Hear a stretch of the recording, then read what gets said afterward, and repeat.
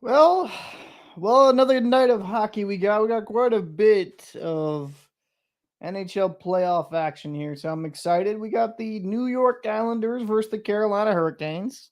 That should be a game that should start in relatively quickly.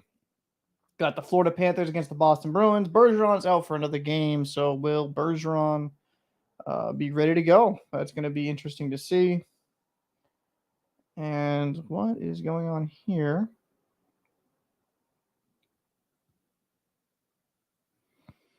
It'll be interesting to see. I apologize. What's going on here? Okay. Sorry, the fucking app was acting up. And then at 9:30 Eastern Standard Time, we got the Minnesota Wild versus Dallas Stars. And then at 10, LA Kings versus the Edmonton Oilers. The half hour staggering is actually really good. So that's I'm actually kind of excited. So I'll be able to watch a bit of everything. Oof. Let's see here. Ooh, these fans look upset. So I mean, main takeaways from last night. I was really impressed by the Rangers. I think some Ranger fans take it as a negative when I say that, but at times this season they were extremely inconsistent in their own end. I really do like what I saw. They kept the Devils to the outside, and the Devils they started kind of getting their feet underneath them towards the later part of the game. I really had to like what I saw. It was a really good game, and yeah, it was absolutely what the Rangers need to do if they're going to win. And oof, sorry, I'm watching that ESPN skate in the eye, but on Baron, that's insane. But yeah, I think we got a lot of good hockey here. The Bruins missing Bergeron, that's going to be a big deal. He's their best center by far, and they need to hopefully Zaka can fill the role again, admirably. Now, I didn't make a video on this because the Islanders Hurricanes game. I thought I did make a video. I guess I didn't. So that's my own fault. I think I was just tired. Hurricanes ended up winning that game. Was it 2-1? And it's kind of impressive. The Islanders, even though they've like lost a key component in Svechnikov, they're still able to kind of pull out wins. And David Benner, I appreciate you coming on by, brother. Bruins might lose tonight. I mean, hey, it's a possible chance. You're losing Bergeron for another game. Florida Panthers looked really good last game, so I'm not gonna look down and put my nose up on the Panthers. They're a pretty good team. Uh, what's going on there, Jar? Appreciate you coming through again, man. We're looking to have a good time of hockey. So when you guys are watching the game and having me in the feedback, just pissing off your neighbor next to you, we can have a little bit of fun with it. Um, for me, I think the Bruins will be able to pull it off tonight. I think they played really well last game. Hopefully that stomach bug is another game removed, so they'll play a little bit more energy. A little bit more energy. So I think my picks tonight will be Bruins versus Panthers. I'll pick the Bruins. Islanders versus Hurricanes. I'll pick the Islanders. Wild against Dallas. I feel like what happened to Pavelski, well, I don't think it was suspension worthy. Maybe that riles up the Dallas team. And that was a really, really good game. I think Dallas might pull it off in the next game. And the Edmonton Oilers versus the LA Kings. The Kings winning that game, I thought the Oilers outplayed them for most of it, but the Kings just kind of persevered. And when Kopitar slowed down the game and used his strength with Byfield and Quentin Byfield, I really liked what I saw from him. When they kind of used more of a puck possession game, they really, really, really did a lot better against the Oilers instead of trying to keep up and play a speed transition game. So I think I'm going to go with the Oilers because I think the series will probably go deeper than I expected. So I think the Oilers will be able to pull it off. They did look really good. And if they can get good secondary score and McDavid can get at least a point tonight, I think the Oilers will kind of be able to pull it off. And it's I do not like ESPN Plus because I'm supposed to. Where is the game? It's supposed to be right here. I see the point. Yada yada yada. This kind of this ain't great. I'm not gonna lie. I apologize. What is going on here? Because okay, we got the Minnesota Twins versus the Red Sox. I don't feel like watching my Red Sox get decimated tonight. Let me browse. NHL. There we go. The interface on this sucks. Panthers don't got this. All right, so here we go. Now I can watch a little bit of hockey here. This is what I'm looking for.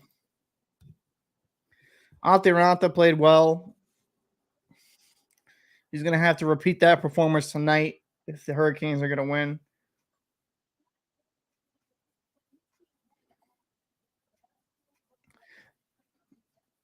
So, yeah, I mean, I really like the resistance, I guess. Not the resistance, the resiliency from what I'm saying.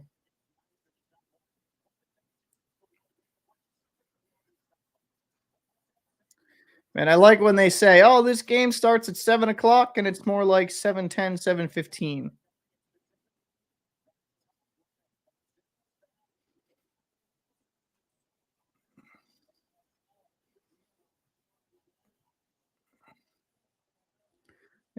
So they're going on about the Islanders, Barzell, Lee, and Horvat. But when your guys are missing a lot of time and you can't build chemistry, that is going to be a problem. The Islanders, if they're going to go far, they're going to need the secondary scoring. They really are. Like their only goal last game came from Pelech, I believe, or Polak. It's just they need more. I do like their jerseys though. They're really clean. The Islanders jerseys, classic. My co-host Fajardo should be able to pop through here shortly. It's kind of always good to have a little watch party with some friends.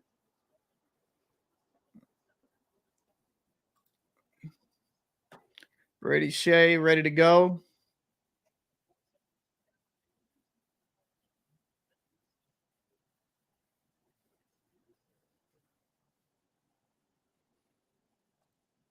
Also, this is going to be a quick tangent. ESPN Plus, man. If I'm paying a service for you, I shouldn't have to have a subscription to a TV service to watch the games. That defeats the purpose of buying ESPN Plus. I bet I'm just better off getting a cable package. I don't understand. Like, why do I need a TV subscription to watch it in the playoffs?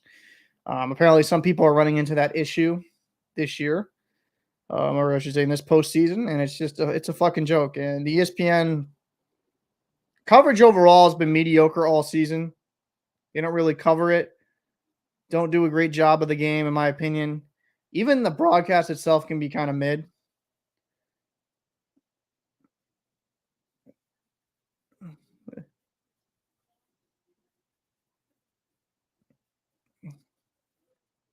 Hurricanes, really, these crowds are really getting into it. I'd be interested to know your guys' opinion. Who's the most passionate fan base in the NHL? Oh, speaking of passion from a place of a different world. What's going on, Fajardo? Not much, man. Just living another day, waiting for the exciting playoffs to continue. That's it. Um, I agree. ESPN is not great with the coverage. Yeah, it's not always great. It's kind of, and I'm not gonna put Massimo balls. I'm not gonna put that up on the screen, but yeah, I mean, uh, it's I don't know. I think it's definitely interesting. Leaf fans are definitely are the most passionate. They fill away arenas. What do you think? Who's the most passionate fan base, Ricardo? Oh man. I think you have a lot of different ones, to be honest. Right? Toronto definitely does a big one. The Rangers are huge. The Bruins are pretty big as well. The Islanders, surprisingly enough, find their way, in a lot of big markets somehow. I think who else? The Kings have a pretty good following across the Yeah. states. Their logo, because their logo is so familiarized and it's been used in multiple multiple platforms. You have like movies, music. The Kings were probably one of the first jerseys that literally was used in all the platforms. Movies, Mhm. music videos, things like that. So they're probably one of the one of those teams that definitely has a broad, Mm. a broad Broad fan following when it base. comes to that. Yeah. So I mean, Montreal's got a good, passionate fan base. From what David Banner said, I'd have to kind of agree. Um, I think when it kind of comes down to it, is the most passionate fan base. is the one that you believe in because Yeah, nobody's gonna be as passionate as you feel you are. no, but who I got to give credit to? The Vancouver Canuck fans. Through all that bullshit, through all the fucking heartbreak, they're so into their team, they burn down their own city. It's pretty Mm, crazy. mm. I mean, Vancouver's are pretty passionate. I mean, pretty much every market in Like the I said, traditional markets is passionate. everybody who thinks of the question is gonna believe that whatever fan base they're part of is definitely one of the bigger fan bases. I mean, except It, if you're a Rangers fan, you kind of understand you're oh, not. okay, yeah, okay. No, that's right. Yeah, we definitely just know we are. Well, it's Yeah, not so true. you We're not guys too are big about moving. it. You moving the garden? The Madison Square Garden's moving. No, man, I don't know what's going on with that. There's a lot of pressure coming in from the state. They want them to move it. Um, I don't know exactly the details or anything like that, but it's so dumb if they try to relocate. Like it just doesn't make sense. Least passionate David Banner says the Coyotes. I'm not going to fight you on that. Even though, to be fair to the Yotes fans, the ones that do show up, they do ride for that team, but there's not the same numbers. So I mean So that's a, I mean that's just an unfortunate quantity. I don't think that they're least passionate. I think the ones that are fans of the a passionate. Coyotes, Yeah. are super passionate. I think the question that you wanted to ask is like who has the most passionate fans, probably, right? And that's huge. As far as like the least passionate, there's no least passionate. I think everybody who's in it is like in it right or die. It's just You know, the Coyotes don't have that big of a following. I think that's their biggest okay, trouble. let's have a different conversation. Who's the most pessimistic fan base? Because I got one right off the rip. Go ahead. The Maple Leafs. They're the most pessimistic. I like after one game, Oh my like God. I feel like calling hotlines for my friends. Like it's crazy. Oh, let's see. I think they still got a chance in that series. It's one I game. definitely do. I definitely do. Mullet Arena. Mm-hmm. Pessimistic. Oh, Chechkov is the backup behind Ronta tonight. That's interesting. So they're not Anderson, huh? That's peculiar. I say Islanders. What's that? Pessimistic wise, Islanders.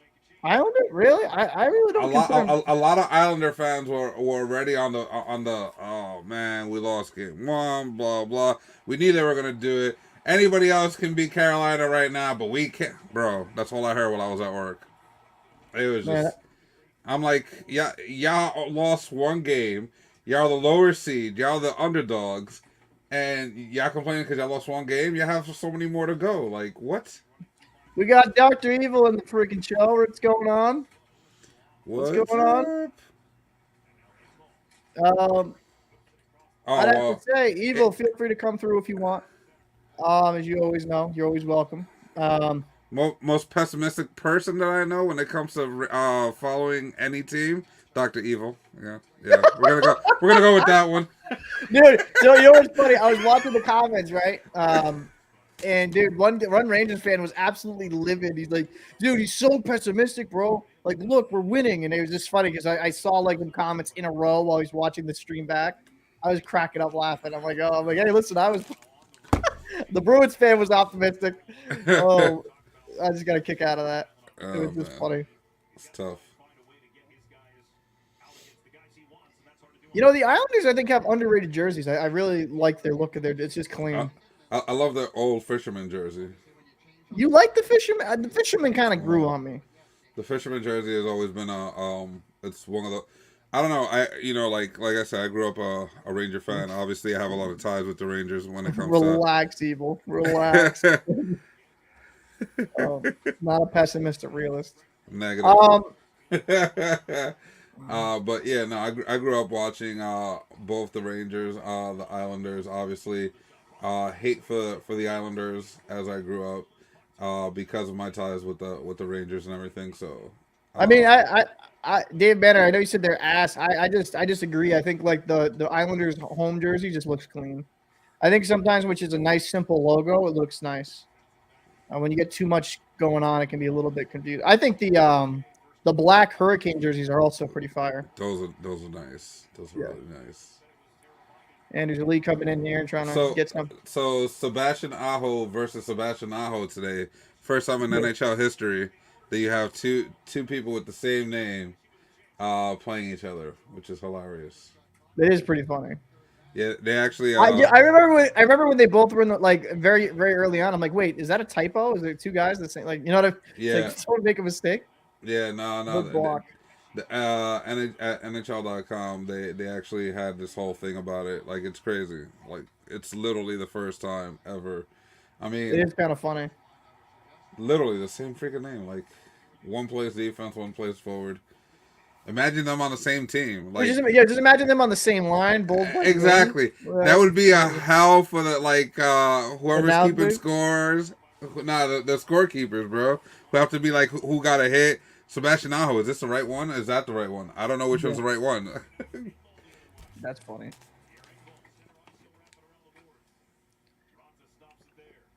I'll figure out a way how to make you moderator real quick there, Evil, in a second. I have to probably log in here. Guys, we're gonna be here all night. Well, I mean, I know I will be. I don't know if you got to work tomorrow. I'll do work tomorrow, but I'll let you know if I'm fading. Okay. So we're gonna be here all night for all games. Last time that the Minnesota Dallas one, bro, that one was just going to 2 in the morning. Damn Yeah, near. bro. That like I'd understand if you'd like, all right, bro. I Like, I was we in gotta bed go. like this, just trying to go to sleep because I had to work so early in the morning, and I was just like I couldn't turn it off. It is pretty crazy.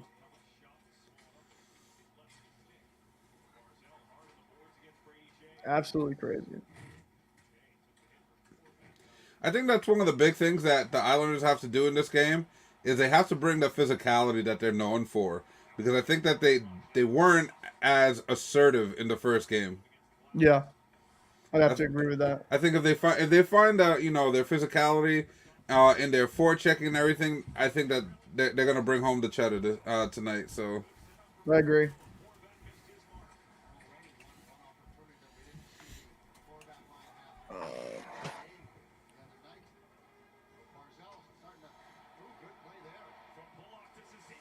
There we go. what time do you have on your game? Hold on, I'm just kind of Oh yeah, apologize. no, go ahead, do what you're doing. I'm adding him as a. I added you as a moderator, bro. So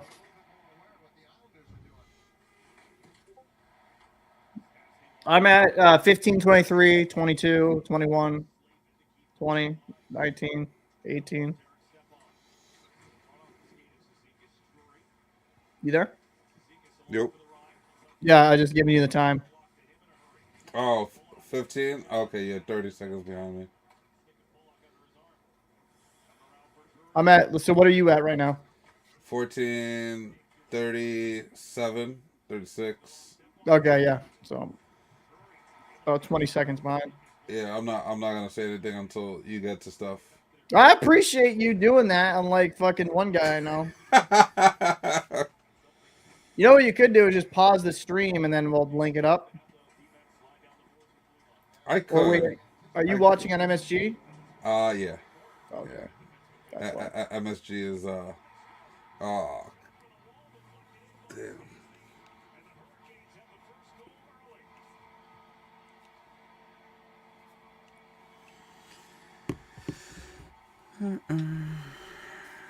It's so weird seeing Burns in Carolina, even though he's been there for a little bit.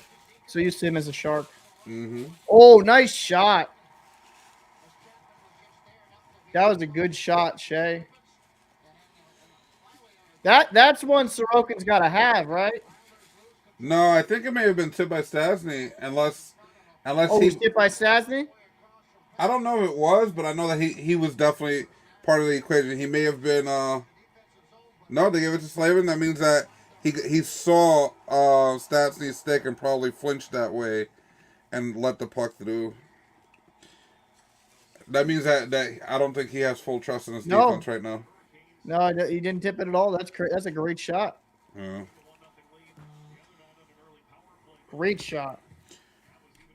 You saw that comment? I think she just responded to you.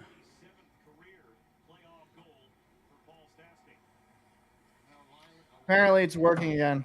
The sign up. Let me just check. Mm-hmm.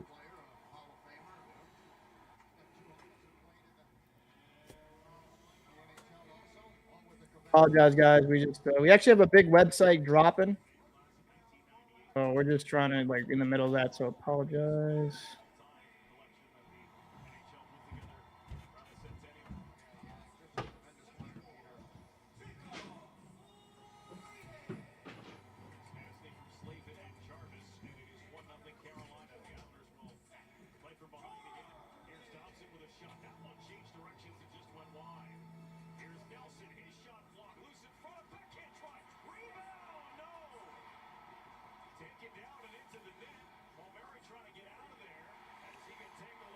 I don't know what's going on here.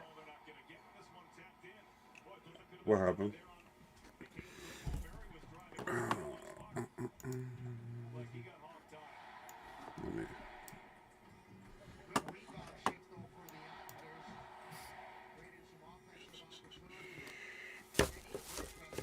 Oh, it's not working yet. So not working yet. So that's all good. Figure it out afterwards.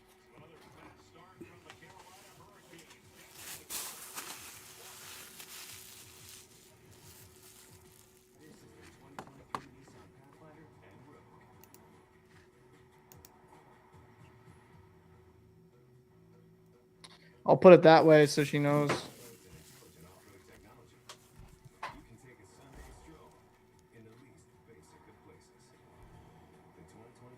That was a heck of a shot, man. But yeah, I don't know. That's kind of a bad angle goal, though, in my opinion. Yeah, I think he flinched. I think he may have saw Stastny late because he just looked like he looked to his right and it just went Yeah, right through him. yeah. Banner says Oilers are losing tonight. Stuart Skinner is a bum. Oof, oof. Minnesota winning tonight. I mean, good pick. Good pick. New Jersey players and coaches had a lot of excuses for their game one performance.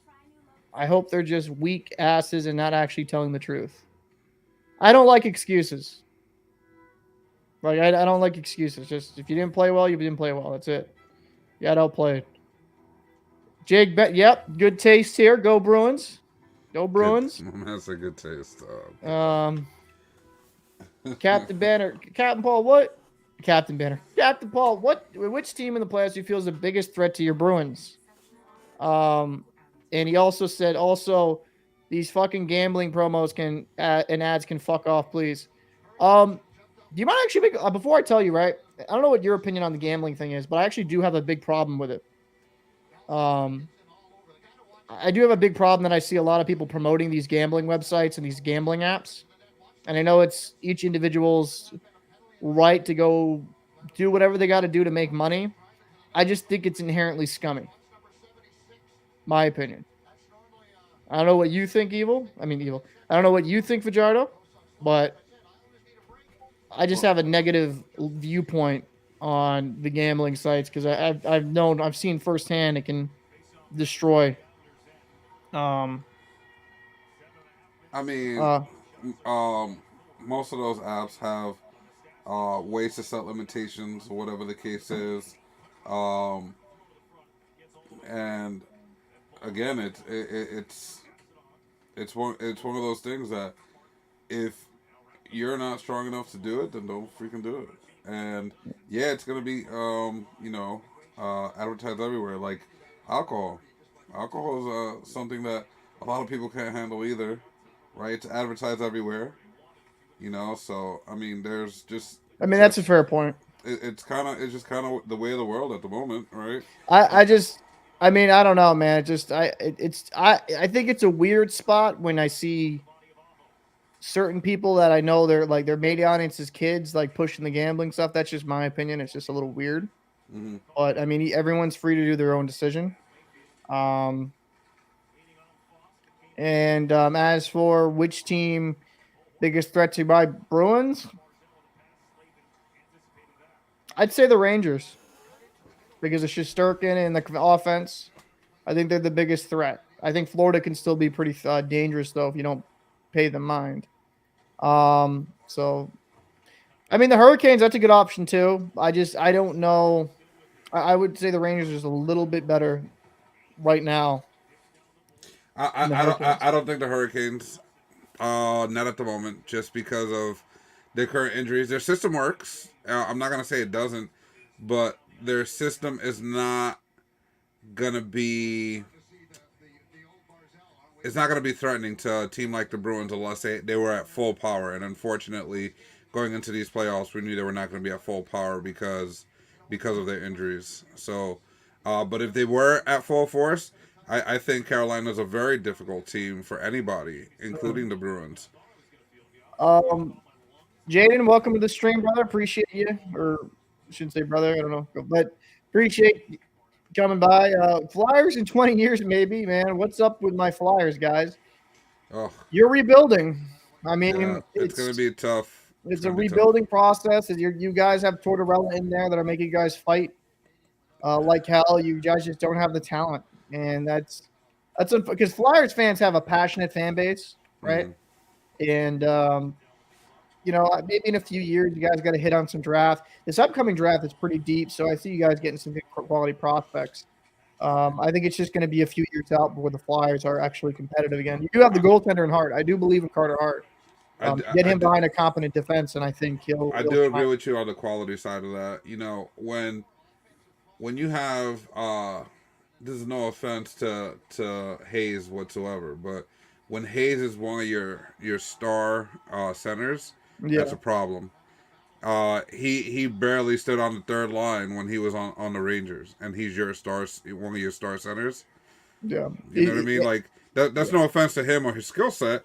I just don't think that he's a star in that fashion. He's a very good player, and then he's a very good locker room guy, a very good guy outside of the off the ice, doing other stuff or whatever the case is.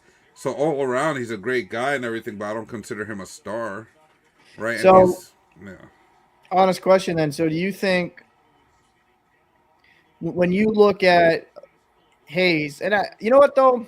To be fair to Hayes, he had a lot of like when his brother passed, he had a lot of shit happen, right? Where I threw off his game for a bit for understandable reasons. And I think at best though, he's like a second line center. And he has to be playing at his best though. But I don't think he's more than a third line center in my opinion. Okay. I've watched him play when he was on the Rangers. I've watched him play when he's been in Philly because I've always liked him as a player. Like his grit, and I just I don't feel I don't feel that he's that guy. He's a Yeah. good third line guy, good role player, but he shouldn't be a star player for you. Elliot Friedman on Sportsnet just said that Pasternak and Matt Kachuk are the same caliber player. Pasternak can take it end to end and score, and Kachuk just sits by the net all game for tip ins. I mean, I think Kachuk is a skilled player. Um, I think they're They're in the same range, right. and it has to deal with the teams they're on, right? Pasternak is on a team that he's been on with. They've kind of built around him or with him in mind when the lines are set up. Where as Matt, I mean, you know, it's just a little bit different. It's just a little bit different. The team is in a different place than the Bruins are. So I don't think it's. I think that it's not wrong, not a wrong assessment, just maybe a little bit off base at the moment. That's about it. I think when it kind of comes to Kachuk, do I think he's the same quality player as it's so hard because they're just different. I mean, Pasternak's, quote unquote, I'd say more higher end scorer, right? I mean, I don't think that's a crazy thing to say. I think Kachuk brings some value to his team. I mean, is Kachuk? I think Pasternak's a better player than I think, how do I put this? Because I wouldn't even say better player. I hate making that kind of comparison. I would say Pasternak's a far more dangerous offensive weapon. And when it comes to playmaking and scoring, I think Kachuk in his own end is a more complete player. I think that's a fair assessment because Pasternak can make some. I love him, but he can make some very peculiar moves at the top of the blue line to giveaways and stuff like that. He was actually one of the worst players in the NHL in giveaways. Mm. So he at times phenomenal talent. I just can be a little bit careless with the puck. Yeah. I I mean, mean, I again, I really lean towards where they fit, right? Because like, obviously last year he found a groove and everything with his team, and then he got traded, and then he's on Calgary, and it's a whole new thing. So you really, it's like he reached a peak with the team that he had around him, and then he got moved. So you really don't get to see what he can bring. Whereas like someone like Pasternak, he got to the top, and like now he's still with the same group, and you could just continue to see the same thing, or you can see how good and effective he is, right, with his style of play. Whereas to Chuck, because he got traded, he went to a different team, and he didn't gel as well. He mm, didn't do the same. So you can have a view of him and be like, well, he's not as good, or he's not in the same caliber. But again, I think he is, and it has to do with the team around him. mm. Because he did That's, put up 104 points last season, didn't he? yeah, something really good last season. Yeah, it was like 104, 100 and something like that. Yeah, he put up a lot of points. I'd have to look. Let me look.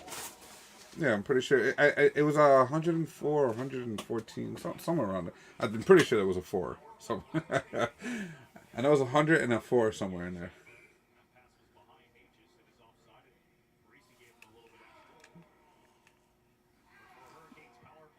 No look now. Yeah, Carolina on a double power play here. 4 minute penalty. Yeah, he had 104 points last season. He actually got 109 this season, so he's kind of becoming that guy. Yeah, but you don't notice him because of the team he's on. Yeah, I mean, I think that plays something into it. Like if he was doing that on Boston and Pasternak was in his shoes, you'd be looking at the Chuck saying, "Hey, is Pasternak in the same realm as Chuck?" No, Kachuk. I mean, so I do think Pass is a little bit above Kachuk. If I'm being real, that's just my opinion, but I think he's overall a. I think they're in the same zone. I'm not saying that they're shot for shot. I'm saying they're in the same zone. I mean, Uh, they're in the same ballpark. I think, just like I said, I think goal scoring wise, Pasternak's far more dangerous. yeah, he's a little But more of a finished product on that one. yeah, I but th- I would say Kachuk's more well rounded in some aspects. So it's close. It's close. Um, has anyone shit the bed worse than Calgary trying to retool? No. Also, what the fuck Florida is doing by trading your franchise leader in points? Well, I mean, they got rid of, like, Florida's in the playoffs. Calgary isn't. The trade worked out. You know, at least for for Florida. Florida. You know, and I think we did a show on this. Beginning of the season or during the off season where we talked about this trade.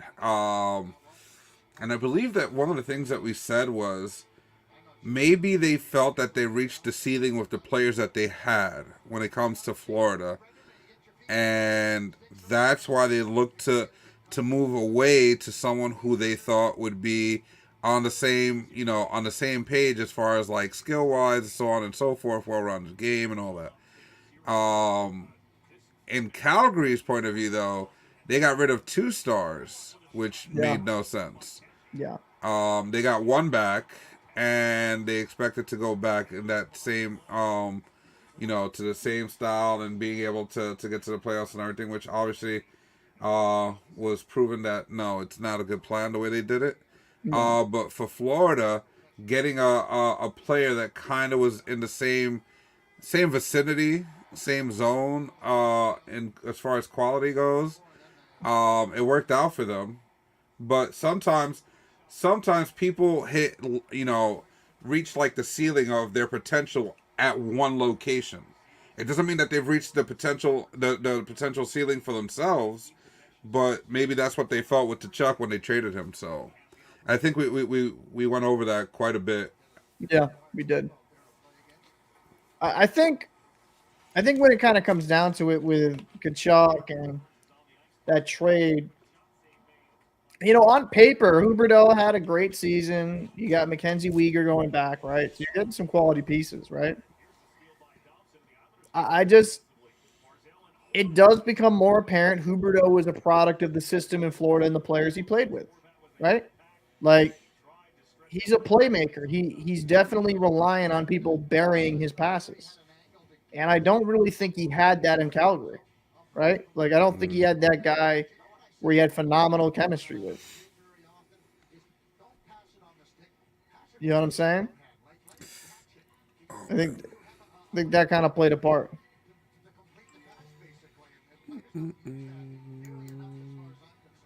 Also, that's terrible optics trading away Huberdeau. They trade him away because the owner is cheap and they want to lock him up. And when he gets paid $8-10 million, I live in Regina. Today got a foot snow, so I stop a couple of days. But hopefully you stay safe up there, man. And as for, didn't they just lock up Kachuk for a ton of fucking money? Yeah, I believe they did. Hold on, let me look at cap friendly. Like, didn't they just lock him up for a lot of money? Now, mind you, the way Florida, the organization as a whole, has not run well. If I'm going to be real, but look at they locked him up till 2030. 9.5 mil. Yep, per year. 9.5 mil until 2030. Yep. Let me look at what's Huberdeau making. 10.5, so $1 million more. But Huberdeau's in the Canadian market now, so the taxes are much higher. So they're probably making around the same amount. Yeah. Remember we ended up doing the breakdown where Goudreau took less money, but ended up making a little bit more money overall because he was in the States compared to Canada and their taxes. Right? Yeah. It's kind of weird. Isn't that kind of weird, right? Like you can technically on paper be making more, but making less. Yeah, it's kind of wild. I mean, we shouldn't talk much. We live up in the Northeast, so a lot of our stuff we're one of the most taxed. I'm super taxed. I mean, it's stupid. We're obviously where I live at. It's just OD expensive for no reason, bro. I mean, it's ridiculous. Like the taxes, then it's like, why are these potholes not fixed? Like, I want my tax. I want these roads impeccable, motherfuckers. I will say lately they've been fixing a lot of potholes. I don't know if maybe they finally got the message, or if our money's finally going into rotation. But they've been fixing the potholes, thankfully. Oh man, it's a joke. Oh no, it's been horrible. Plus, Huberdeau was older. Yeah, Huberdeau was older. I mean, that definitely played a fact into it. I got to get you logged into the StreamYard here, man. We gotta do that like tonight, so you can. You want me to do it right now? You want to do it now? You want to text me that info so I can try to log in and then you? Yeah. You know the email, right? I don't. I have it somewhere. I'll text it to you right now. Hold on. Yeah. Discord or phone? Or... Discord would probably be easier, just because I'll just have it on both of my screens. Let me just make sure my email's right on this. So many fucking emails, man. Okay. Yep.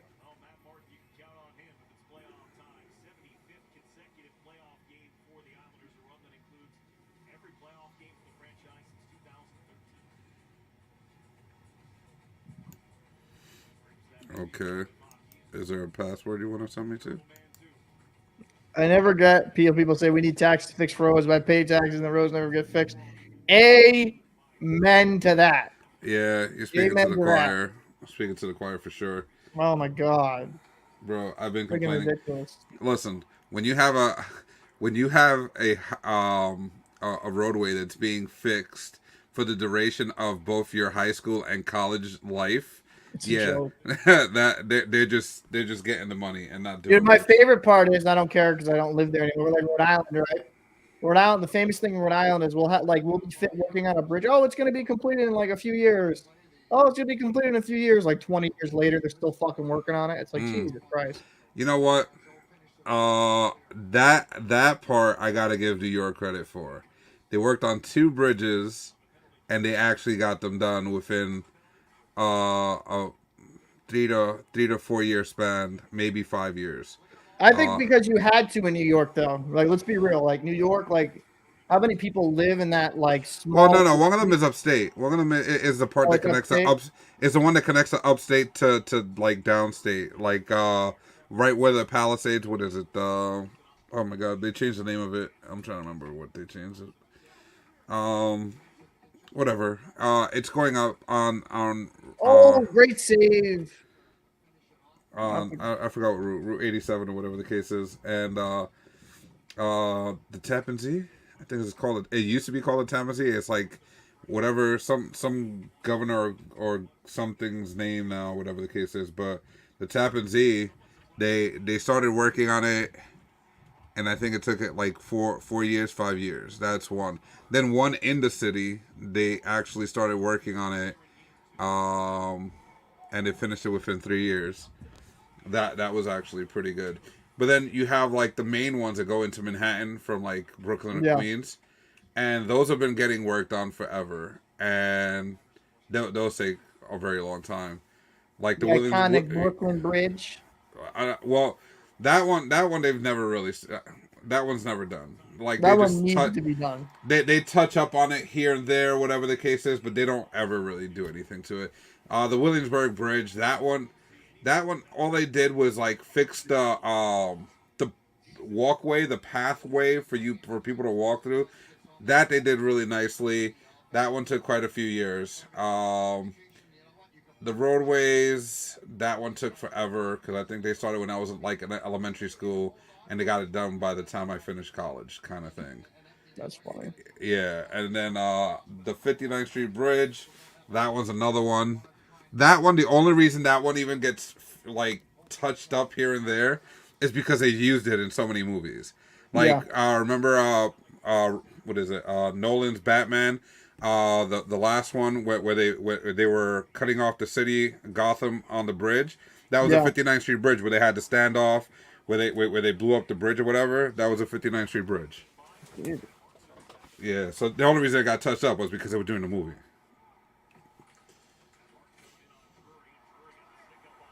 Man, we've got the Bruins starting here now. Yeah, let me switch to that on my iPad. Guys, we're gonna be Maybe we'll be going on the back same and forth to time. games.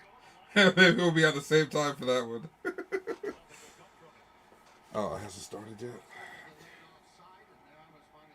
Puck drops happening here in a second, so I don't know for you. It's on ESPN, right?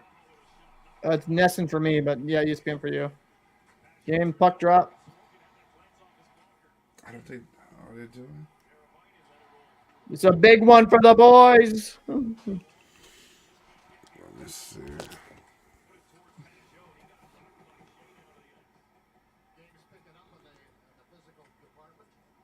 Oh, there it goes. I'll just go to that. There we go.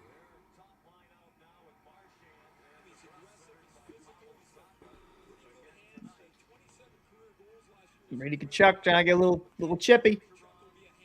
Little chippy by the Kachukster.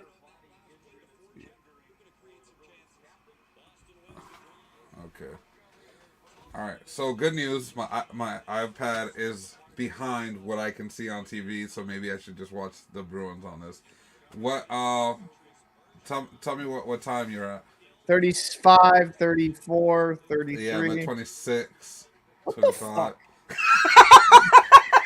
I'm just gonna stick to the iPad, so I'm behind you and know how you feel. Okay, Good, good.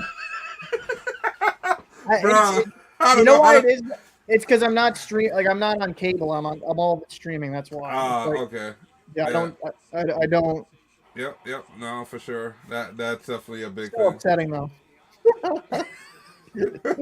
I was like, yeah, no, no. I'm It's just like, gonna dude, I'll keep. just think of an internet, and you're just like, nope.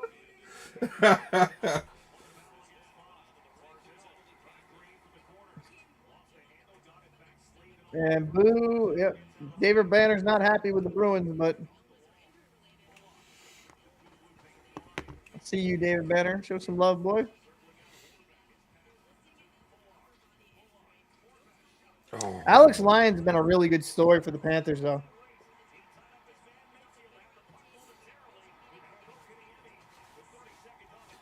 oh wow. Good reverse hit. All right. I definitely did not do.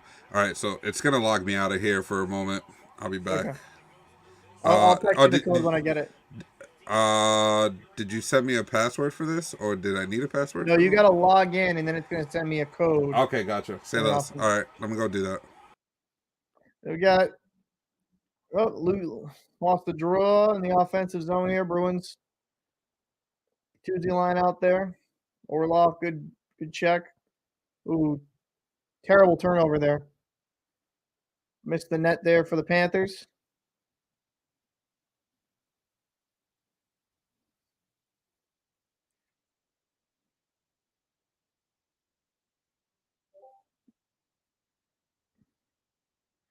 They give him the code.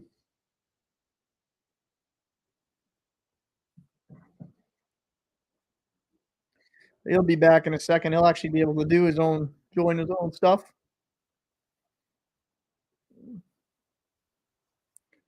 Bruins got a little sloppy there in the offensive zone.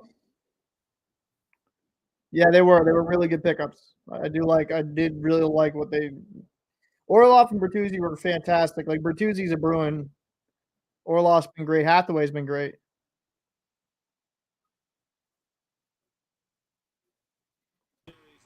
Yo, Yo, what yeah, up, man? Welcome back, brother.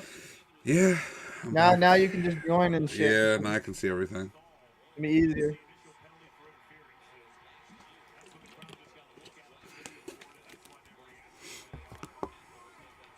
Bruins got to watch out for Gudis. That dude can get in with the tomfoolery.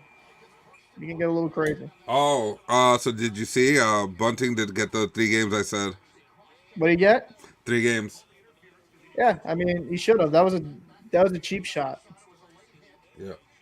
I just don't like. There was no reason that play made any sense. Like, why would you stop? Like, go away from the play, throw your fucking elbow up, and hit the guy in the head. That was so dumb. How do you feel about that play to end the period there for the Islanders? Multiple penalties, most likely, but for the Hurricanes, Stahl looks like He's hurt. yeah, he's like holding his left arm down, so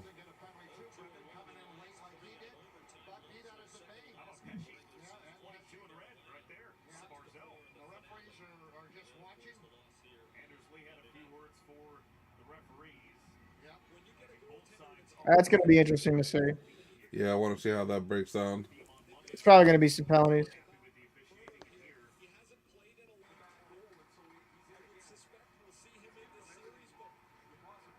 I mean, I like what thus far the Bruins are playing okay. They look like they got their legs this game compared to the last one. Yeah, I don't know if you said anything about what Banner said. Orlov and Bertuzzi definitely great pickups by Yeah, the Bruins. I must agree. yeah, absolutely. I've been a fan of Bertuzzi's game for a while too, though. In Detroit, I really like what he brought forth, energy, and I thought he was a little bit underappreciated this season due to all the injuries. Like he broke both his hands, so I think it kind of affected him for a bit.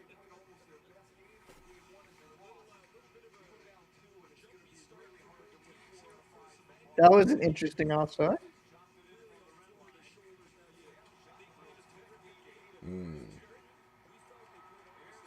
Big thing for the Bees this game is they got to be cleaner on the breakouts.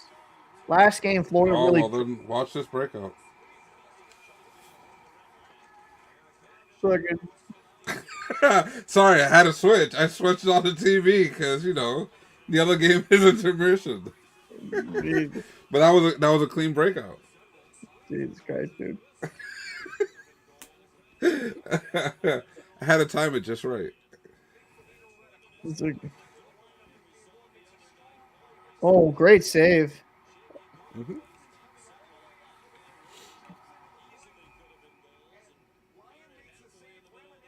Yeah, a little chippy here. Mm-hmm.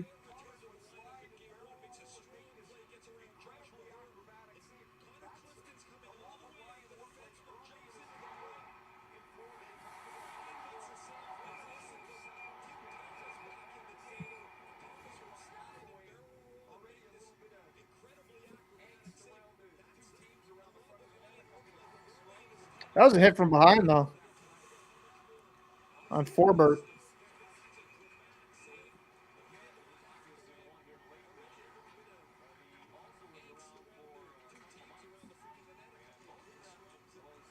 Are you impressed with how Lions played? I am. You know, um, a lot of people will probably be like, "Well, why don't he, you know, he show a lot of this more, like sooner or stuff like that, or whatever the case is." That's offsides. If anything comes from that, that's offsides. That puck went on the other side of the blue line. Um, but I think you and I have had this conversation on the show a lot, where goalies are a different type of animal, right? Uh, a lot of them take quite some time to develop, and you gotta catch them at the right time. If you don't catch them at the right time, you can ruin a good goalie. Right. So I just think they caught him at the right time, and I think he's developing and coming along well. I just hope they don't kill him with the pressure, you know, at such a young age. Yeah. Stop it. Sorry.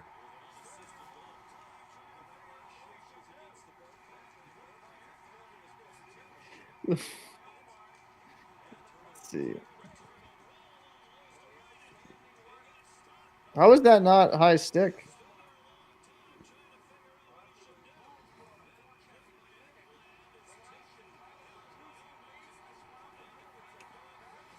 I mean, Florida can't have a better Nope. chance than that.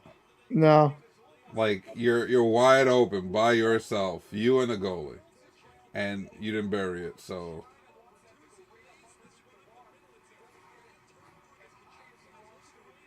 Linus freaking Omar. mm,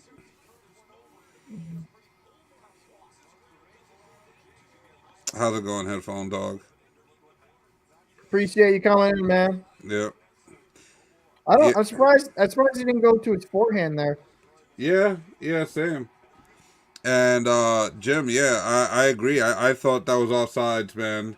I pretty sure like the linesman was on the backside of the puck handler for Boston. I think he just missed that call. If there would have been a goal, it would have been challenged and they would have lost that because it did squeak out of the blue line.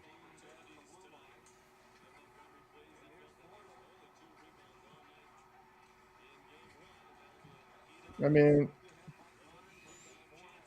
yeah, I think that was clearly offside.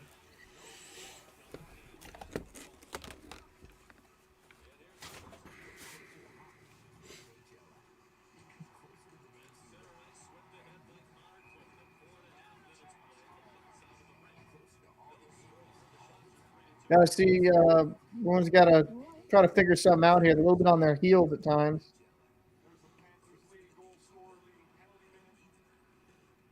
A lot of whistles, man.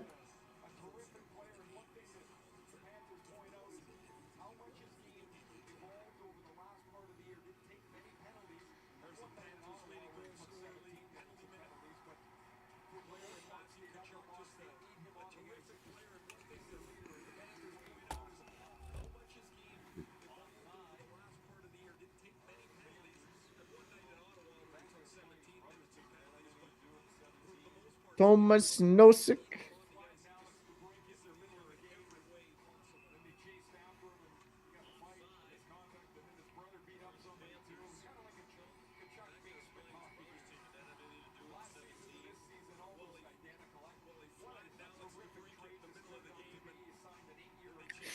Dude, so many whistles, so many stoppages. This is insane.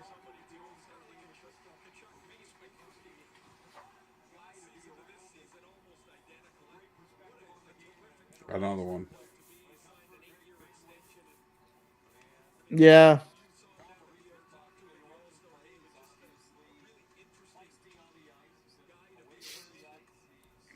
I, Yeah, I feel knowing our luck, the Bruins would have scored on that usually. I feel like um, Florida could be benefiting from a lot of whistles. It doesn't allow Boston to really get in their groove at the moment. Um, it keeps the game choppy.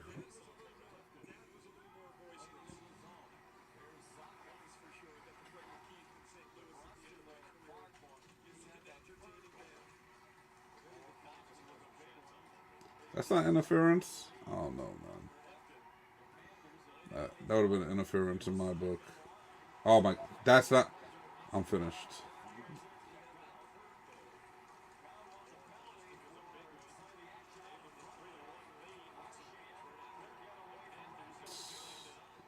Just let him play. Just let him play.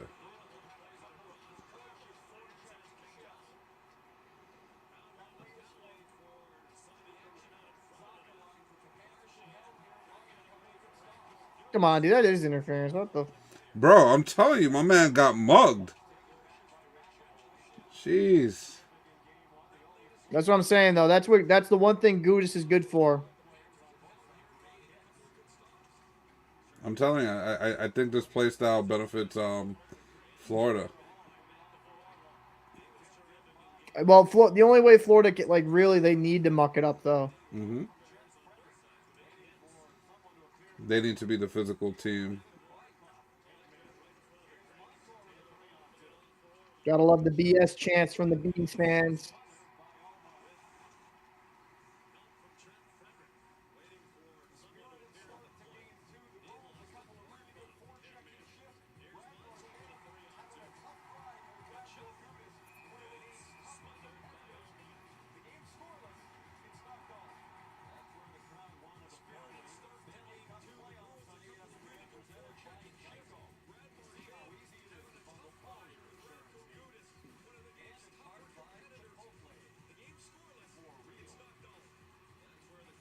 I don't know how that was an interference call though. The dude like threw fucking. They're letting Oh, them play, man. They're letting them play. I'm fine. Just keep that same energy. It better be just all the way around.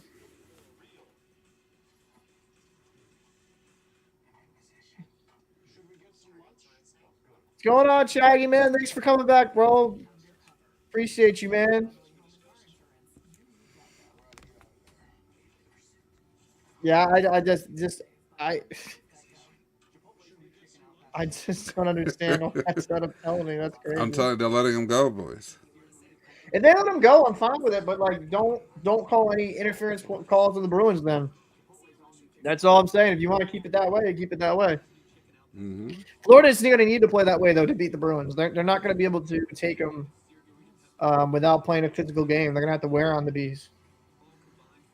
And with guys like Bergeron already out, their depth is taking a little bit of a hit. So, I mean, I understand it. They need that style to win, and it makes sense. That's what That's probably what Maurice is saying. Like, hey guys, we got to get into those corners, and we got to make those guys um, regret even trying to get the puck.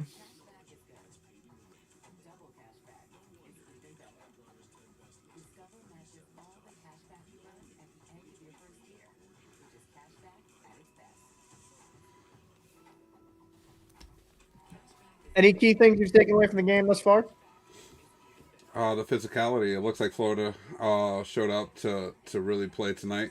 Hmm. You know, they look like they saw something or they learned something from from the last game, and they're trying to apply the pressure. And I think that's a good thing for them. You know, like they're making the changes because Yeah. some teams are just stuck in their ways and it's their way and it's gonna work or it's not gonna work. They don't make changes. But in this scenario, you're on a heavy underdog and you're playing the best team in the NHL throughout the season. Yep. And I mean, at this point, I don't. Yeah, I figured that was offsides. He held it on the blue line. how you call it? If you don't if you don't push it or push your yourself or your team to another level to a whole different thing, like you're gonna be an easy team, an easy out for especially a good team like Boston. So good for them. Trying to push this into a different direction to try to get an edge.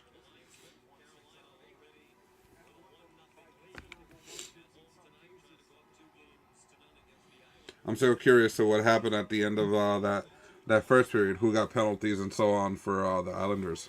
That's actually good. Let me take a look over. Yeah, I'm gonna swap back for a second, see if I see anything. Carolina is going to be on the power play. Oh, so they only gave the one.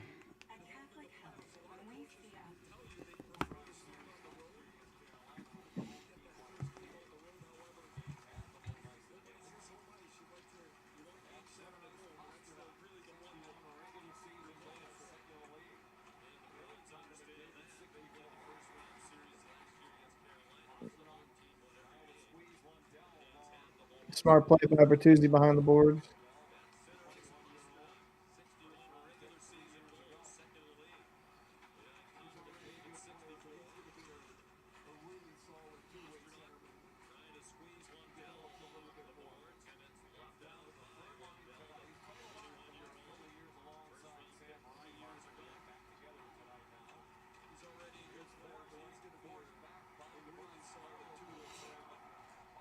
And not for nothing, Florida's just skating a lot more confident tonight. They seem to be real settled in with their game plan kind of thing. Uh, and Boston seems to just be kind of like trying to figure out what it is exactly they're trying to do. I mean, Florida's just very good at like getting right on the forecheck, so like they're not giving the Bruins much time and space to operate. I think that's a really smart play on Florida. You give Bruins more time to create, it's going to be dangerous for them. Hmm. Just keep them uncomfortable on their toes. So it's kind of working right now.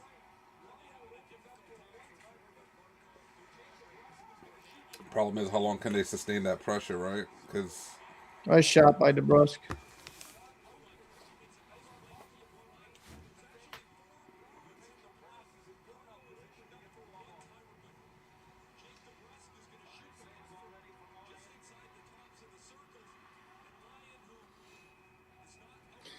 You know what? DeBrusque might have been better just shooting that low off the pad. You know what I mean? going for a rebound. Yeah. But let's face it. I mean, you're there. The moment's there. You see an opening. Sometimes you just take the shot. No, I don't hate the shot either. I'm just saying, like, Yeah.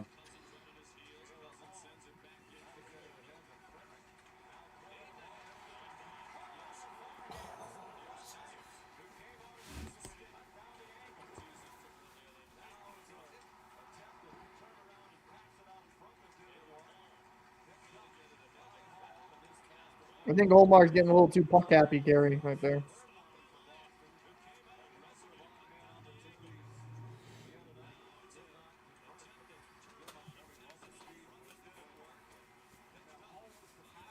Good shot, good save.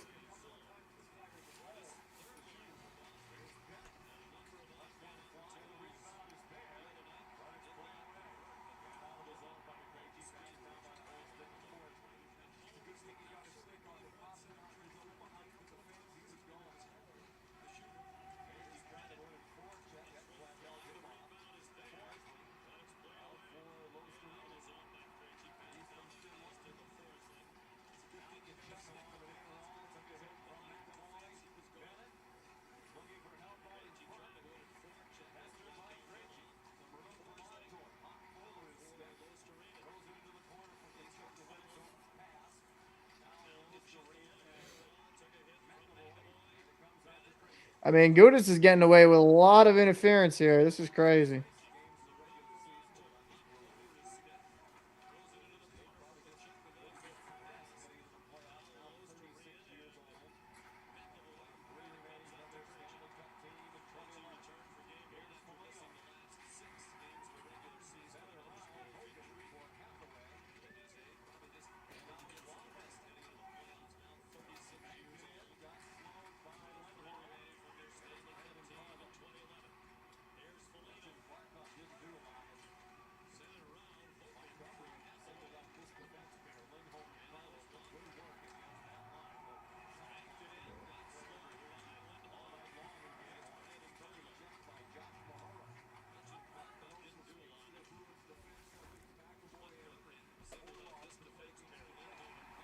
Mm.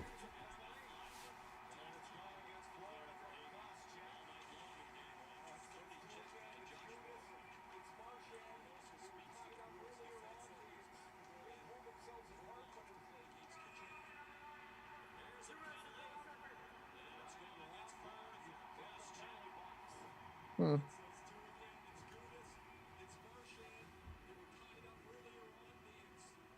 Finally, something, dude. Guy, Finally, man. Dude's guy, been like, guy, calm down. That was literally the weakest one I out of don't care. all of them. I don't care. Finally, dude. Oh my Absolutely finally. god. It's been ridiculous. Dude's just been. I mean, they have a good battle going. I like that. That's like old school right there, bro. Like they're just going at it. Oh, You listen, know. listen. I don't care. I like, dude's getting away with fucking all this goon stuff. He's not like, this is the only reason why he's in the league. Is this? That's crazy.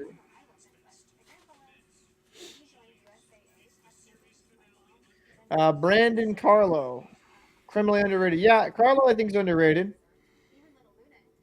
I'd have to agree with that. He's a really good reach, really good defensive D man. Gudis is a bum. Only way he can stay on the ice is to cheat right now. No comment. Gudis, yep, he gets off for something. I mean, like, I'm fine with He getting didn't into get the taken mix, off. dude. What's that? He didn't get taken off. Gudis didn't get a penalty. It wasn't him.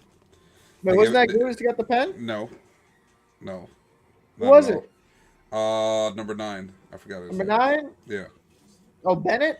Yeah. Is it? Yeah. I Whoever think that's number. Bennett. Yeah, I Yeah. mean, Number 9 got the penalty. Not good, Gudis. good, something. I think the plan is to let Gudis and Marchand just go back and forth the whole time. The one worrying thing for me with that whole philosophy is I know Marshawn can get a little hot headed. So I know what he's trying to do. If Florida scores first, that little back and forth is gonna get ugly and it's gonna go bad for Marchand.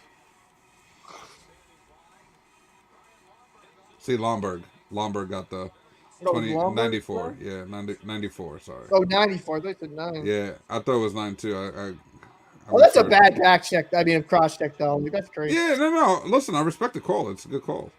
But it wasn't Gudis.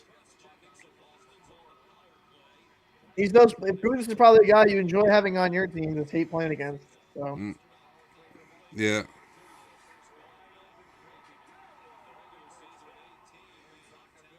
Right, Shaggy. That's exactly what I said. They're literally they've literally been calling nothing on those other two. yeah, it makes no sense. It's like, oh, that's a good idea.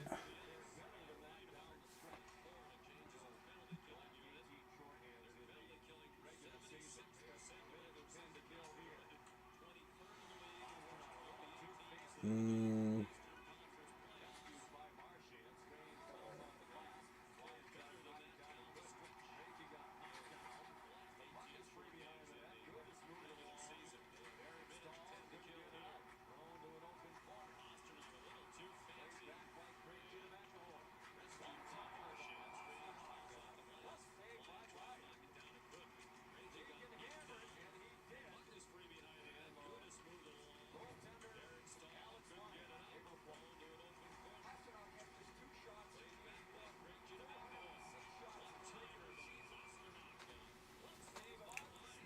it's crazy to have the Stoll brothers on the same team again.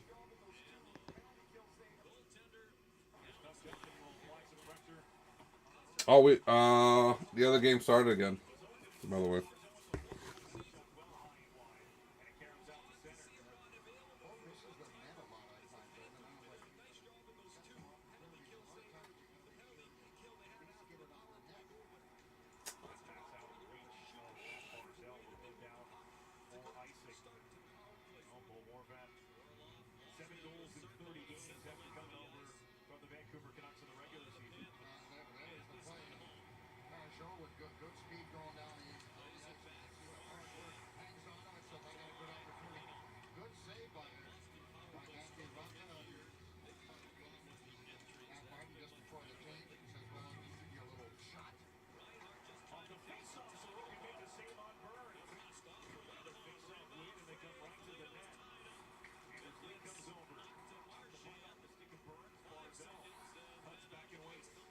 I mean, for Long Island, for the Islanders, they must be really happy to have Barzell back in the playoffs.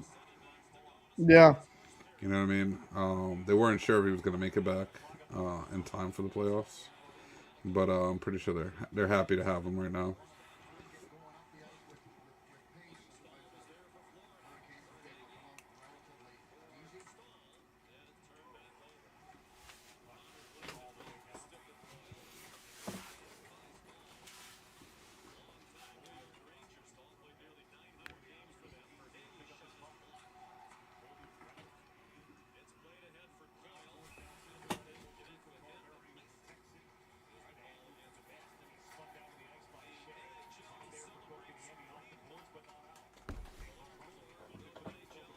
I'll be right back in a second. Yeah, you good? I just got to deal with some top foolery. Be right back. Gotcha.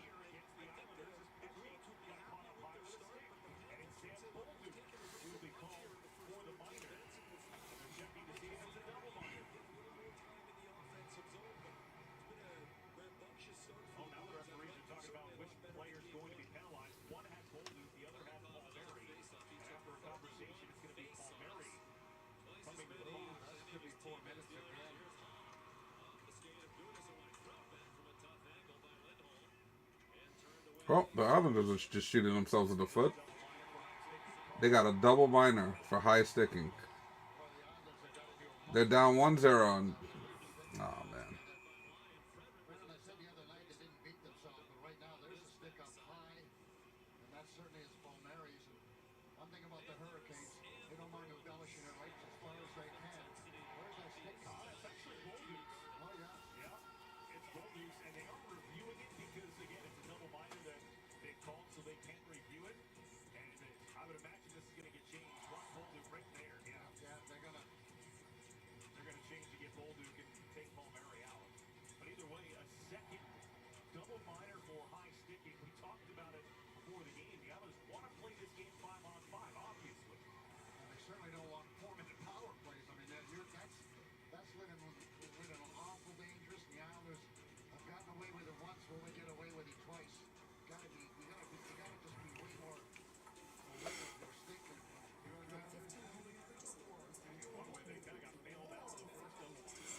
I don't think that he's not a hothead, and I don't think that. I think he picks when he wants to be one of those guys, right? But as Paul alluded to earlier, right? Sometimes he can get lost in that and hurt himself in the long run, right? For that game and so on and so forth. Um, and I think that it's the concern is that he can do that. Yeah, it hasn't happened in quite some time. He's more of a pest than anything. But yeah, just hope that he doesn't, get lost in that. That's it. Because even the best player has an off moment. And if he gets lost in that, it would harm the team more than it would help them.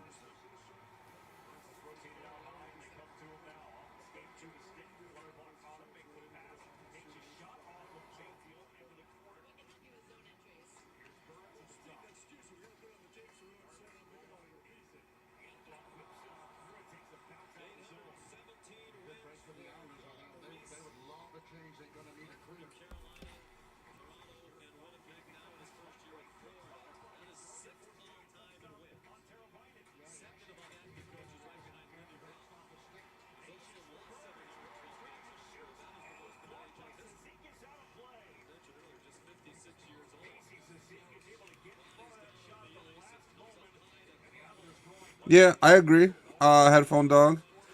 I'm pretty sure that he's trying to get under his skin, just to try to provoke him to make a mistake in that aspect and get him out of his game. Um, but again, I don't think he'll fall for it. I think he'll be good.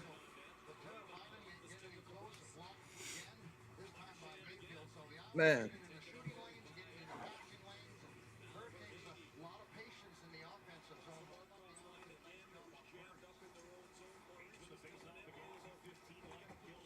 You all right over there? No, I just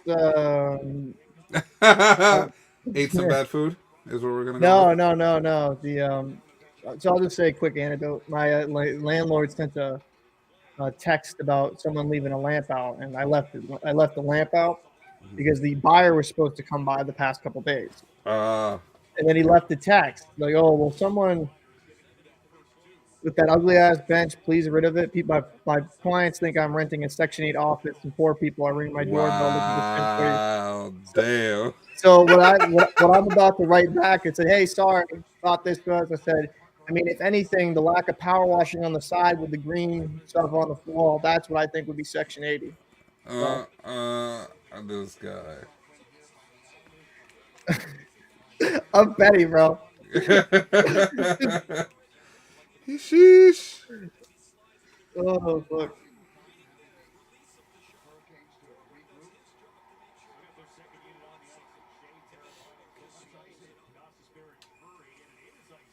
Okay, okay. Islanders kill one of the two power plays off.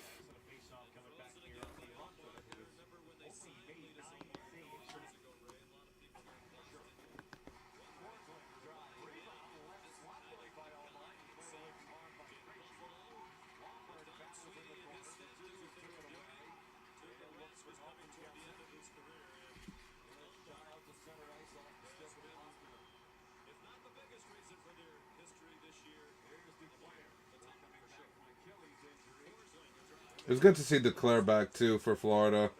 Um, he had got drafted by the Rangers. Moved around a bit. He played in Phoenix for a bit. Did well. I think he really kind of came into his own more when he was in Florida, and he had that Yeah. Achilles injury.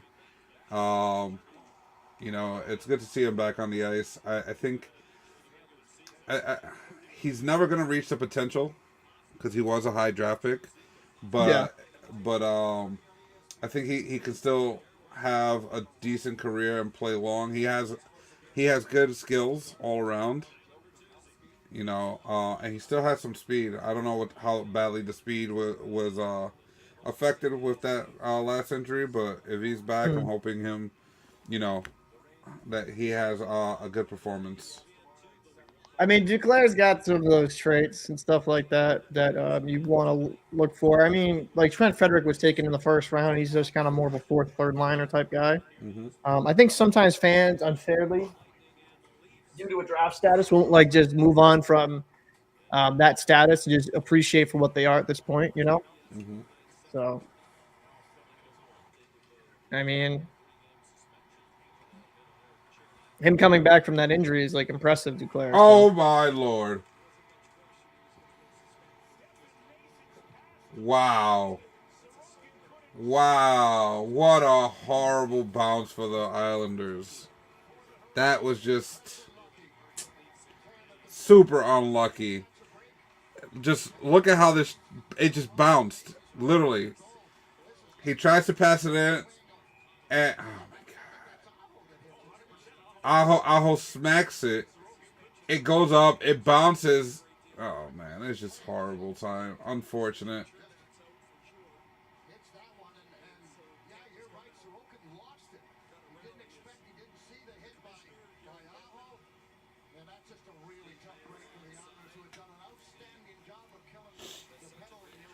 How unfortunate. Did you see the goal? no, I didn't. Oh man. So unfortunate.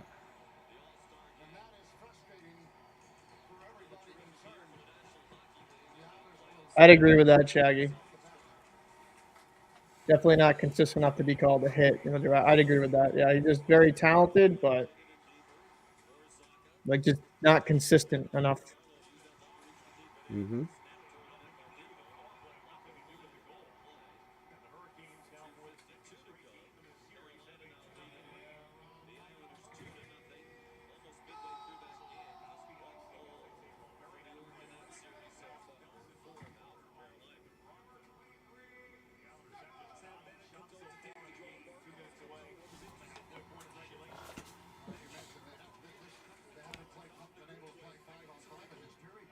Somehow Sebastian Aho scored for Carolina. Just happened to be the wrong Sebastian Aho. Is that the wrong one? You gotta let me know which one. The Islanders, Sebastian Aho scored on the Islanders. Oh man, you talk about bad luck. Oh, but also like the demeanor of the coach on the Islanders. I know he's a fill-in coach at the moment. All right. I feel like he literally embodies what the team is playing like. Like you see him get frustrated quickly. He's like, oh, all of his, you know what I'm saying? Like he just, Mannerisms. yeah. Like you started showing that, it just makes your players kind of play that way. You need to have more confidence, be a little more clean cut on your mannerisms and stuff like that. You Yeah. know, I just feel like what he's doing, the way he's behaving behind the bench, really You know who's just. like that? You know who has, I think, a really bad temperament behind the bench, in my opinion, is Sheldon Keefe for the Toronto Maple Leafs. Like, Yeah. he's too whiny. Well, I'm not. I think those coaches that like make it more about themselves than their team. I just, yeah, you know what I mean? yeah. Yeah, 100%.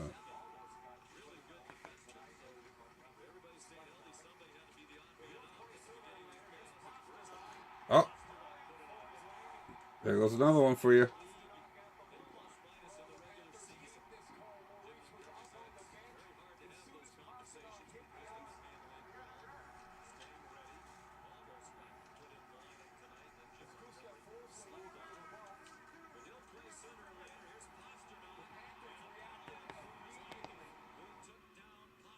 Come on, there we go. You did not just get to that. I did just get to that. That's why. Oh my lord. Yeah, I'm gonna just keep that on my stream then. Yeah. Yeah, that was not fair. Thank you. Please. I'm looking, I'm just like, wait, what? Bro, like that was like a minute ago almost. I know. The obvious exaggeration. I'm gonna go get more water. That's why I said to just keep on the stream, dude. I don't have it on cable. Yeah, I forgot. I'm pretty sure that's the reason why I'm faster on most of this stuff. Yeah, I'm not. I'm not like cabled in.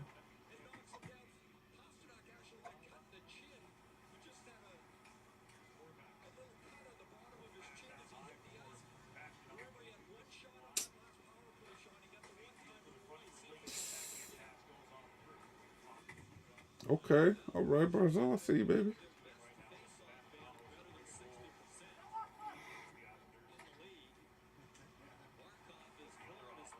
Like I wanted to go get water, but like there's some decent action happening on both games.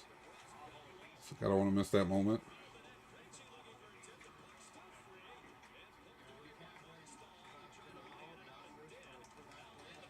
Oh my. Oh, What a great save. I'm just gonna be quiet. I'm gonna go get water. Yeah, please. I'm trying not to say anything, but like, bro, that was like I saw that and I was like, oh man, is it gonna happen? All right, I'll be back. Just watch up damn stream. We can link it up, damn it.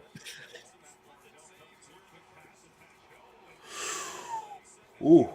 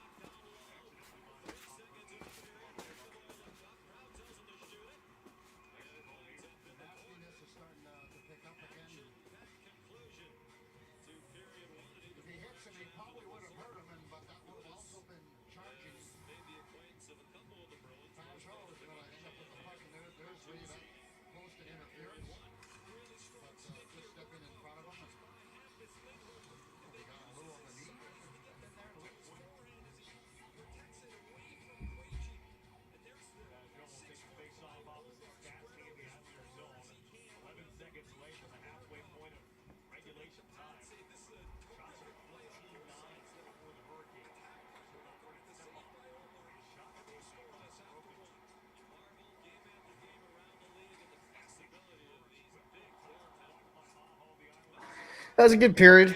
That was a good period. Bruins need to kind of capitalize on this power play, though.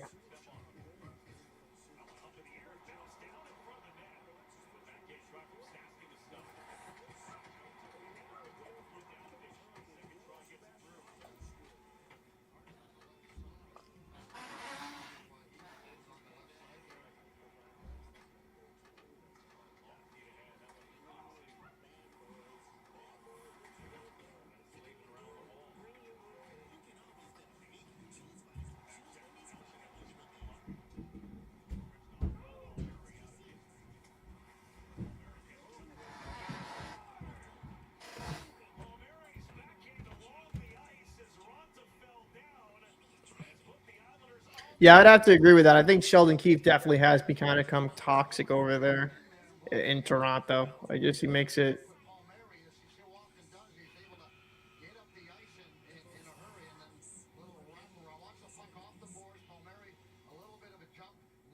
He makes it more about him.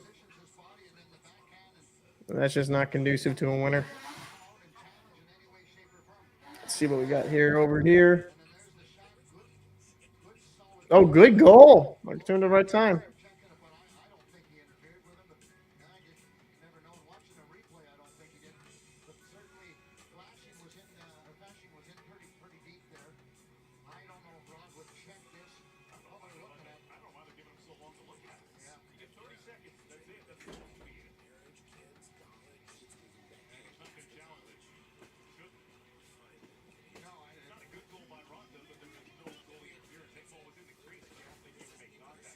Rod the bod.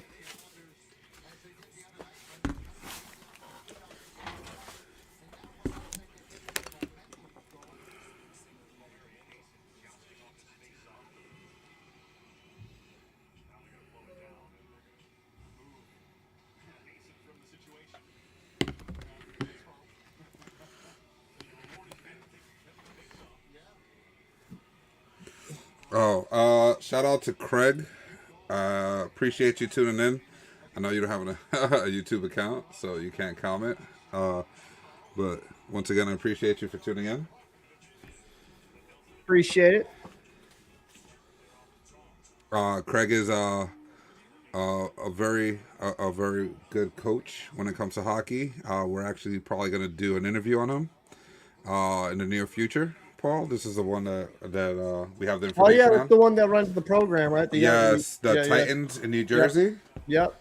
Yeah, I'd love to do an interview on that, man. That'd be so much fun. You know, a lot of good hockey to talk about, honestly. yeah. I'd like for us to start getting into because we already cover a lot of stuff, but I'd like us to cover some, you know, maybe some uh, like high school, college level when appropriate. You know what I mean? Yeah, Like, I definitely think we should definitely be doing some of that stuff. You know, some of the things that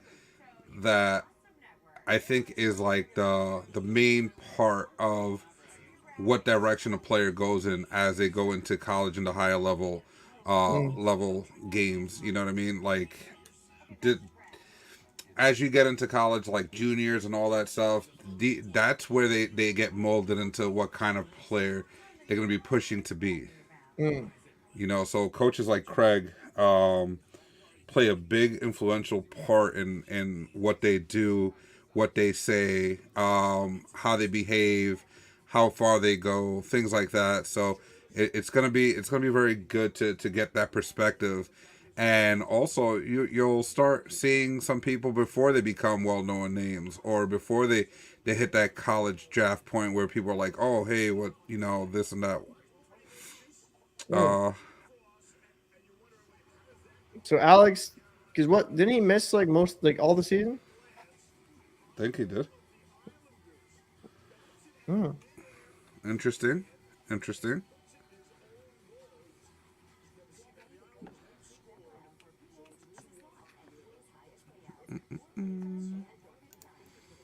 I'm not too familiar with that situation because I know he went. I know he left for personal reasons.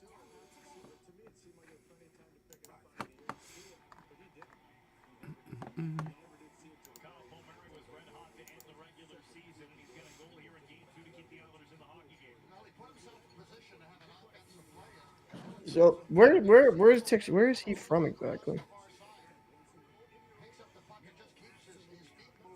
Oh, here we go.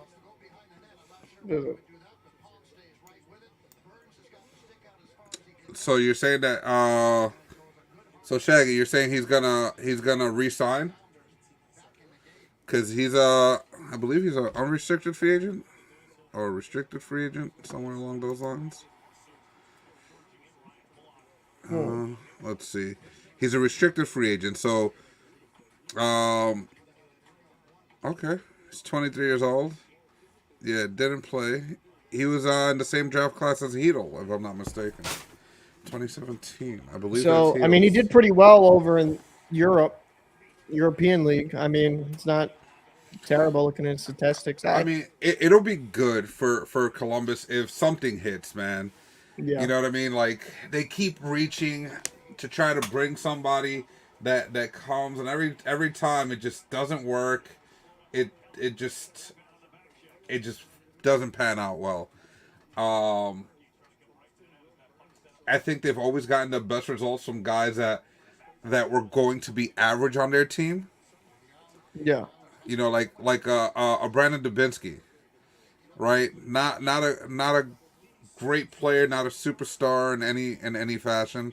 Um, but he had great years with Columbus. And in my eyes, he's a second to third line center. But he did some really good things for Columbus. He was a heart and soul player kind of thing. So it'd Mhm. be good for them to have somebody that they brought on and they can actually do something. So hopefully he Mhm. does come on and he does do well for them. Yeah, I mean Um, he's a good middle six winger though. That's the very least that's going to bring some depth because Columbus just have nothing, right? And if Columbus somehow wins the Connor Bedard sweepstakes, um, they'll be they'll be sitting pretty. That's the one team I wouldn't mind seeing Bedard go to would be the Blue Jackets. because You they know what I do mean? have talent. I mean, the only thing they're gonna have to really fix, they're really gonna have to focus on is probably some of their defense. Yeah. Just strengthen that up. I think that's probably a big Achilles heel for them. It doesn't allow the good forwards that they have to really be good.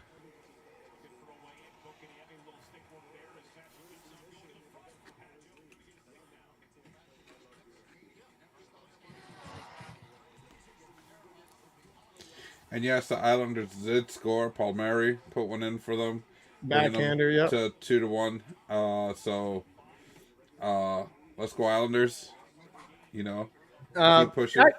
Shaggy said if they get Bedard and still miss playoffs, Jarmo will be canned. He's been there a long time and a single playoff series to his resume. I mean, No, I wouldn't. Man, I- that's it's it's that's a it, tough one. That no, I don't that's think they'd be good enough even with Bedard, right? Because Bedard's also going to be a rookie, right? So he's going to go through his growing stages. yeah. I mean, Columbus just isn't. I mean, they got Goudreau, but I don't know. Just I don't think I think with Bedard they're obviously they'll finally get that franchise guy, Yeah. but Uh, so headphone dog. The Islanders scored to make the game 2-1. That's what you missed, and I believe 0-0. Florida and Boston are still at 0-0 with Florida finally starting to get calls against them and getting called penalized.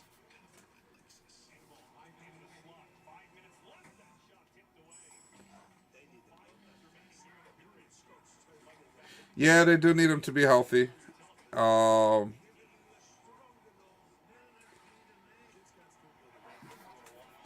yeah, they just need to. They just kind of need to solidify their defense and just bulk up a little bit more. I don't feel that they have a decent defensive core. No, I think there was like one or two more penalties against Florida. Yeah, Boston has a power play to start the second period. They Yeah, still have a power play left. yeah, yeah.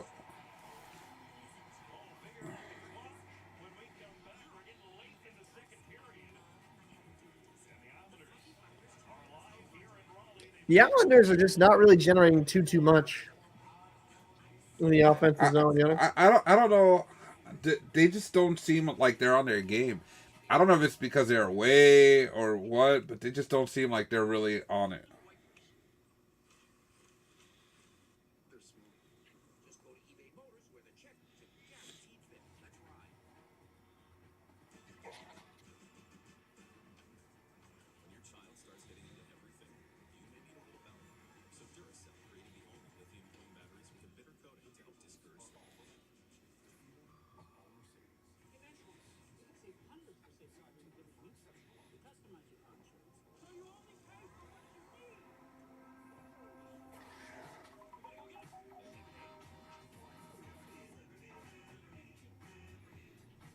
I'll be right back. I actually got to use the bathroom real quick.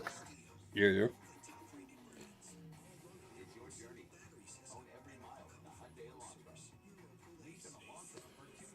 Yeah, you're right. Gruberson is your number two defenseman. That's definitely not a good sign. Yeah, yeah. I mean, the question is right with the way that the league is right now. Most of the good defensemen are already tied up for long term.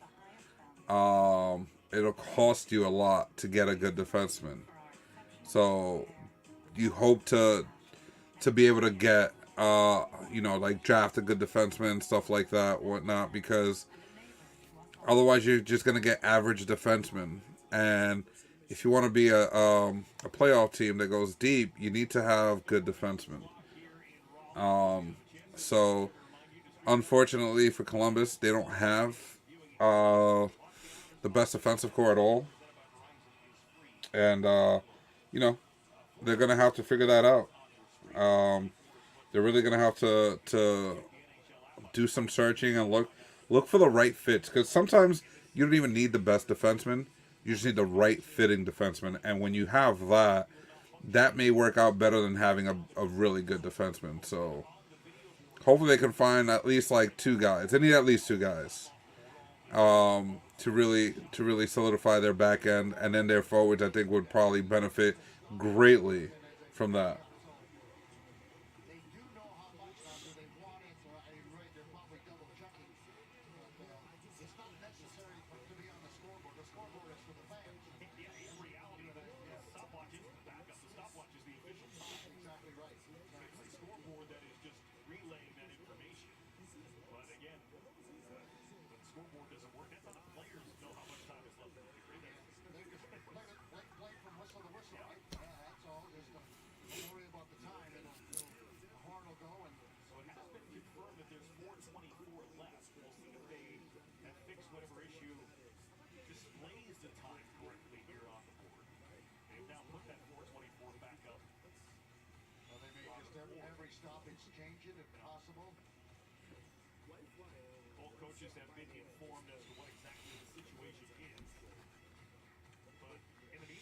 Yeah, Peak had decent numbers. I mean, his plus minus was. I mean, he was on a really bad team. His plus minus was absolutely horrible. But I mean, he has a size. Um, 13 points, minus 41. That's a little bit tough.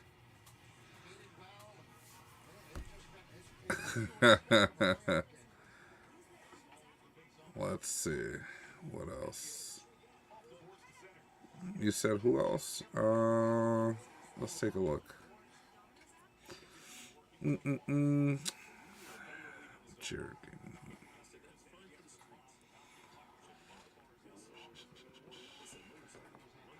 Yeah, Jersey, David Jersey, 19. Yeah, yeah. I mean, he just got drafted last year, so definitely way too young. But if he's good enough, right? And what I mean by that is, if they feel like he's coming along enough, maybe you bring him on, you put him on the third line, let him develop in the system that he hopefully plays for at one point, and you bring him along so that way you can actually guide him the right way. Maybe he grows quickly, because after goalies, defensemen are the next ones that kind of take a little bit long to develop, right? Goalies take longer to develop. They kind of find their mark around 24, 25. That's kind of when you start seeing them really find their groove. But with defensemen, it's kind of around the same mark, 23, 24. That's kind of when they really start finding out who they are and stuff like that. So yeah, it's just one of those where um, you hope that they get those key players via draft, so that way you have them on low contracts, you get them early, and you build on them, because like I said, most of the good defensemen are already tied up in long term contracts, and in order for you to get a good defenseman, you're giving up something a good piece. And in Columbus's situation, I don't think they're in a position to give up any good pieces. right? So it kind of falls into that.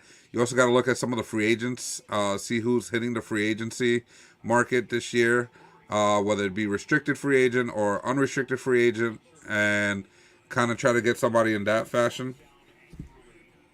Mm.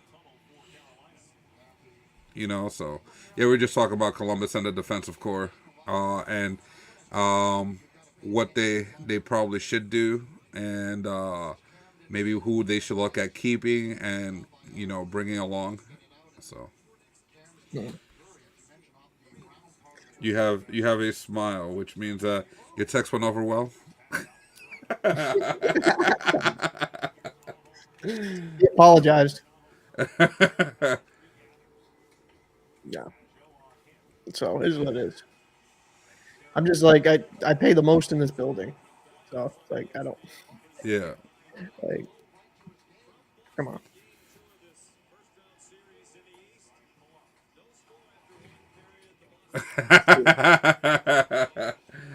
Yes, it probably did. That's why he's got the smile.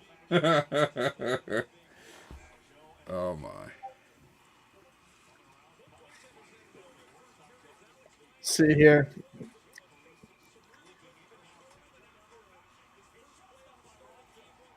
Boston's still in intermission, right? Yeah. Yeah, yeah. They're almost back though. Um, the Islanders are finally looking like they're finding their legs. Yeah, it But looks I like what I'm seeing here. yeah, they have a little bit of pressure on here. Oh, oh. What's your time frame? Let me switch it back. Sorry. It's 139, 38, 37. Okay. Yeah, you're 15, 14 seconds behind.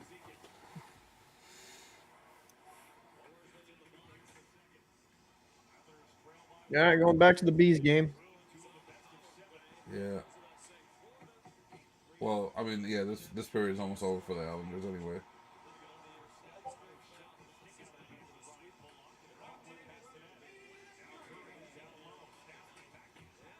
Oof.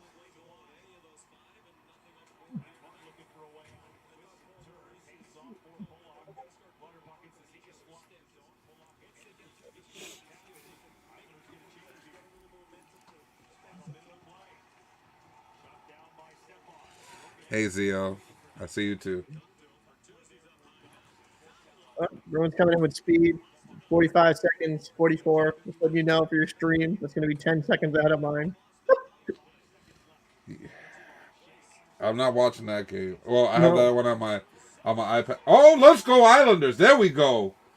There we go. no, they score. Yeah, you can switch it. You'll get to the goal on time.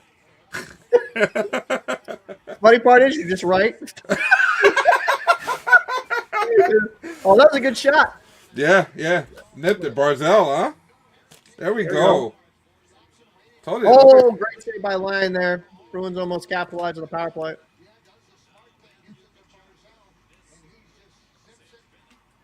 I like how the announcers for MSG for the Islanders is like that the other one of the Islanders did the smart thing and just gave it to Barzell. Like Jesus, they made a good Big play. save by Olmark there.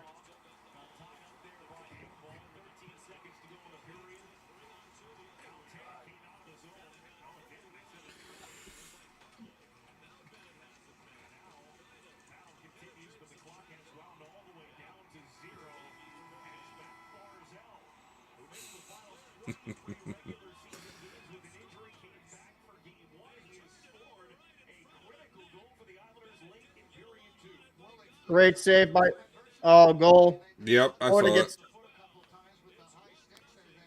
damn. Yeah, I'm going back to that game now, but I saw it.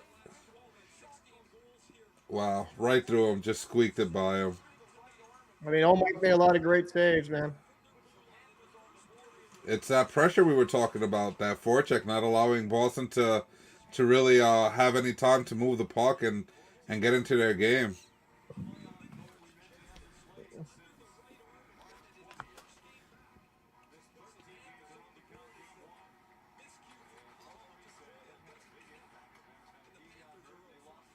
That was a really lazy breakout there by Carlo. Really bad.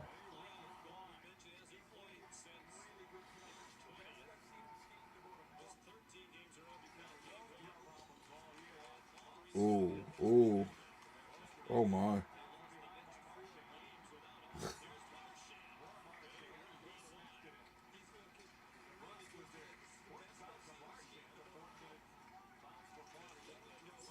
Oof.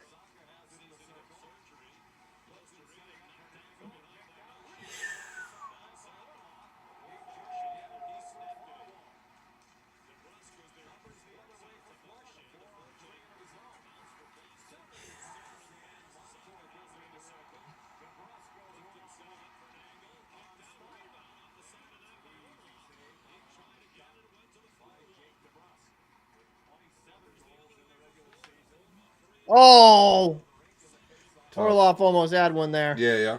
He just missed to the side. It was tough.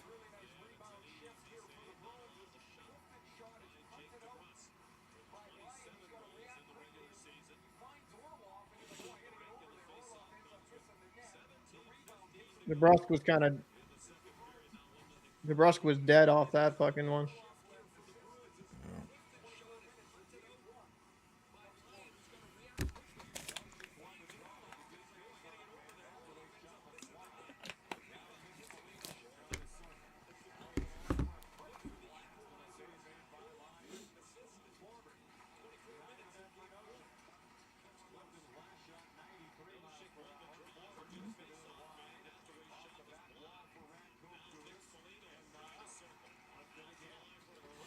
So yeah, I mean, Boston looks like they're turning up their pressure now. Looks like they're starting to wake up here. Yeah, that's good for them. I mean, Gudis is gonna get away with murder in this game. You might as well just. There's nothing you can do. If the refs are gonna let Gudis do what he's doing right now, they're gonna let him do it the whole game. As long as Boston doesn't feed into it and let that deter their game, they'll be fine. But Yeah.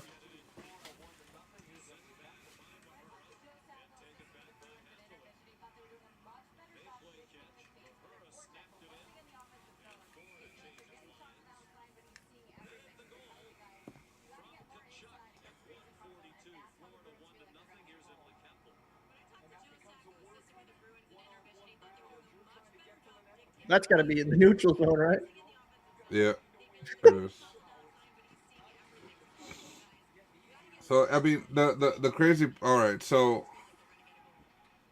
the Islanders and Carolina are tied 2-2, right? They're going into what, the third, right? They're in the Yeah. second intermission. So that's gonna be a very interesting third period. Because the Islanders looked like they were waking up. They were finally starting to apply some pressure, and they found their legs. So that's gonna be a really good third period to watch. In this game, um, the way that it's been playing out, Florida's done a very good job at limiting the space and time that Boston has to handle the puck, and it's almost like it's frustrating, Boston. So I don't think that was offside. You'll see the play that I'm talking about. I don't think that was offside. I think I got to him right Well, at the right time.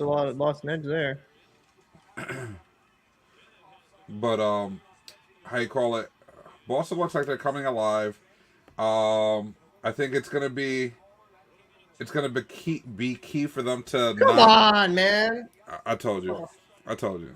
I don't think it was God. offsides. I think it's gonna be what's gonna be key for Boston is for them to keep their patience. For them to keep their patience because yeah, these guys are putting a lot of pressure, um, and they're doing a lot of stuff that would normally get called, but they're not getting called for it. So don't lose your cool.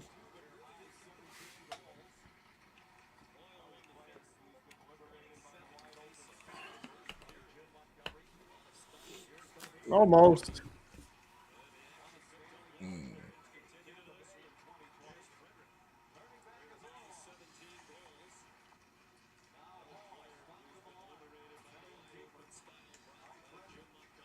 Ooh.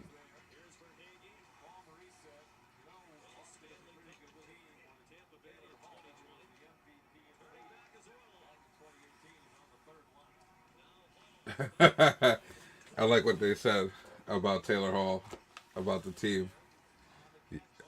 You'll hear it.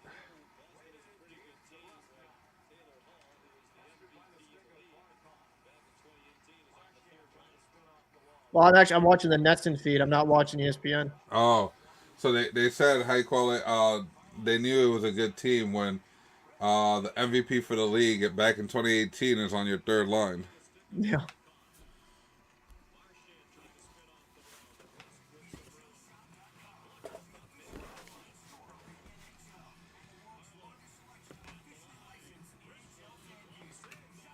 Oh, good shot by DeBrus there.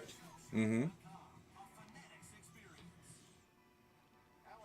Oh, he could have hit Marchand right there.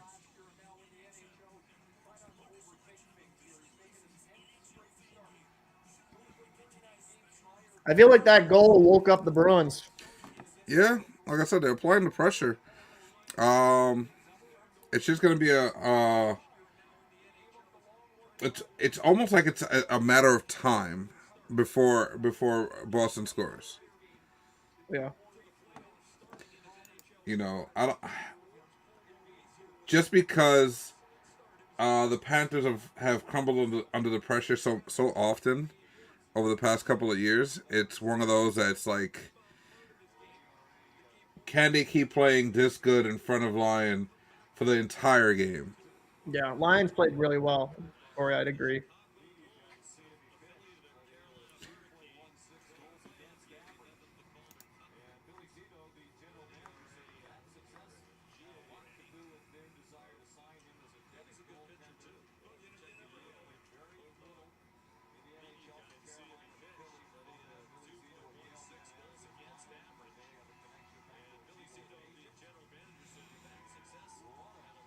I mean, for Lion, I'm just glad that he finally, has come into his own. He's one of those late bloomers. Obviously, he's like 30, I believe, Yeah. right? But did he was on an okay team for most of his career. And he was in Philadelphia. Yeah. And then he went to Carolina, where they did well last year. He was a good. I think he was a backup, right, to Anderson. No, Rattler was there last year. Oh, Coach Ed. yeah, yeah, yeah, yeah. He was a good backup to Ronta. Uh, but I think he didn't get too much time there. But I mean, he seems to be one of those guys that's a lot like Georgiev, right? Where all he needed was more consistent play with a decent team in front of him. Let me look up Alex Swan.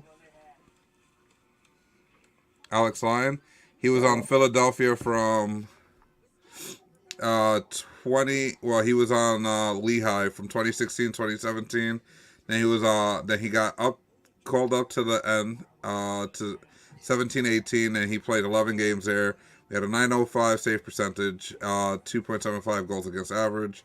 And then it kind of went down from there. He only got called up a few more times, so he really didn't get a long, consistent time to play down there. Well, to play in Philly, I say down there. It's I mean, geographically Chicago. lower. I mean, Chicago. He played pretty well. Last year, Chicago Wolves, 30 games Mm-hmm. played, 2.16 goals against average, 9-12, 18-7-4, and then a 9.23 in the postseason. I mean, he looks like one of those guys that's like a tweener. Mm-hmm. Like, could be in the NHL, could be in the A. Like, Mm-hmm. don't know if he'll stick. Yeah. He might be Binghamton 2.0 though. Biddington did that when he was younger, though. Yeah. That's Yeah. that's the thing. Like, Lions 30, and goalies do. I mean, to be found, Thomas got into his prime when he was like in his 30s, so it's possible. Mm-hmm. Some goalies develop differently. Goalies are weird. It's a weird position.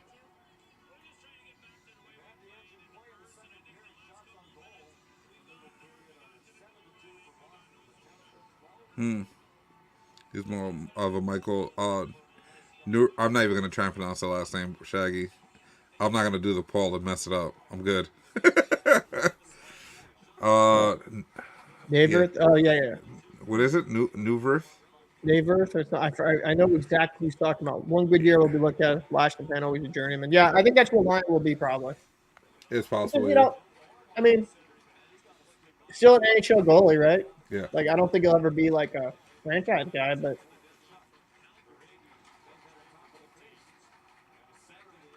Mm.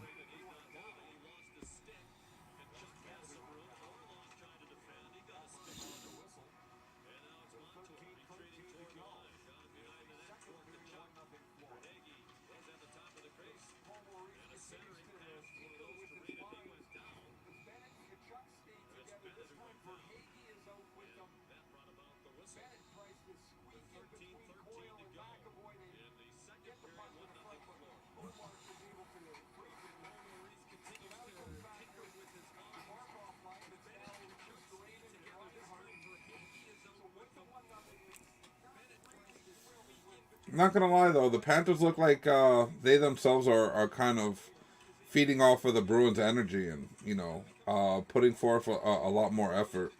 yeah.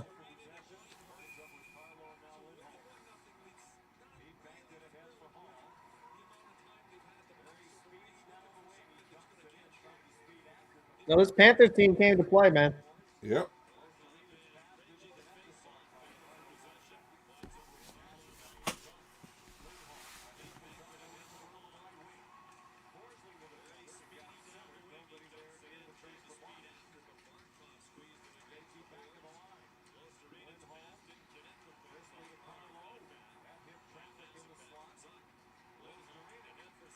Oh, good pass.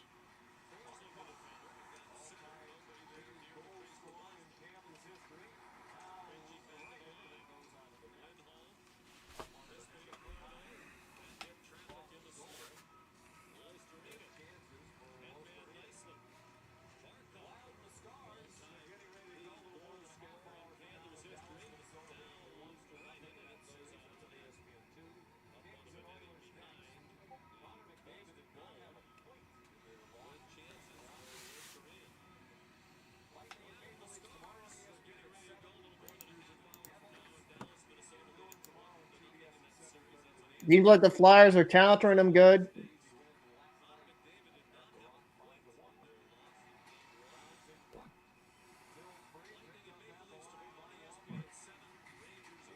Noy there.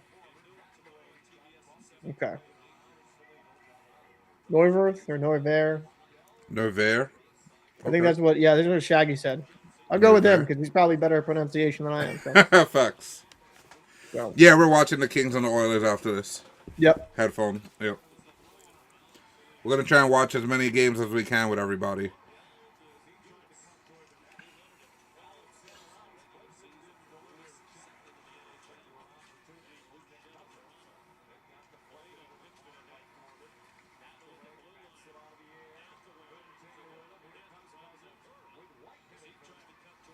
Ooh.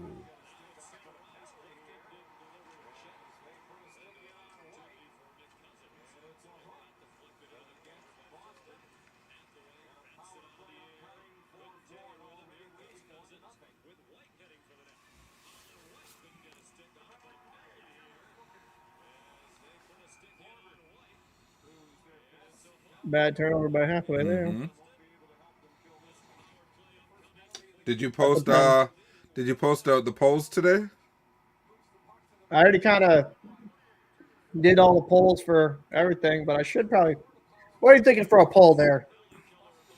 No, just on tonight's games, Um I think yeah. All right, that's a good one. All right.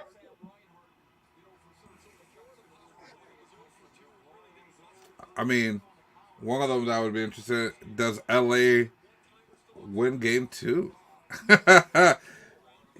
Or does Edmonton come out flying and just smacks them?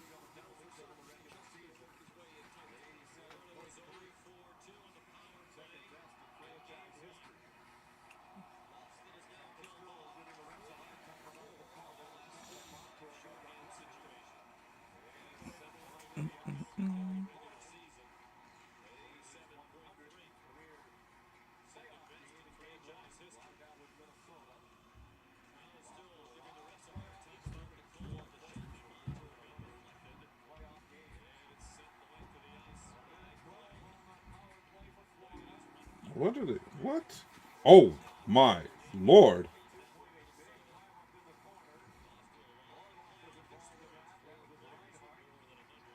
What are you at? I'm at 20. Bro, could you pause? Like, seriously? just did you see that hit in the corner? That's why I said, "Oh my lord!" Too. No, no, not yet. No. Yeah, now I did. Oh wow. 33, 32. 5, 4, 3, 2, 1. Jesus. You're streaming it, right? No. I'm actually watching it on regular TV. Well, I'm streaming and watching it on regular TV until the other game comes back. Then for the Islanders, I take the TV and I go back to that. But the stream is. Where are you now? Oh, 01. Oh, Okay, so my stream is about 10 seconds ahead of you.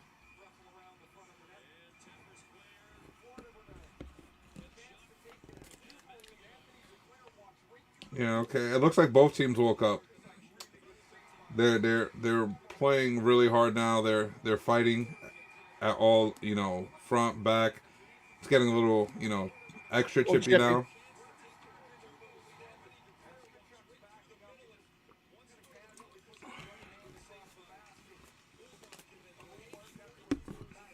Well, big news. DeMar Hamlin has made a full recovery and can play next season for the Bills. Oh yeah, I heard about that. I saw him doing some of the exercises and stuff like that. He says he wants to do a comeback. But as an organization, um, how you call it? Would you? I mean, it's tough, man, because someone goes through something like that. You don't want I to be wouldn't the want him on reason the they. field. You don't want him on the field. You don't want to be the reason he dies, right? And unfortunately, I have to put it that way because that's the truth, right? He gets on the field. What if he doesn't make it next time? You hope that he's going to be all right. He's going to be able to play regular, but I don't know, man. I don't know. I'd be scared to put him back on the field. I'll dress him. He could be a great, water boy or something like that and still get paid, but I don't know about putting him on the field, man. I'd be scared to death. Yeah. Tua? Oh, man. I don't think Tua should play football anymore. Too much brain damage. Yeah, Tua. I think you and I covered something like that, didn't we? Yep, we did. We talked about that. With Tua's situation, man. Yeah, he's a phenomenal football player. But with an injury like that, with the possible brain damage that can occur, I wouldn't, man. I wouldn't put him back out there. That position, you're gonna get hit violently every time you do get hit. Not saying you're gonna get hit a lot, but you can get hit a lot, and when you do get hit, it is gonna be violent because you are the goal for everybody on the other team. They are literally aiming for you. So Hmm. when you get hit, it's gonna be violent, and we've seen what violent has done to him. I just don't think that it's gonna be good for him. Um, yeah, there are other players have had decent careers, but man, just the signs I saw, I do have some type of a medical background, and man, yeah, no, I wouldn't trust it. I wouldn't let Tua play again. No. Dude, I wouldn't want that on my conscience. Yeah, no, I wouldn't do it.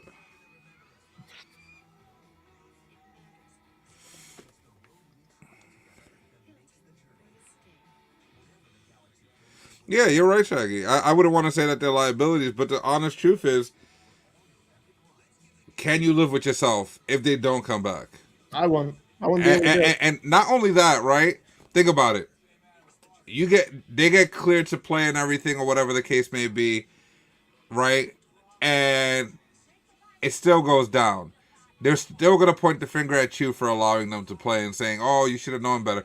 It's like a boxing coach in the corner, right? If you don't throw in the towel when you see your Yep. guy getting beat up, it's your fault for not calling the fight, and that guy died Yep. because that's happened, and it wasn't the coach's fault. The guy just who wants to be Rocky in the corner when Apollo Creed gets killed by Drago, No.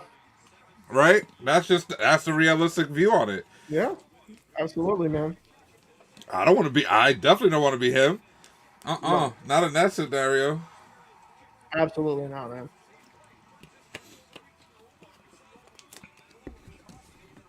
Uh, I feel like you're playing with your life at that point.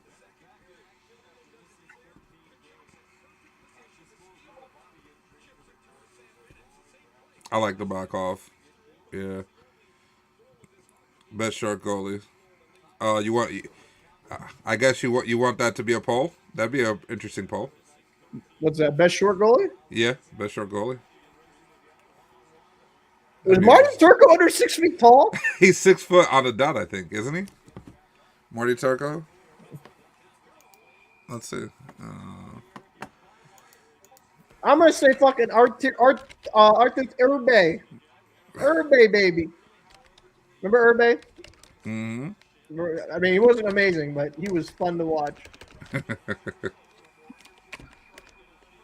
Those old white pads he stitched together himself.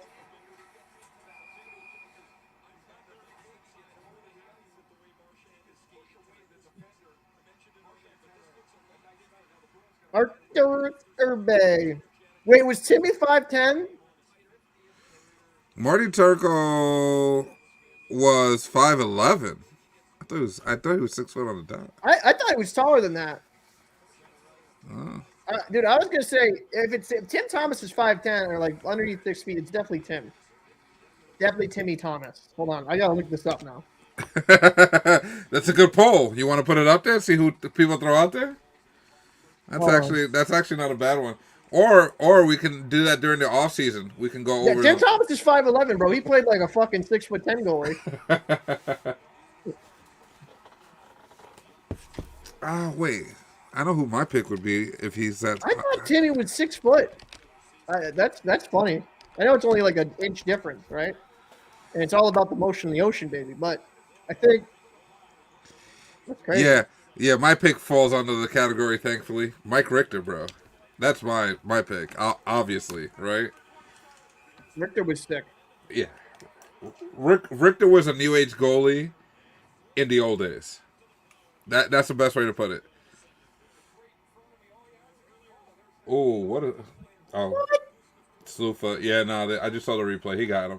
Was it? He Slufa with him. Damn it.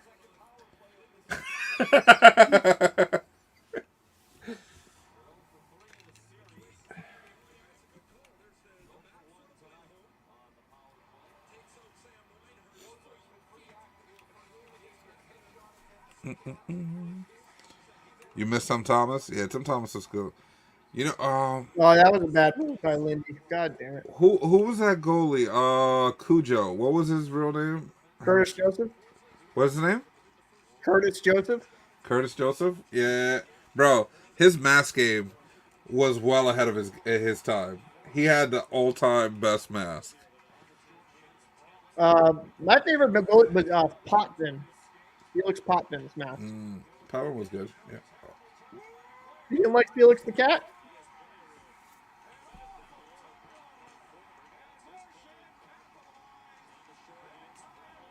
Didn't like Felix the Cat, eh?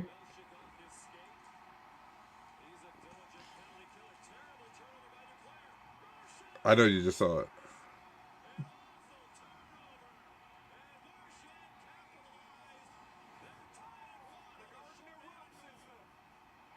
Let's go! Jesus Christ, how far behind are you? Bro, you didn't see me? I had to hold myself. I was like this. I was like, I wanted to scream, and I was like, I was like, you saw it? No? Oh, I'm like, oh, man. I'm over here Tebowing. Jesus.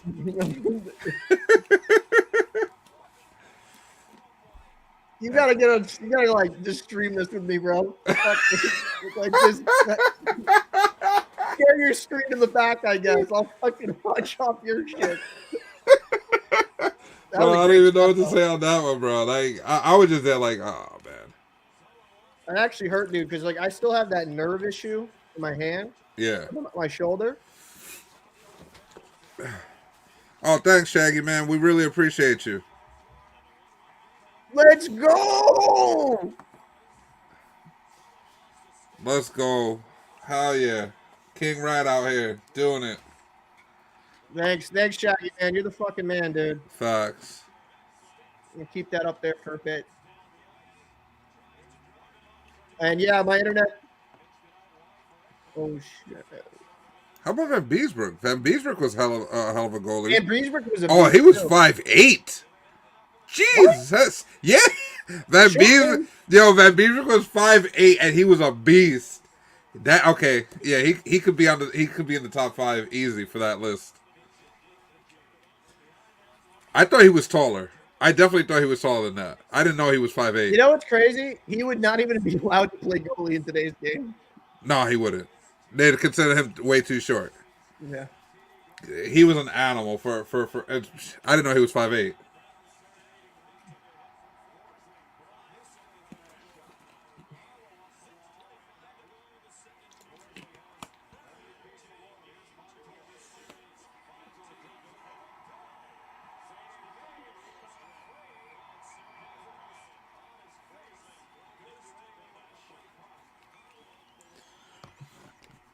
I like how they're chanting Lion. I'm like, dude, like Lion's been playing really good. Darren Pang was 5'4". Darren Yeah, Pang wasn't that good though. yeah.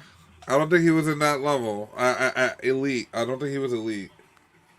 Van Beesbrook was elite. Like when he was on his game, Van Beesbrook was elite. Richter obviously was elite. Darren Pang couldn't ride like the big roller coasters at fucking Six Flags. My man never went to Great Adventure.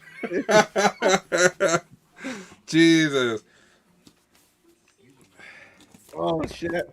Oh, what happened to Spencer Knight? So Spencer Knight went to the assistance program, the Oh players yeah, assistance program. So he's got some stuff going on. He's done. He's not going to come back. Hopefully he can figure it out for him because he's a really good goalie. yeah. He went. What was that? That was in February. Broke that news. Yeah, he went to the substance abuse program. So Yeah. And the crazy part, we had just talked about him, just not looking himself. Like he yep. was on the ice and he wasn't focused. He was like kind of looking around, playing around. Just he wasn't there. And shortly after, I think it was like a day or two after, is when they posted that he was going to the substance abuse program. Yeah. Yeah, Spencer Knight was. I think the world of him because remember Spencer Knight and Devin Levi were taking the same draft. Yeah. And Levi's been lighting it up for the he's been lighting it up for the Sabres. I think Spencer Knight's still got that potential in him, but he's obviously facing some inner demons. Hopefully he can kind of get on the straight and narrow, you know?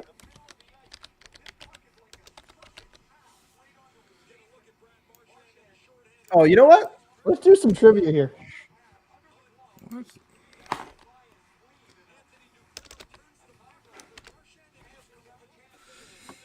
All right. Who is the shortest Wow. NHL goalie in the history of its sport? I think my man just mentioned one. Well, Darren Pang is if Darren Pang 5'4". Huh. Interesting. You're probably not going to guess it. Guys and gal, I'm going to give you a chance here without Googling it. Oh yeah. I'm not much without Google. Oh. He's a Hall of Fame goaler. He's a Hall of Fame goalie that played for the Canadiens, the Pittsburgh Pirates, and the New York Americans. So we're dating ourselves here, boys.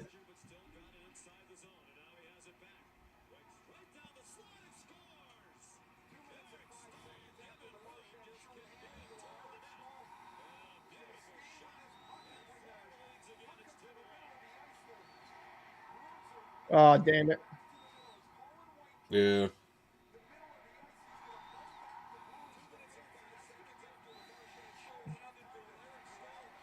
Well, was that on sides though? Is anybody reviewing this? That was really close, man. Right Yeah. down Broadway. Yeah. They give him too much space and too much time there. He's a veteran, man. Yeah, he's older. He's a little bit slower, but he can still rip it, man. I don't really like him. I have a beef against Eric Stahl. The shortest goalie ever is Roy Waters, 5'3". Mm. Roy Waters. Huh. Interesting. He's a Hall of Fame goalie. Wow. Wow.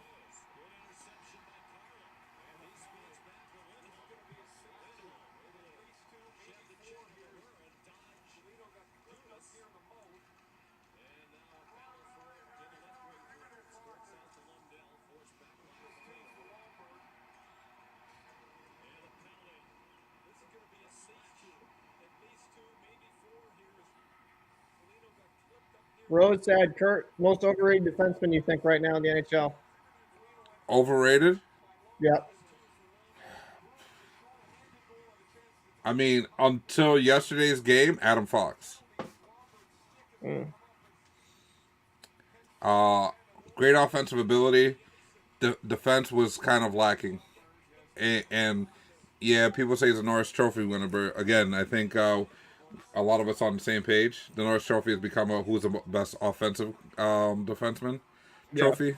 It's no longer what it stands for. But I definitely think that his defensive attributes were overrated. I think he has some stuff to clean up, but he did look great yesterday. It looked like he's cleaned it up, and if he can play the way he did yesterday, I think that he's no longer overrated, and I would have to change my pick. I'd say, hmm, trying to think of one off the top of my head. Come on, Probably, man. The one who's going to win the Norris Trophy this year, he's I think overrated. Eric Carlson. Yeah, I think he's overrated. But I was trying to think of like someone like different. You know what I mean? Yeah, I mean, overrated. Um,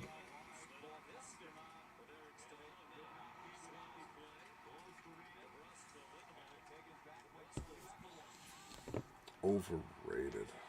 Let's see. Oh, misplayed at the line. Oh wow, we've definitely not been paying attention to the Islanders. Sorry to the Islander fans, but you guys are up 3-2. Oh, there we go. Yeah, I'm gonna rewind to find out what happened. Yeah, I can do that. Oh, it just happened too, like right before I tuned in, so it wasn't too much of a rewind. A little breakaway, and Nelson. You can't leave Nelson any space, bro. He literally was a snipe champion of the All Star game. Like, what? Most overrated defenseman currently in the league. Yeah, the Islanders woke up. There's all Islanders right now.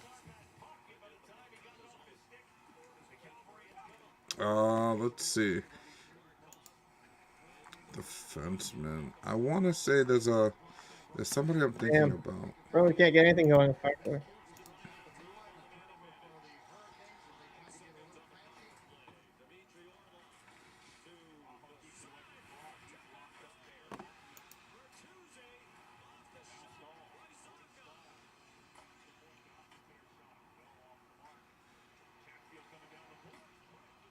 Goal!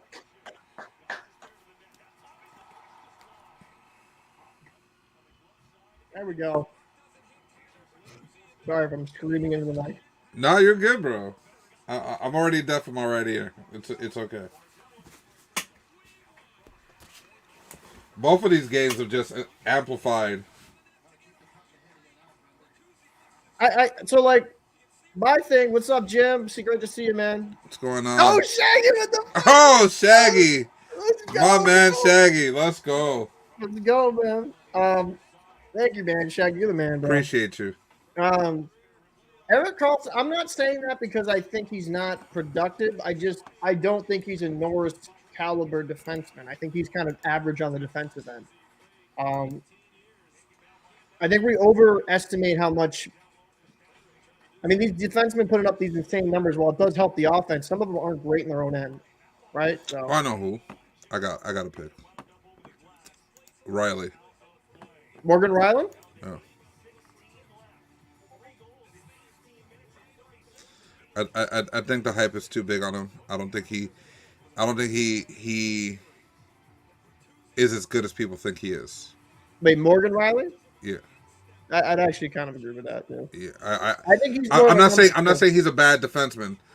I just think that they set the bar so high for him, right? And especially for his cap hit, he's like a 7.5 cap hit, right?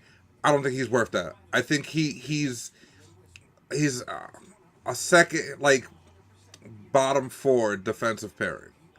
I don't think he reaches your top two. And I'm leaning more towards the bottom two defensive pairs. Daryl said Sergachev. That's really hard for me to say because Sergachev I consider pretty good. Yeah, I don't know. let me take a Oh, look at him. That's an interesting one. Take a look. I like what Shaggy said. I mean, yeah. I mean, Lindholm's a good 200-foot defenseman. That's your Norris definition. You want a trophy for best offensive defenseman? Introduce the Aura Bork Trophy. I mean, Yeah, agreed. yeah. Agreed. 100%. Even though Uh, I would consider Bobby Orr was nasty in his own end back in the day. But Morrissey, I think, is probably going to be. that's actually my candidate, Yeah, though. yeah, That's yeah. my candidate because Morrissey I can play agree. in both ends. Like I Yeah. like Morrissey's game a lot. Yep, for sure. Like the Winnipeg Jets aren't where they are without like him. Especially because that Jets team is like east on like locking down, in my opinion. Oh my god. Oh man. Everyone's turning up here.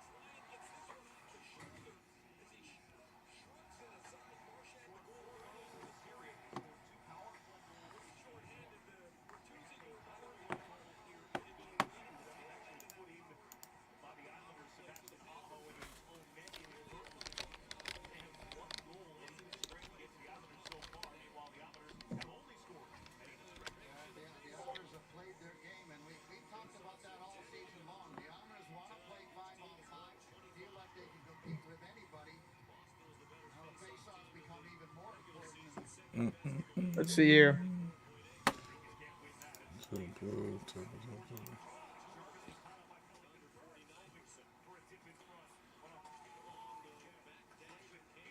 Oh my lord! What a goal! I'm watching the Islanders game. Oh thank God. What a goal by Carolina, bro! You gotta switch to that. You gotta see this goal. Slavin with this, it was just almost an impossible angle, bro. Oh, it went in Pasternak's pants. That's hilarious. Blake Epstein. I think it went off the goalie's helmet. Holy, yo! Slavin scored. He shot it off the goalie's helmet to bank it in. Really? Yep, I'll have to replay it. bro. That was. Whew. For those that play EA Sports NHL, EA got it right. Sorry, they got it right, bro. For as much as we complain about the game, they got it right. It just happened in the playoffs.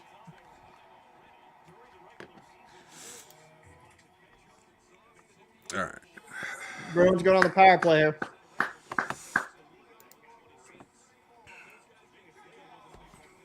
Or is it matching? All right. So back to this Sergachev thing. I don't think he's necessarily overrated. I don't know. It's tough because There's more glamour on Hedman than there is on Sergachev. Sergachev has just been that guy that's kind of appeared here and there when they really needed him to. So maybe they praise him a lot more for those scenarios. But I don't think he's overrated. Yeah, I don't think he's overrated.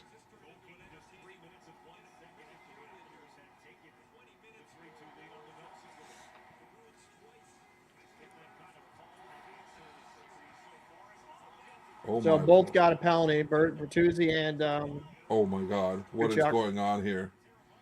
Jesus.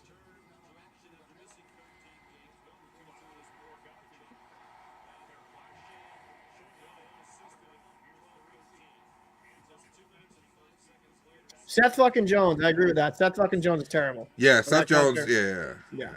I agree. Seth Jones. I was Dougie Hamilton was a little bit overrated, but I think he was a little bit too much hated at times. Um, I agree. I don't think Riley. Yeah, I think he's like a 2. I think he's a 2. Miro Heiskanen is a great defenseman. I'll be all captain, but his defensive production is so great that he gets points on the board as well. Doesn't get a lot of credit. Yeah. I mean, Bathtub Dougie.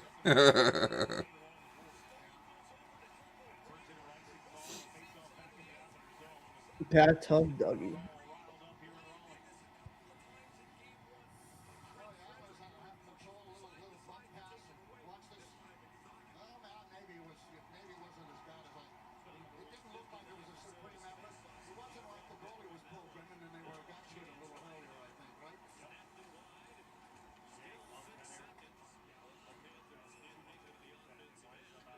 Do you think the Islander Carolina game goes into overtime? Possibly.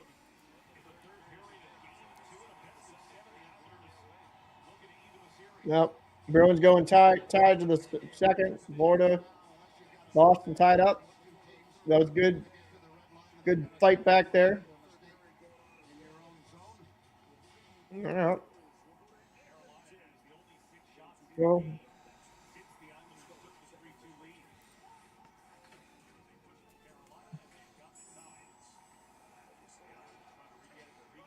the Islanders need to win this, though, in my opinion. They need to. Yeah.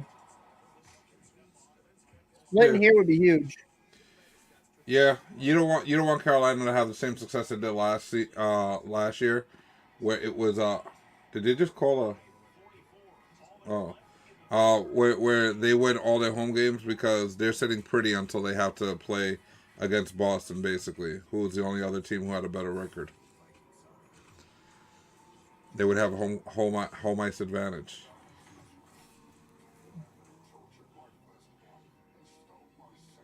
If if the Islanders could steal home ice advantage, it'd definitely be huge for them. All they got to do is win one of these two games and then go into the island. Oh man, wait, when are they playing in the island? Oh man, my commute to work is going to be absolutely garbage.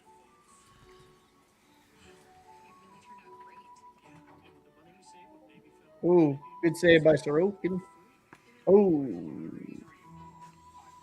how far ahead of you or me? How far ahead of Bro, me? I've been on commercial for like a minute. That's why I didn't say anything. When I heard you say that, I'm like, oh wow. I'm just gonna keep my head down. I'm just tempted to go buy cable again. Fuck me. Jesus. Bro, it's so much simpler. I don't know. I don't know what to tell you, bro. The connection is just it's obvious, right? The internet I actually wonder something, right? yeah. Like, I know it's internet. Stream shouldn't be this slow. I don't get it. Like, the quality's really good though. Yeah, no. I guess it because it goes through a bunch of different buffers, right? It has to go from the internal network to the out network, then to the cable network to your general area network kind of thing. So I think each one of those adds some time to it.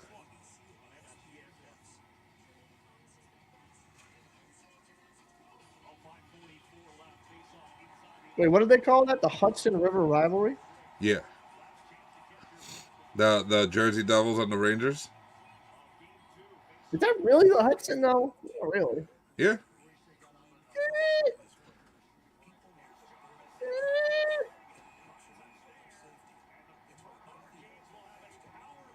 What goes between us? It's the Hudson, no?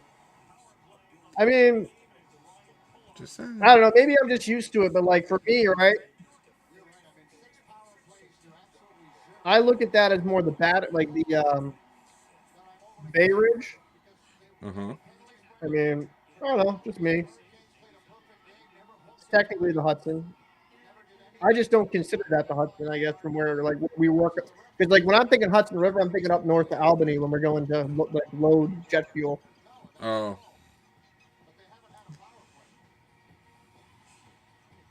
Yeah, because like what you got, like, I mean, technically, I guess.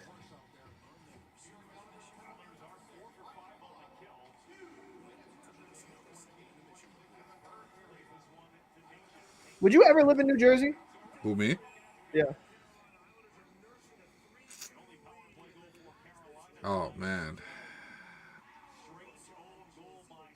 It's a hard decision. I don't know, man. I know people that live there. I know people that have moved there.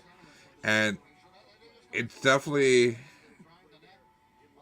easier going than being here in the city. It's definitely more less expensive. Um, I don't know. I like being here in the like feeling the pulse of the city. I mean, even though I'm slightly removed from that, uh, just because of where I live, and it being a nice neighborhood and all that stuff, like we don't. It's not literally on the pulse, but I'm like 10, 15 minutes away from the pulse, right? I can You take know a what train though? home. Like, yeah, I guess you could call that the fucking Hudson River. You know what it is? When I think of New Jersey, right, I'm thinking more southern.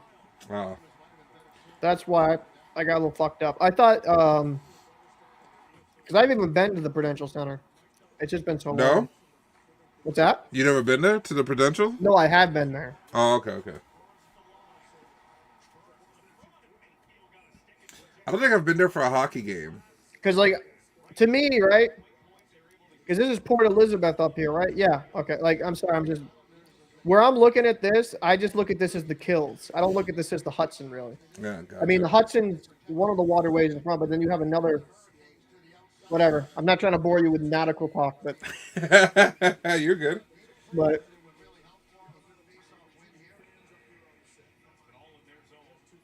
who's better, Sebastian Aho? Sebastian Aho. Sebastian Aho for sure. Sebastian Aho for sure, For sure, for sure, definitely. for sure. No, dude, Sebastian Aho by far, bro. Shut up. Yeah, yeah. How dare you say Sebastian Aho?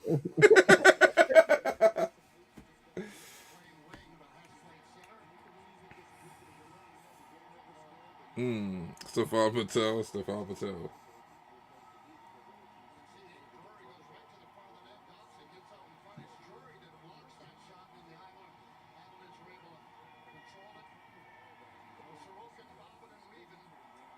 This is gonna be a random question here. Yup. Do you think Sorokin's pads are kind of boring? Yeah.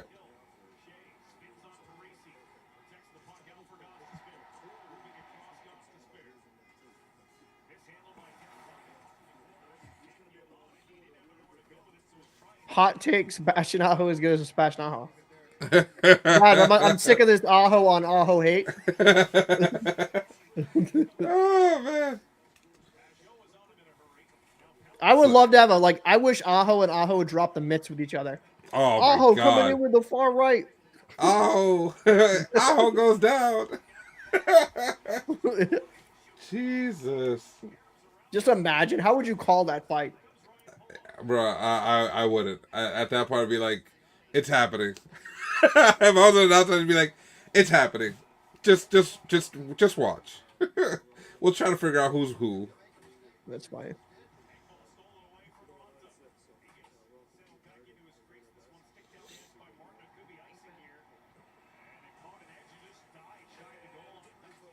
Who's the female announcer here on ESPN? Do you know? I do not know who that is. She's actually pretty. She's actually pretty good. I'm not saying that in like a weird way.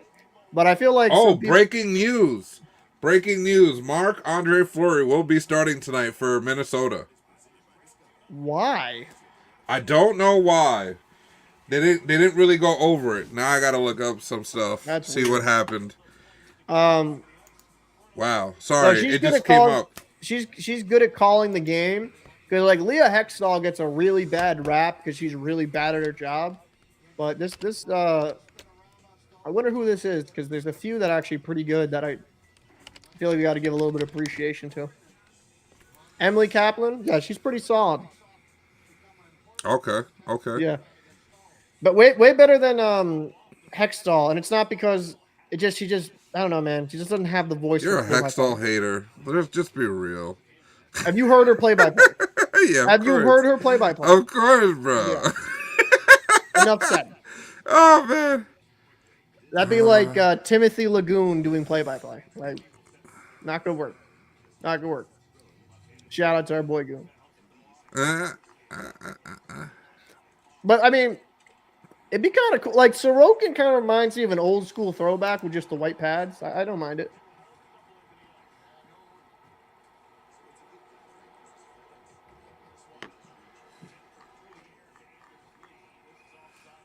I'm trying to find out why is he starting. Marc-Andre Fleur is starting. That's weird, man. Yeah, Gustafson. Well, I think there was a goal or two he could have had. I mean, he played really well. yeah. I mean, they got the dub. It was his first like NHL playoff start. And this goes back to what we were talking about. Remember, I was saying about Marc-Andre Fleury, being overrated, where they expect him to be that guy. Hold on, let me see this.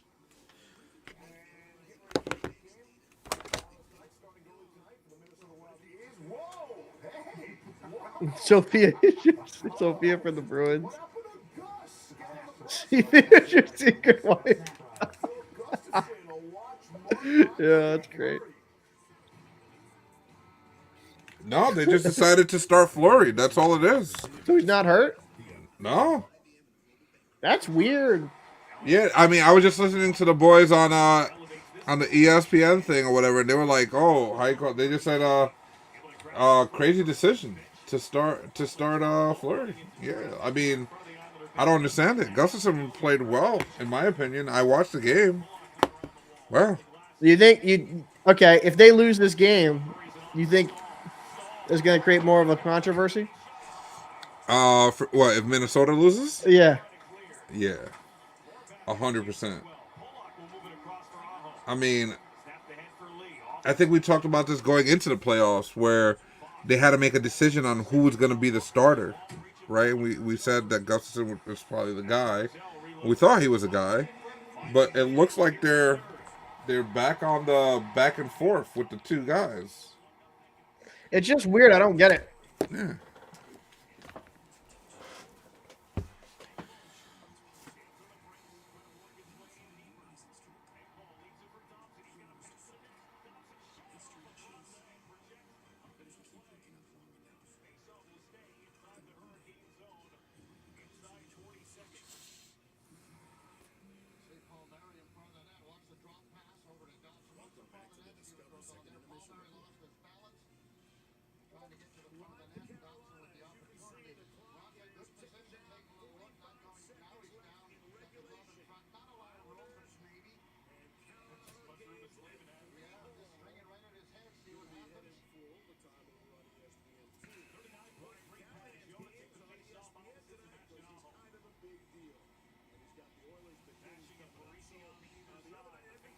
Oh,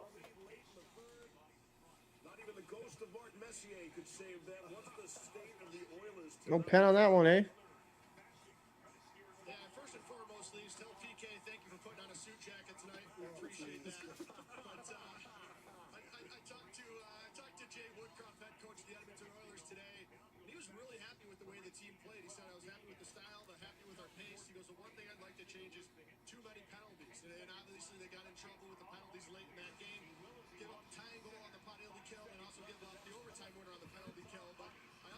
And the Islanders and Carolina go into overtime. Wait, are you already in overtime? The third just ended. Yeah. What? Yeah, I got 2 minutes left. Thanks, bud. Jesus, god damn, bro. Yeah. Like I'm in the future. Oh, you know what? I just restarted the stream. Now it's over. Yeah, no. Okay. Okay. I There think you it's go. because I keep pausing it because I keep switching. That's my fault. Oh yeah. Yeah. I was gonna say, like, how in the living fuck am I 2 minutes behind? Oh man, that's tough.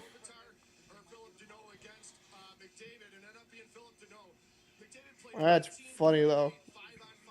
God.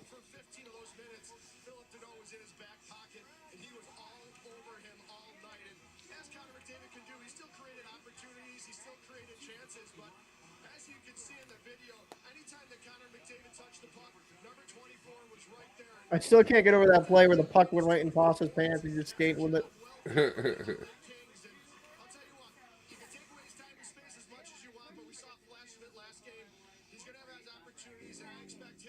Jackie Redmond's really good too. She's good at what she does. Daryl agrees. Paul, yep. Referring to Hextall's play-by-play is absolutely terrible. And Shaq, I don't need Sophia to have illegitimate children. I just want to curl up on the couch and watch Master Chef with her. Okay, okay, I I mean, respect it, listen, Shaggy. man. I respect it. I mean, finding romance with Gordon Ramsay, I respect that. I respect that. Yes, sir.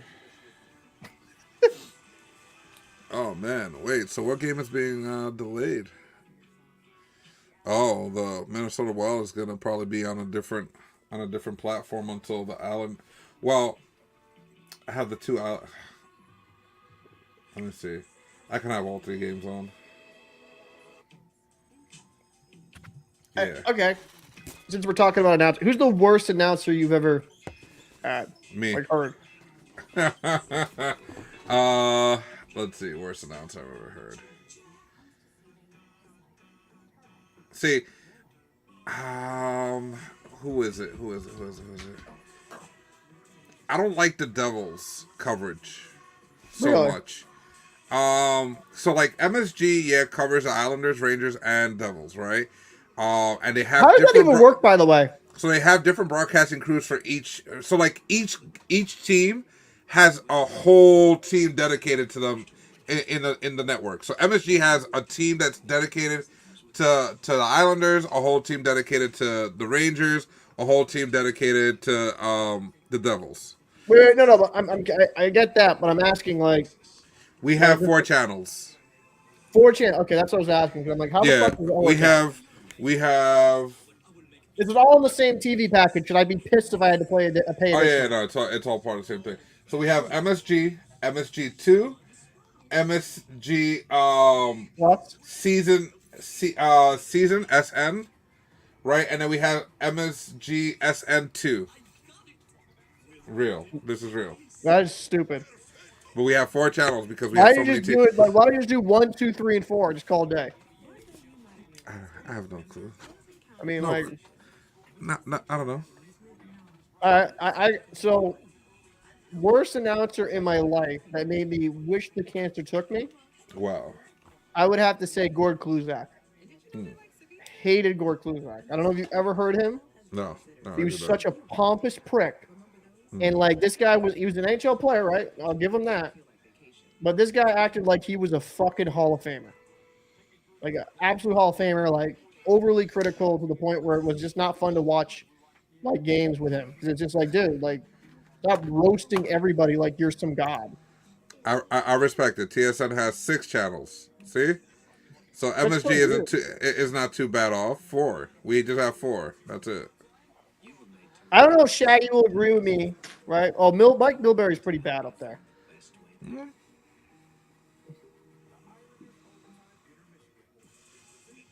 Yeah. I've actually heard that from one of my buddies, who's a Detroit fan. I hated Gord Kluzak. He was such a miserable. Is this? I think this is the first time all night that there is no hockey going on at the moment. The Boston Bruins are still on break, and the Bruins are coming back now. Yeah, they'll be back shortly. You like Mike Milbury?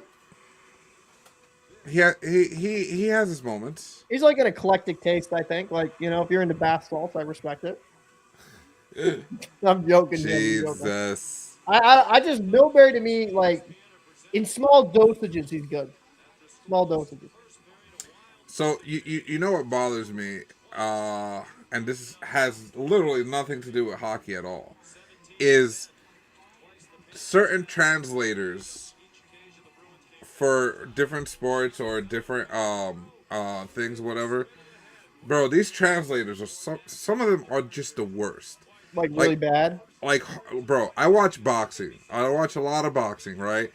And the Spanish guy that they have there all the time, it's the same guy. And I almost punched him in the face. My boy Mikey, God rest rest your soul, rest in peace and everything whatnot.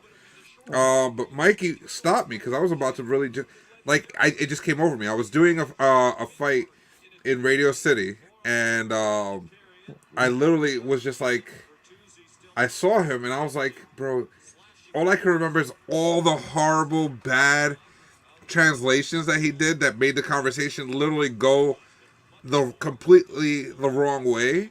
Mhm. And I just wanted to punch him in his face. And let's, There he is. oh, Jesus.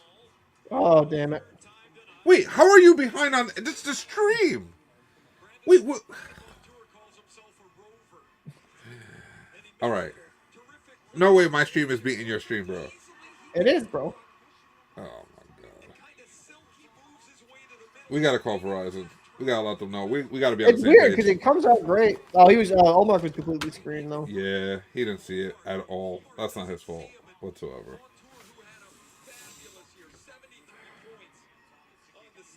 Panthers, Oh, like man, Yeah, Montour played very well this season. I forgot about his numbers. I didn't realize he scored 73 points. I thought he was in like the 50, 60 I'm range. at I'm at 36, 35, 34. Yeah, I'm 10 seconds ahead of you. Oh god, you want to pause your stream? I do not. You're a dick.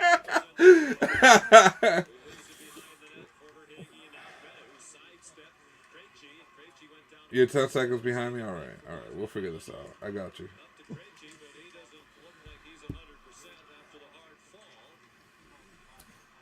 I can't pause the stream anyway. Let me try something. Maybe refresh. Maybe refresh. I get it from my phone real. I was like, Yeah. I mean, that's what I'm going to do for. Ooh. I am going to do that. I am going to see if I can ooh. see the You know Minnesota what's game. funny? I know why my shit's slow. Why? So my PC doesn't have wireless card in it. So I have a Comtren unit, right? So it says Uh, wireless so internet through the electrical in the house, in the apartment. gotcha. So that's why. Because now, yeah. Now I'm like, face off's just about to happen. The other one, it's not so close.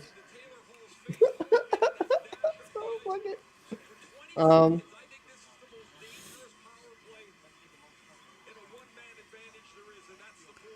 I'm waiting to see if freaking the game would just start. I'm at 30, 29. Oh, see, you're much further ahead now. Yeah, Wait, where are you? 28? yeah. Well, face off gonna happen here. Okay. Yeah. I'm on the same thing with my regular TV.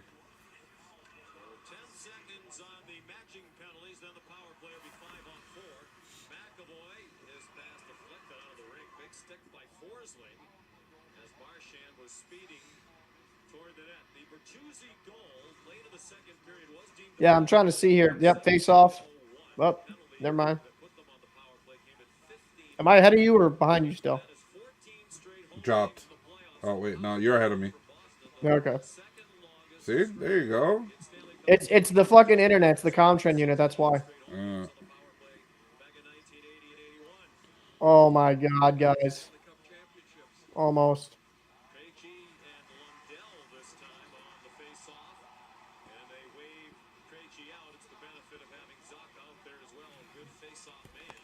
Go back to the Islander game over here.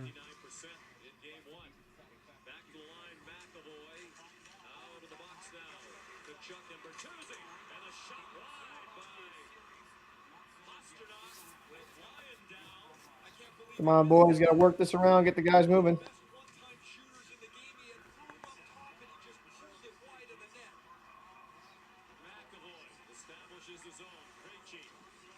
Off the bar. Oh, my God.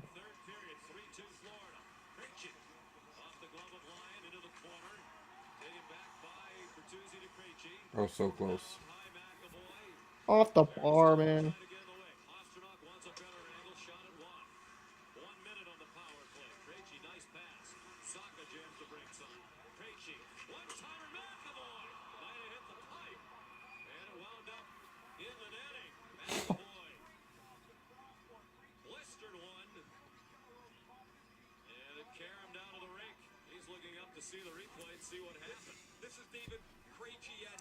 Right?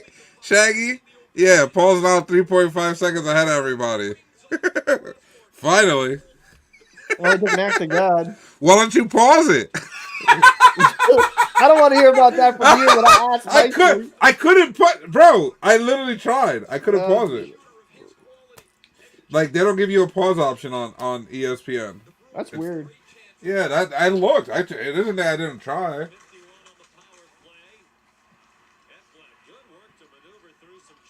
Yeah, it is weird. I don't know why it doesn't let you pause. That's just them.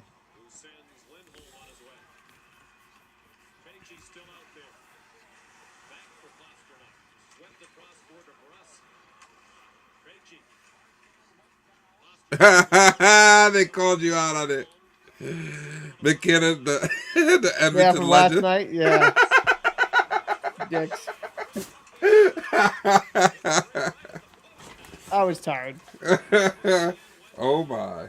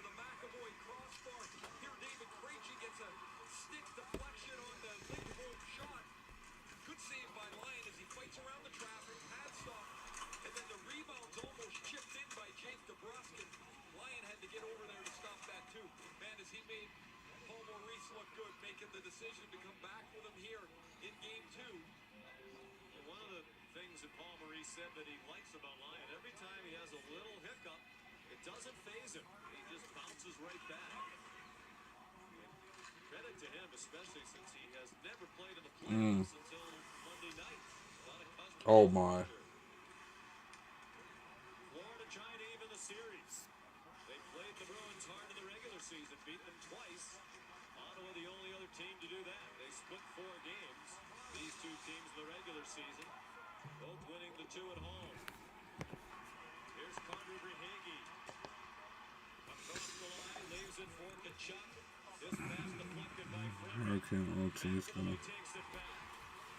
Yeah, that OT.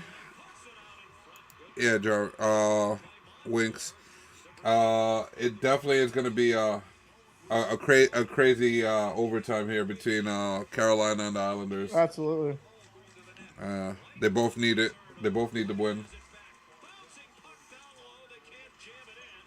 And then Shaggy said he was referring to the hit Hall delivered on him when he blew up. Okay. Gotcha. Damn, that was a while back. I remember that hit, though. That was a good hit.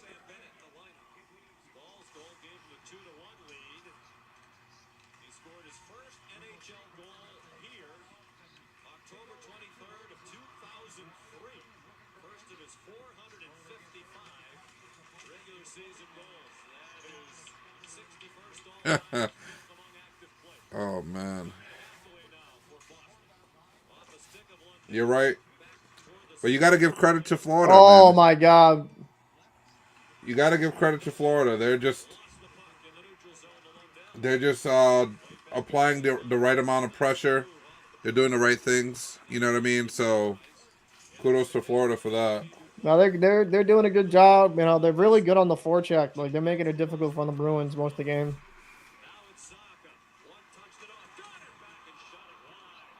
I went off the stick of Lyon there.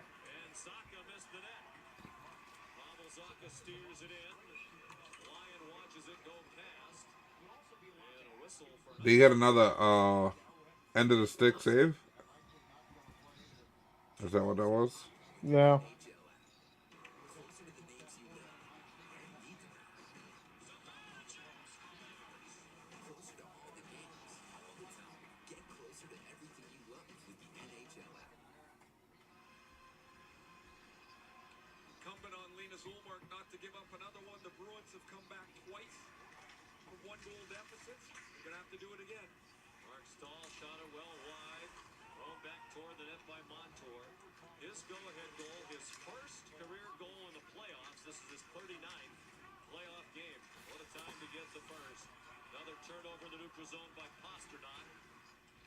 That's icing right there.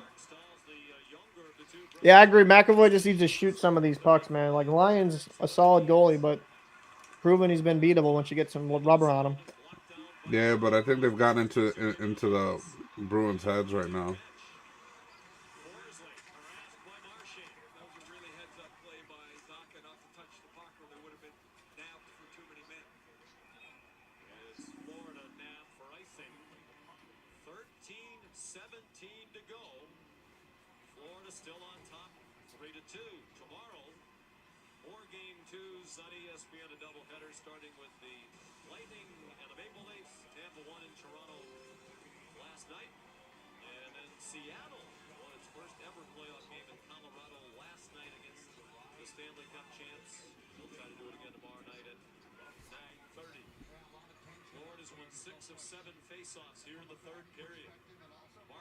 Off the fucking ref. Come on, man.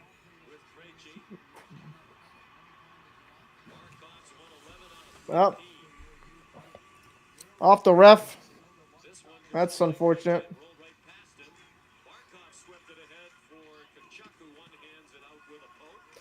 McAvoy should have took the smarter play just going around.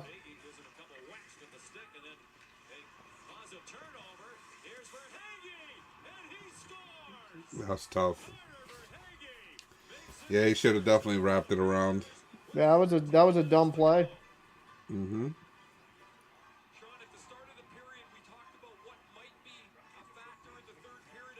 Well, Bruins got time. 13 minutes left, but they're gonna have to play a little smarter than that. Florida's playing a good game though. Gotta give it to them.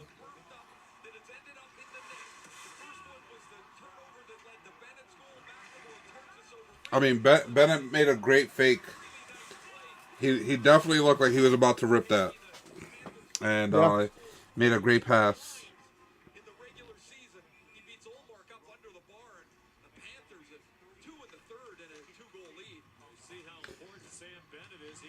Do you think that desperation save is the reason he missed it? Yep. Okay. I didn't want to be the only one that thought that. I think if he slides over in the butterfly, he has a better shot there. Yeah. I think it would have hit him in the shoulder or something. Yeah.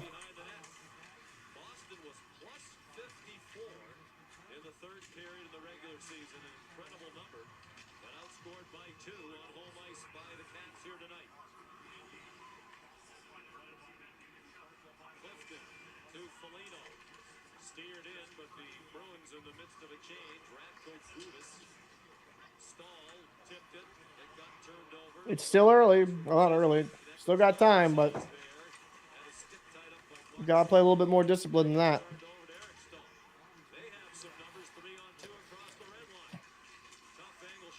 You know, the one thing I saw from Bruins fans, like in that, that video I made about Bergeron missing. Oh, it's no big deal. It's no big deal. I'm like, dude, Bergeron helps put that team over the top. You know what I mean? because it makes everybody slide in their proper role. Because then you have, you have Bergeron, Marchand, DeBrusque who have chemistry, and then you have Pavel Zacha, David Krejci, and David Pastrnak who have phenomenal chemistry. Coyle playing? What's that? Is Coyle playing? Yeah, he's playing. Oh, wow. I haven't noticed him at all. No, he's been invisible. But then you have Coyle, Bertuzzi, and Hall, and that's a better third line. And then you can figure out the fourth line with like a Foligno and someone else, No sick, like he's played well, but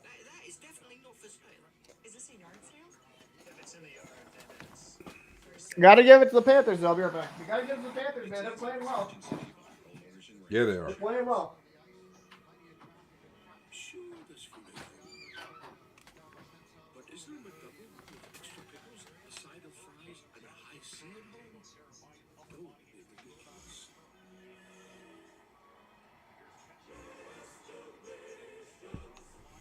You think it's time for Freddie to fight Bennett or Gudis? Shaggy? They need something to bring them back to life. I feel like that last goal just kind of sucked it out of them. They look a little like out of it, like they checked out. But hopefully I'm wrong. Hopefully they can turn it around and do something.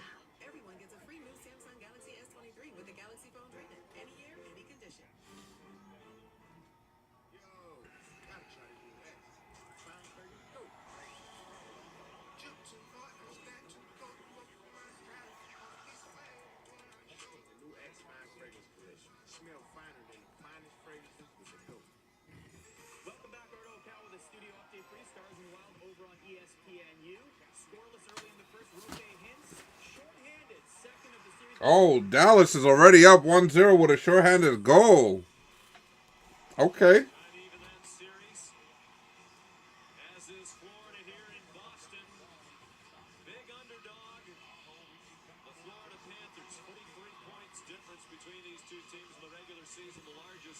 America's beverage companies are working together to deliver more great tasting options.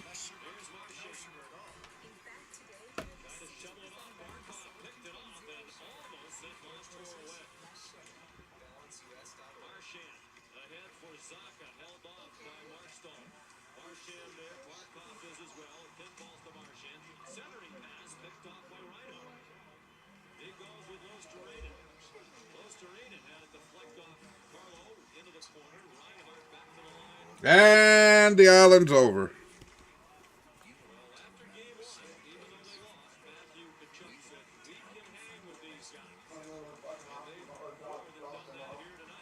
It is over. Islanders go down. Overtime winner. By who? Ex-Ranger Jasper Fast.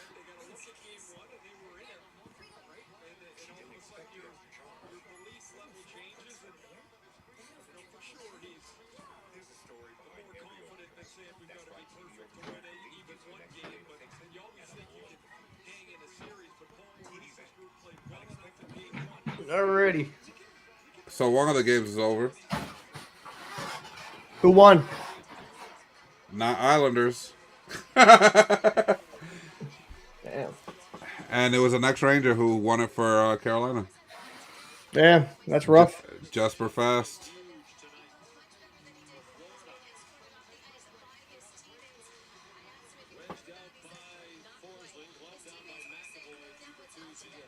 That's just absolutely crazy.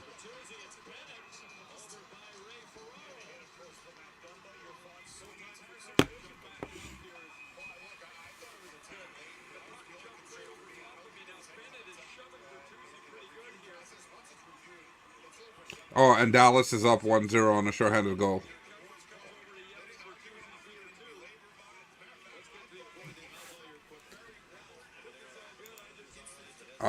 Yeah. Yeah. Somebody needs to step in Gudis' face and say something or do something.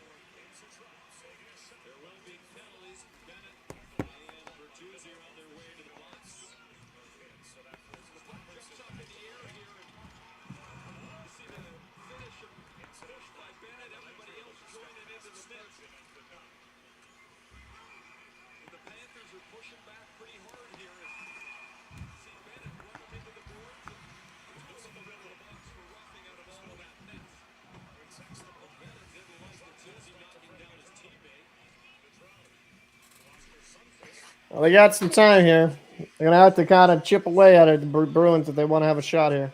Mm-hmm. See, they get a goal here in the next few.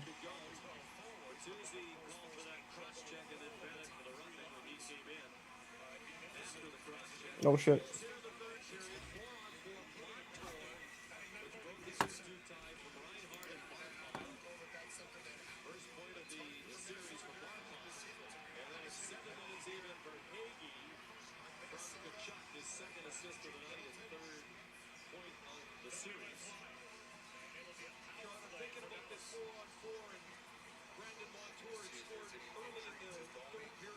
You know who would have made that save for Minnesota? Gustafson. Oh man, that's tough. That's tough. Again, I think Fleury is overrated. I think people still think that he's the same guy that won the Stanley Cup with the Penguins. He's not that same guy. He's much older. Yeah. You know what I mean? He just can't do it. All right, so I'm back to this. I don't need my phone for that.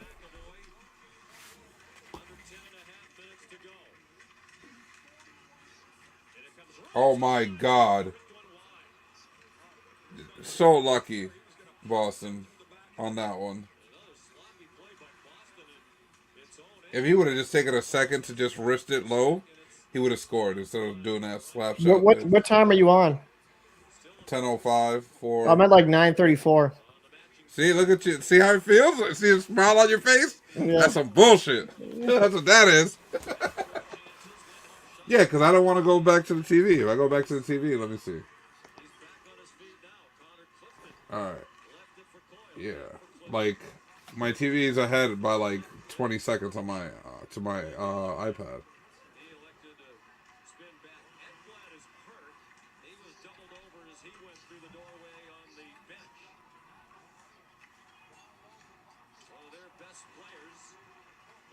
So what count are you at now?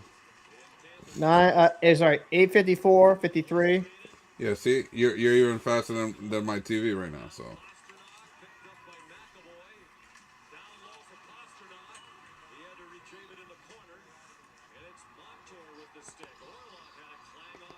I'm going back to the Dallas game.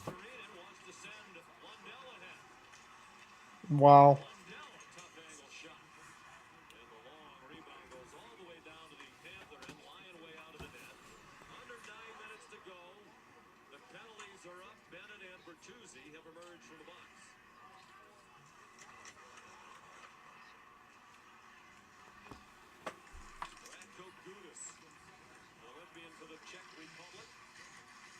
Oh my.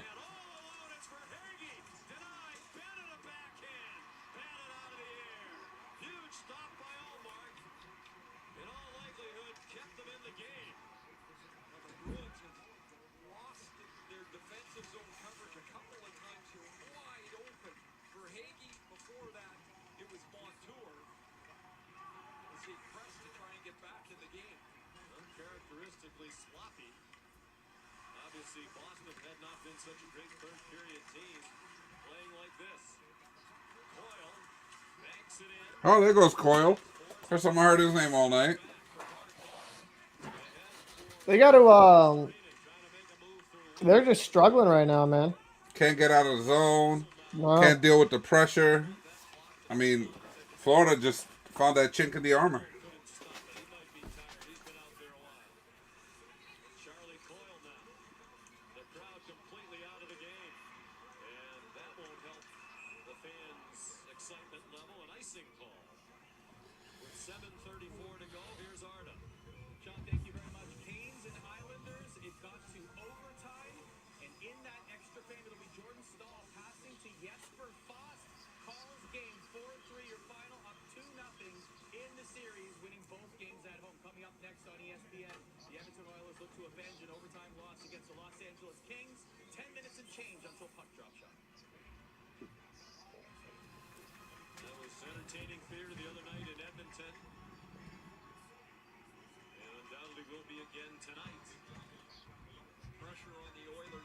You see it? but I'm assuming it's coming right now. Yep, now I did. Montour with his second. It's over. Yeah, that's pretty much a wrap. Yeah, tonight's over. Oh, look who got scored on again. It's crazy. Well, it's gonna go 1-1 if the Bruins, unless they have a miraculous comeback, but they just been out skated, out hustled. And Dallas just took a 2-0 lead. But you can't sleep on Minnesota because that's how the game one was. They were up 2-0 against Minnesota and 3-1 at one point. What a deflection.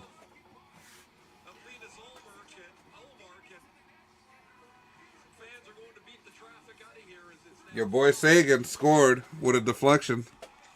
Tyler Sagan, eh? Uh-huh. 2-0.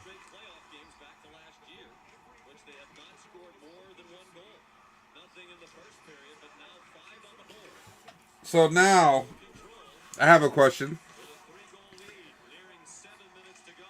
I'm not going to say that it's going to happen, right? But let's say Florida somehow beats Boston in this series, right? Question one is, do you still look at the trade that they made on the offseason for T'Chuk and say it was a good move? Wait, I'm confused. Wait, The Panthers. yeah, if they get past the Bruins, it's a great trade. Right? Okay. Yeah. Now, for Boston, what do you think they would have to do next? Oh, it'd be over. Like Bergeron, Krejci would probably retire. Like, I think it'd be over. It's over? Yeah, Okay. it's over. Like this is the like last hurrah. And like I'm not like I said I said the Bruins in 5 because I think the Panthers are a talented team. The Bruins are not playing good tonight in their own end. They're just I don't know what it is. They do not look like themselves. Some of that is obviously the Florida Panthers being really aggressive on the forecheck, but you have guys making really dumb plays in the own end, and that's just not stereotypical Bruin hockey. They didn't really play well in the first game, in my opinion, either, if I'm being honest with you. Mm-hmm. So I don't know if it's because of that bug that was ravaging through the locker room, but it's inexcusable how they're playing right now. You got to do your goalie a favor there, and screening him on multiple goals is not helping him out. Mm-hmm. But if the Bruins ended up losing this series, this would be a failure of a season. Easily. I'm not going to go that far. Like, I don't overreact over one game. Now, what the Bruins need to do is kind of play their game. Mm-hmm. And I feel like they're getting caught up a little bit too much in playing like the Florida game. Like, they got to just get the puck, cycle, take their time with the breakout. Like, what led to a few of these goals? Really stupid play by Bruins. So, they're just making uncharacteristic mistakes. So,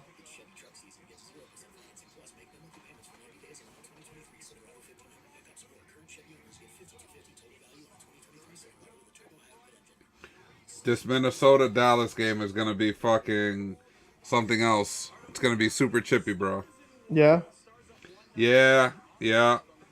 I mean, the last game was very chippy, and now, once again, Dallas is up 2-0, and I think it's gonna be one of those. It's gonna get ugly. In the meantime, I am gonna go heat up some food. All right, no worries. I'll be right back.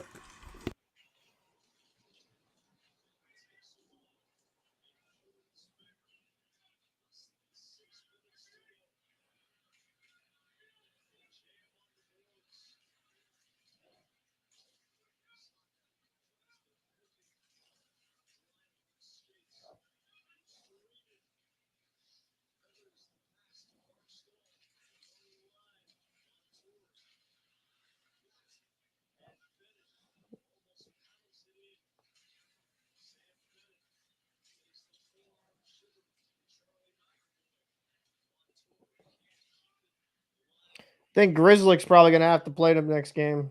You have to change something up.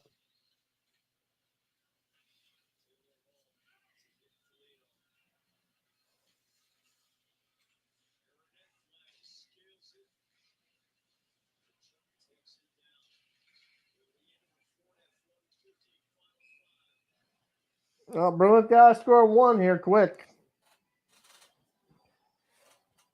Cats off to the Panthers, though. They're playing a good game.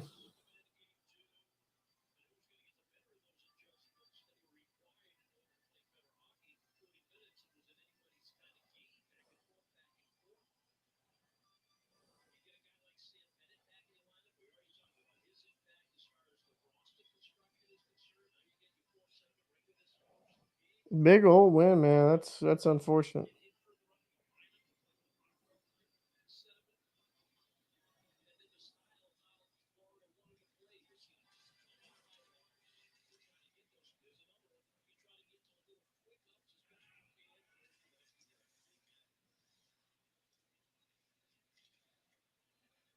Oh, the Bruins pulled their net. 5.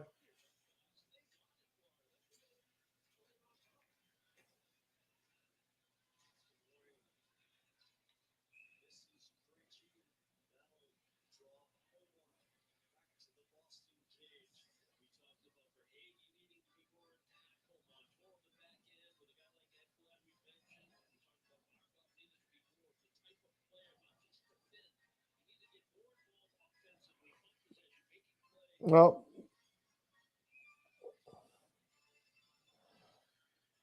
that's going to be it's just interesting one in Boston. Boys are going to have to bounce back after that one.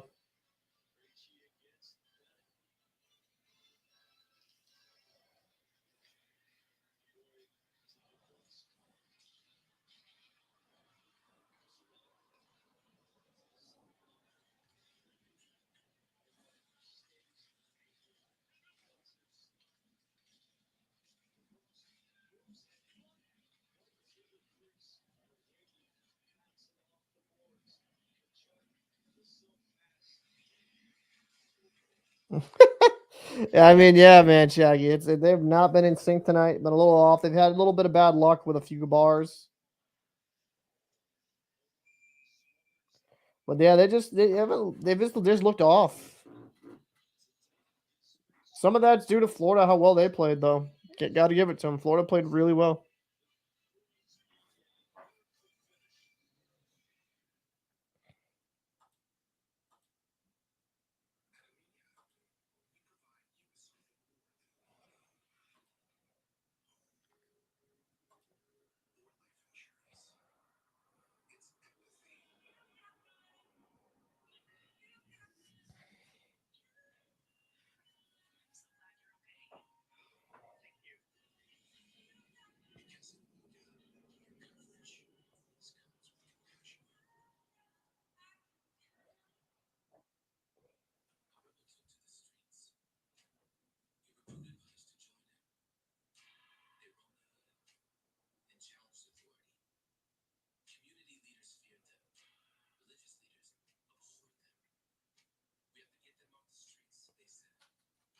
Interesting.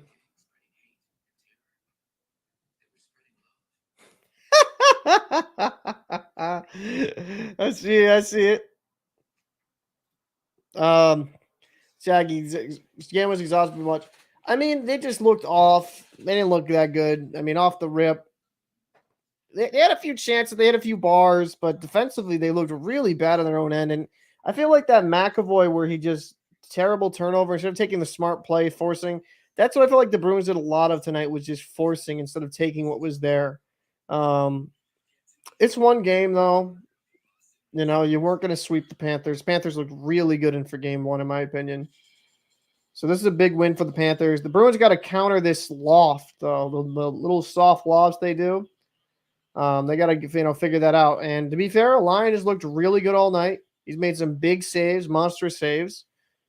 Pasta missed a couple shots where usually he buries it, and McAvoy off the crossbar. Bruins, they had some chance tonight. A little bit of a little bit of bad luck, and also the Panthers played well, and Alex Lyons played great. Alex Lyons made some pretty big saves, so he's definitely kept these guys in the game. What's going on there, Fajardo? Not much. Just got my food. Some chicken. I put the L.A. Kings and the Edmonton Oilers on the other on my computer. Gotcha.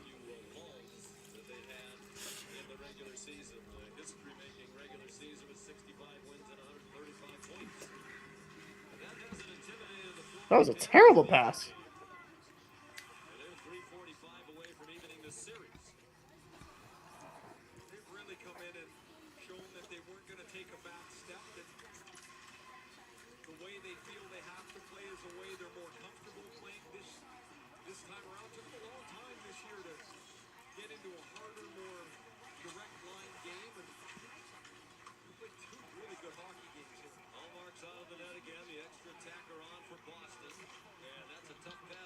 Allmark is off out of the net again.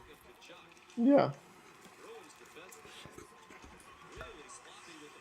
I got called out after the Calgary game with the 54 save show. I'm concerned with their sloppy transition game becoming a trend. It's been kind of ongoing ever since that part of the season.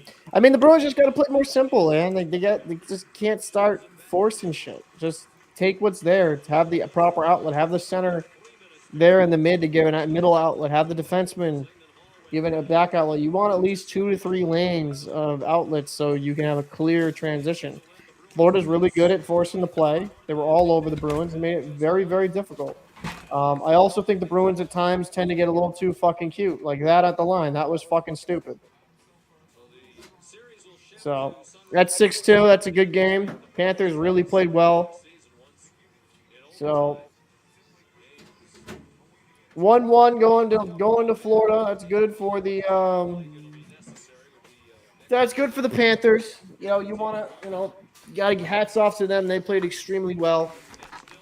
So they're going to lose this game 6-2. It's like, damn.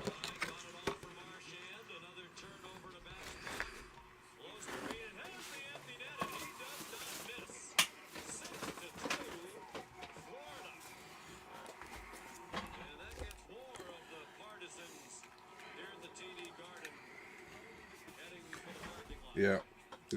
Yeah, I mean, That's a tough one.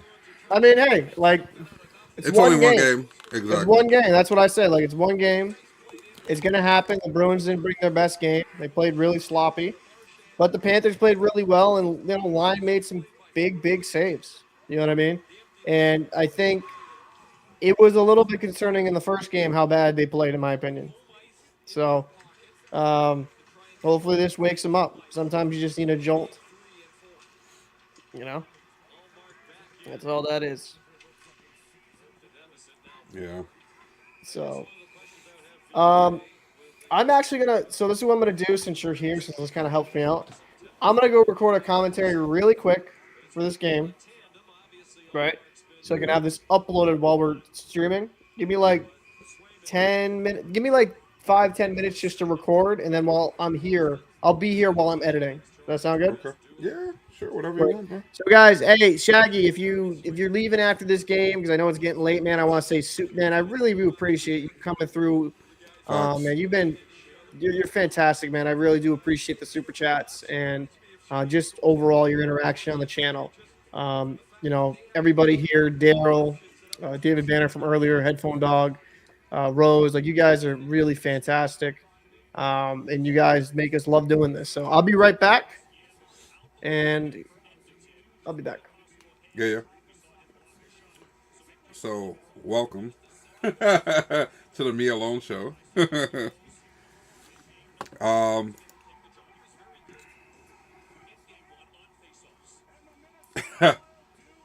Oh, Minnesota just scored to come back and make it 2-1.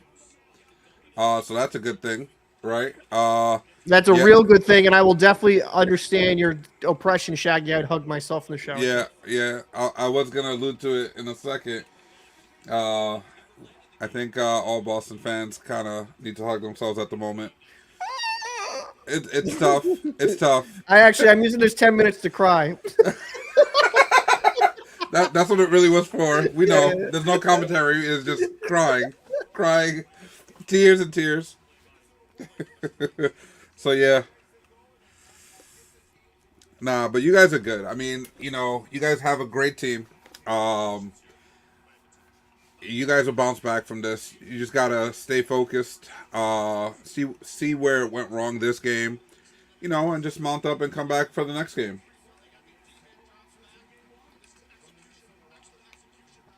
Like, if that was like you guys went down 3-2, then maybe a tear. But you guys will be fine, Shag. You know what I mean? It's tough. But they weren't perfect throughout the whole season, right? Damn near, but they weren't perfect. They lost. They actually lost to this team twice. So, not surprised that they get one. But you guys should be fine.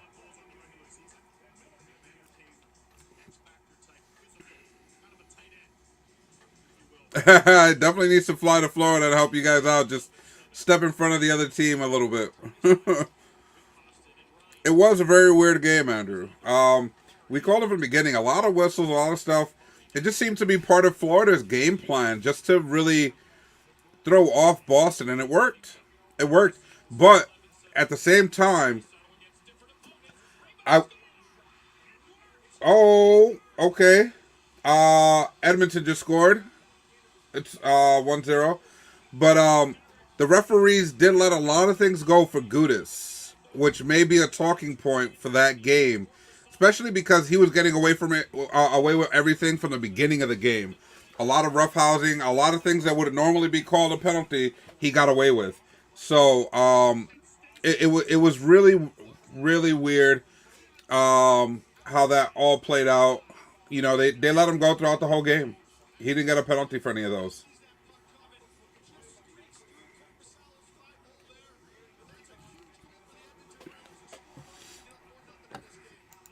Yeah, 100% headphone.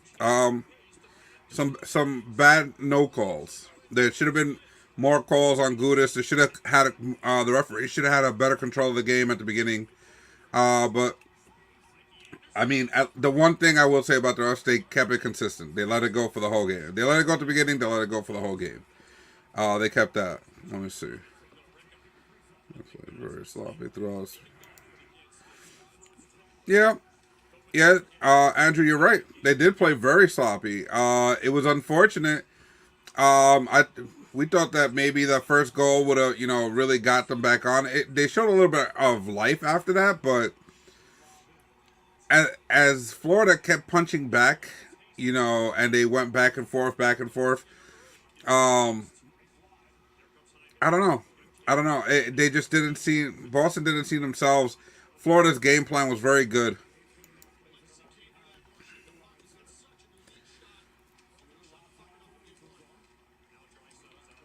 Somebody needs to fight Gudis.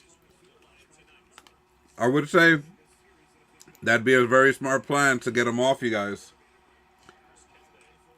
But someone you guys can afford to lose. You don't want to. You don't want it to be somebody, one of your, bigger names or whatnot. Somebody that means something to the line. So, with that, it'll be interesting game 3. Yeah, Shaggy. I agree with you. I don't think they're 100%. When we heard about the news breaking before game 1, we didn't know how severe it was. We definitely agreed that we didn't think that they played well in game 1, even though they did win. And it looks like they're probably still feeling the effects of that flu.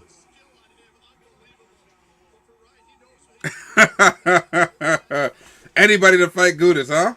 That's what we're doing. We're just gonna get a whole team of guys that are just gonna fight Gudis, and then whatever happens from there happens.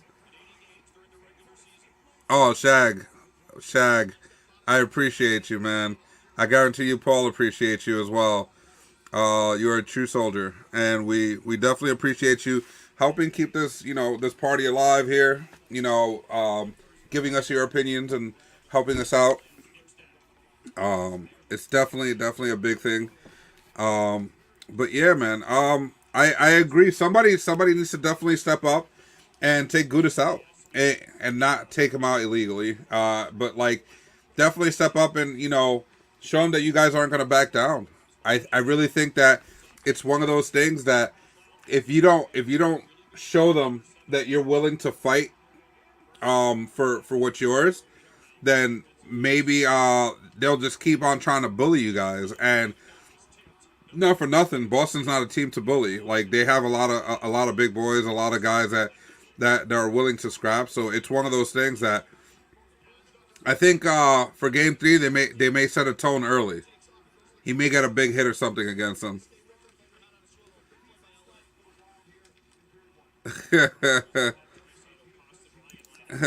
Trying to get the team some fighting practice on their off time to be ready for the game.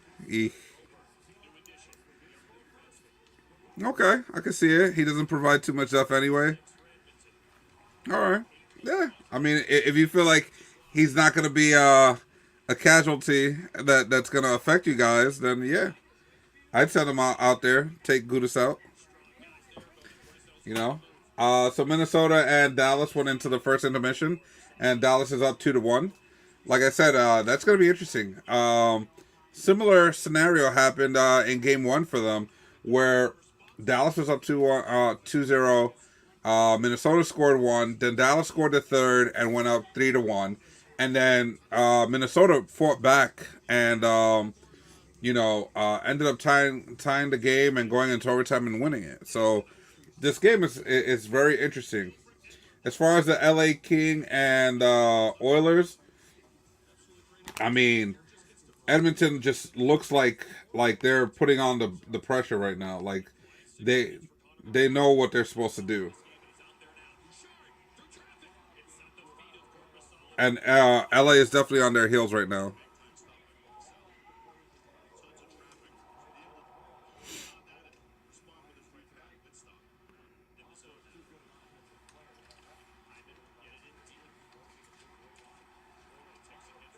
Mm.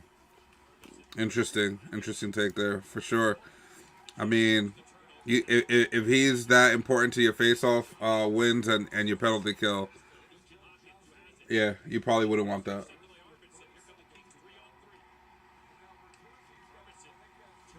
Wow, they just don't let this game end, huh? 3 seconds and they want to keep going.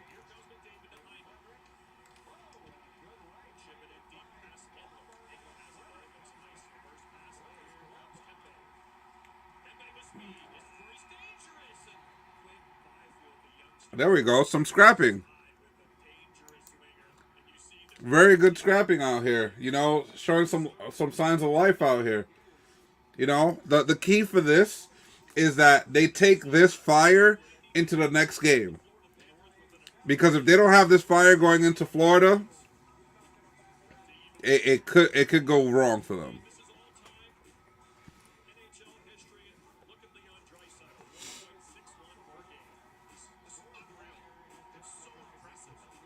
Hmm.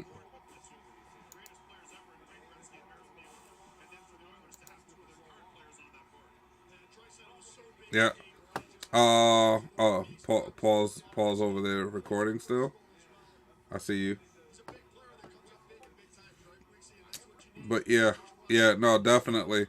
You guys are right. I mean, somebody needs to step up to Gudis because what Gudis was doing the whole game, um, he literally just punked you guys the whole game, and um, yeah, you can't allow something like that to keep going, right? Because that'll end up dictating how the play happens, right?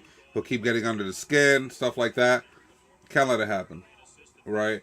Obviously, there's some fighting back and forth here with Boston and the team as the time runs out, and I think it's very important for Boston to take this and say, you know what, we need to make a stand, and we need to fight back. When we get to their house, we're gonna put it on them and go in there with like some real conviction.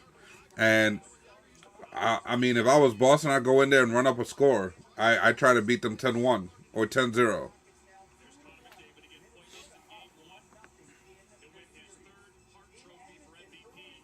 But yeah, right now, Edmonton and LA are still playing, and man, Edmonton is just controlling the game to this point. It's only 7 minutes in, but yeah, interesting. So they call Draisaitl on something that Gudis would have gotten away with. Just saying.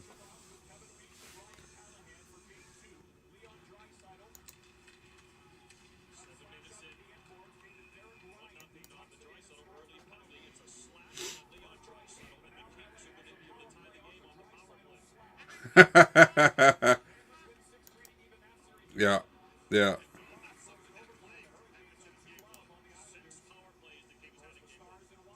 Pull the guns a blazing. Yeah, that'll be a interesting one. I think Orlov wins that one. Yeah, yeah, yeah. That'll be a very interesting one. If Orlov gets that deep, and he collides with him, yeah, it'll be Gudis that's left hurting there for sure.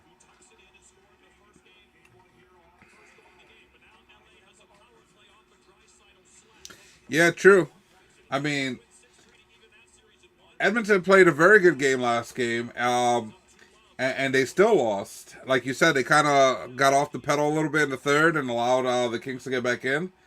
In this scenario, hopefully they just keep the pedal to the metal and keep going hard. Don't allow LA to get back in. But I mean, for LA just needs to do what they're doing now: slow the pace down. Try to control the game with their big guys down low, rotate cycle, because that was a key to their success in the last game. Was once I think Paul and I covered that a little bit yesterday when we were discussing it. Was that I'm back. hey, was that once LA slowed the game down and they let their big men control the cycles and the board play, it completely changed the dynamic of the game. And it didn't matter how much Edmonton had control of the game before, but that particular style just completely took Edmonton out of it and allowed LA to get in and do what they did to win that game.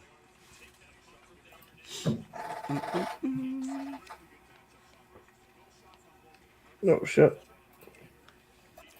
There we go. Shaggy hit us with $2 for a pity goal. Thanks, Shaggy. Appreciate you, man. So we can go buy a box of tissues. I was kind of annoyed because I was like literally recording recording, and like edit it. Like, yeah, well, gonna have to take away the score there. So It was tough, man. It was tough, but at least they showed signs of life there at the end, fighting. yeah, They just need to bring that into the next game, like right off the bat, and like beat the crap out of Florida, like 10-0, bro. Show them who the boss is, and somebody needs to fight Gudis. That's what we've been talking about while you've been gone. yeah. I mean, Gudis can't be just doing whatever he's been doing. It's kind of crazy. Yeah. Yeah, Draisaitl just did something that Gudis did that whole game, and Draisaitl got a penalty. Just saying. it's crazy.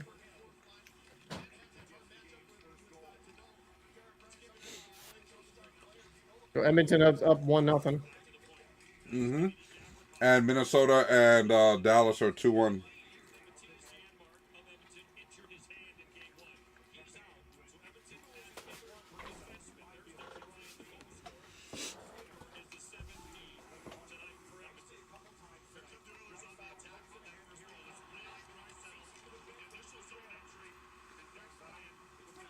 Oh my.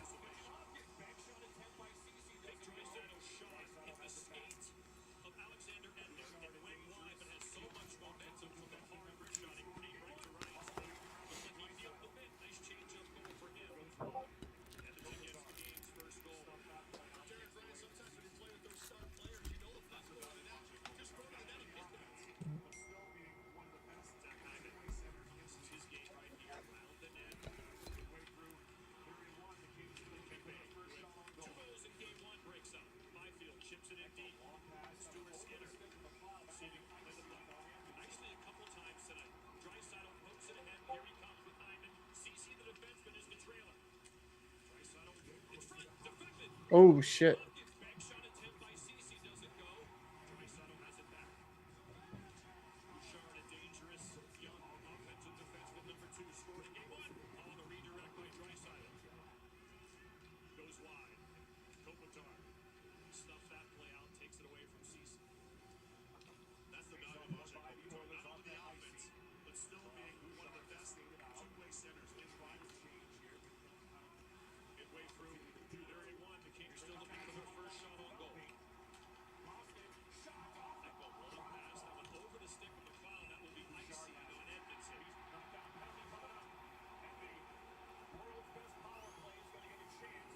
I'm like waiting for like the video to go up.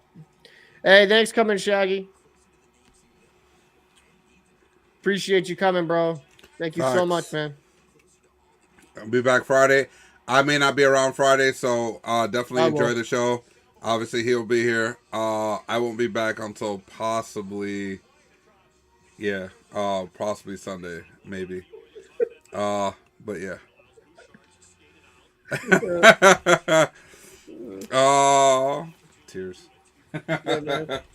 Thank you so much, man.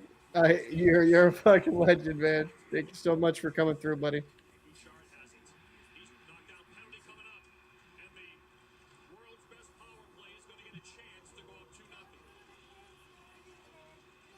Like I keep refreshing the page to like for the Bruins highlights.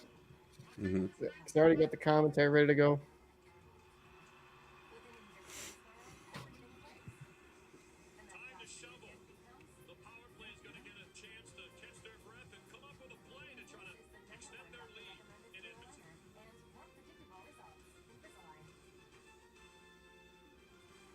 With Allegra, we live life our way.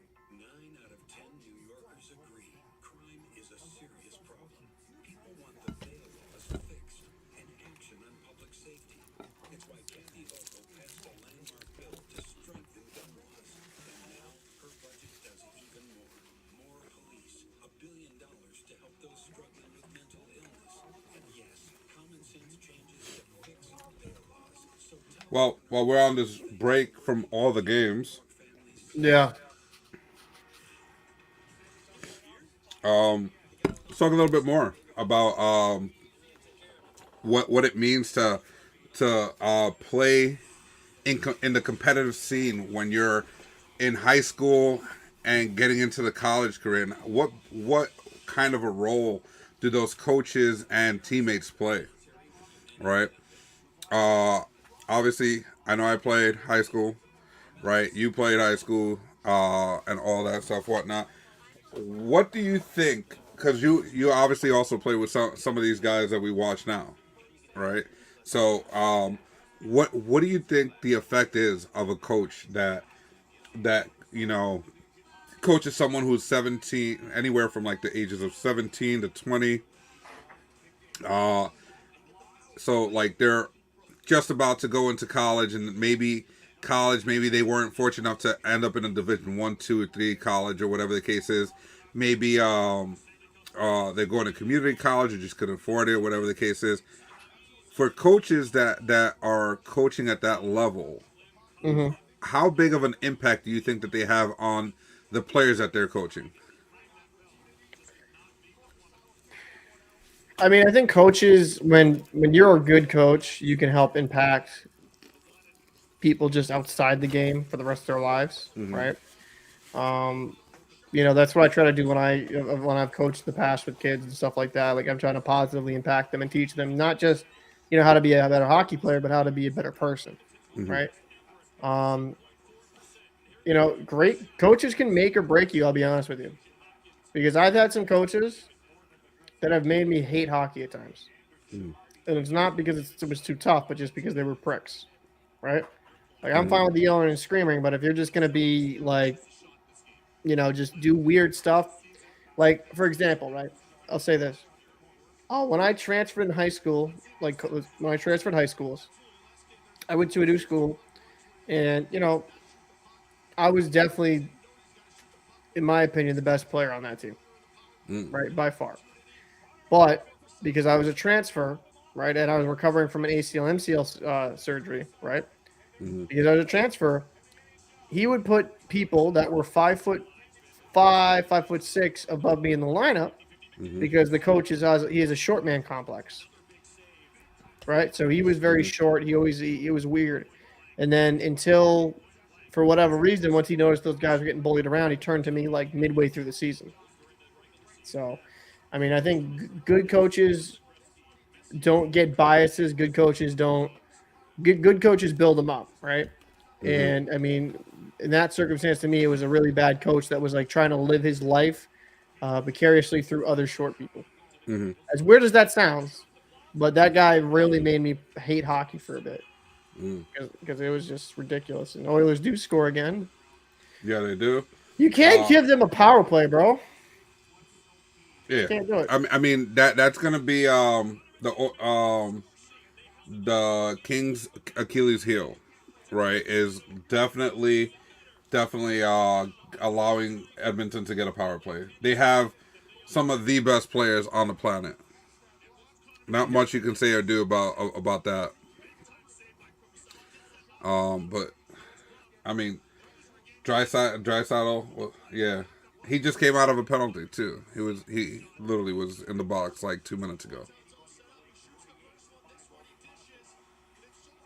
It's crazy. Like you have two number one centers in McDavid and Drysdale, and I mean Yeah. it's whew. Edmonton's a lot. All they had to do was fix up their back end, and I think they, not that they did enough, but they did, at least they did something, and it strengthened it up. So maybe it pays dividends. We're gonna see. Yeah.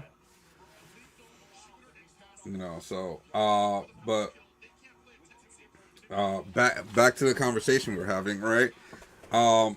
So we have Craig Doremus. Uh, he's uh he's an old friend of mine. He's my old captain, right? Shout out to the captain. And he's now the coach of, I believe, a team called the Titans in New Jersey. Um, and they actually won the championship last year. They're currently in the middle of their season now, I believe, or close to it. That's pretty late. They're probably towards the end. It's possible, and it's the New Jersey Titans for the NAHL. And it was a Robertson Cup championship. That's the championship they won. They actually start their playoffs this Friday. They actually start their play. Yeah, so that's gonna be interesting. I'm gonna be keeping a tab on that stuff or whatnot. But Craig is definitely watching, and we appreciate you tuning in. Thank you, Craig. One of the things that we were talking about, he said that he learned from our head coach was discipline, right? Being disciplined in the way that you conduct yourself, right? So yeah, so like you said, it translates through multiple different aspects of your life. How much a coach can actually contribute to a person's growth on the ice or off the ice. Right. I agree. You know what I mean? So when we finally get to do this interview, right? Because we've been talking about it for quite some time. It's gonna be really good to really get Yeah. a good perspective of what do they go through, what are the steps they take, what is on their mind as they mold these young players turning into young adults. Yeah. I mean, I think coaching is one of the more rewarding things you can do, in my opinion. Mm-hmm. It's a great it's I think personally, like, I would love to get more involved locally because I moved, right, so I'm now here in Mass. But I would love to get involved locally in coaching. I thoroughly enjoyed it. Helping players get to that next step in their development is always kind of a fun aspect of the game.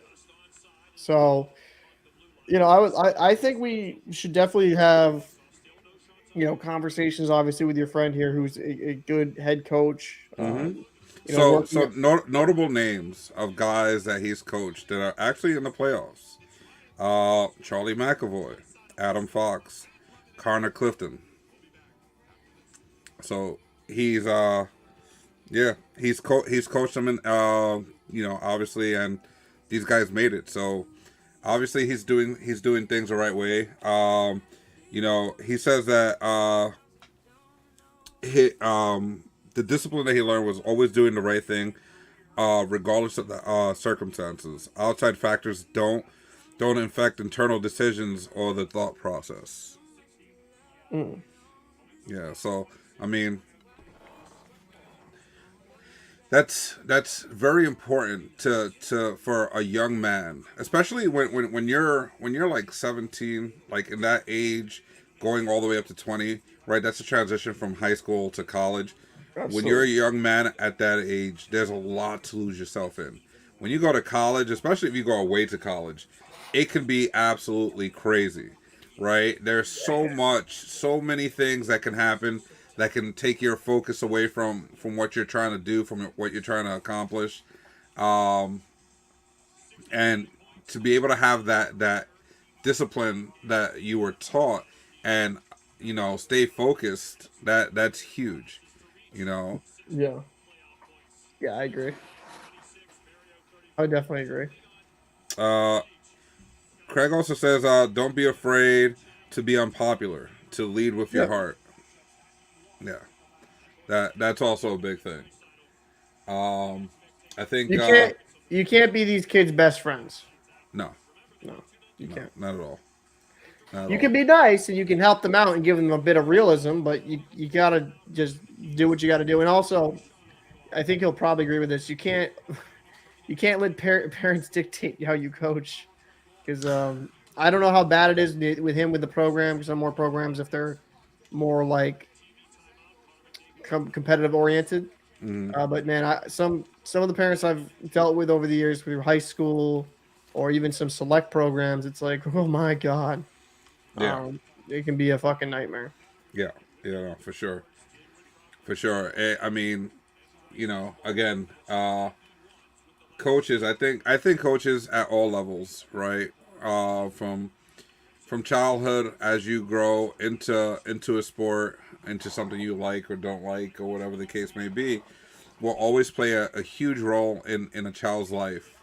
And maybe coaches don't get as much of appreciation as they should, Mm, right? Because there's a lot of coaches, a lot of coaching that goes into all these stars. Like all these stars have multiple coaches, and everybody had to have played a role, whether it's a small role, a big role, but everybody had some type of influence on all these people. mm-hmm. I agree. And to answer your question, you said now it's more so agents and parents. Is it I don't deal with parents at all. okay? So That's good. so it's probably the agents and stuff like that. So I mean, kids getting agents so young, man, that's definitely a tough one, right? Because What's always what's a his what's wait? He coaches. What does he coach? 17 to 20. Oh, okay, that makes sense then. Okay, that makes sense. Yeah, Okay. yeah. So Oh, it's is he what league is he in? NAHL, Oh, NAHL. okay, okay, Yeah, okay. I thought he was my fault. My fault. Because I was wondering, like, high school is pretty late no, in the year. it's This is higher up. like, okay, yeah, no, he wouldn't have to worry about that. Yeah, no, but they start the playoffs this Friday. Do they stream anywhere? I'm gonna try and find out. Um, well, he's watching right now. So, Craig, hey, let me know if you stream. We would definitely, I will. I definitely, will watch definitely. the video. I don't. I'll watch it. I don't give. Yeah, for sure. I mean, is there actually any players that stand out? I mean, anyone that's notable? Like that'd be kind of interesting. Yeah, Uh, I mean that'd be kind of cool. yeah, I think he's responding now. I know. I like asking a million questions because it's interesting. But yeah, it's just Oh, he sent me a link for it. I'll send it okay. to you. Cool. We could probably Hockey do like a hockeytv.com. hockeytv.com. Okay. Yeah, I'll send it to you right now. Yeah, send it on Discord. We should definitely do. Yeah, I'm down. I'm That'd be I'm fun. down. Yep. Uh, I'll send it to you on your.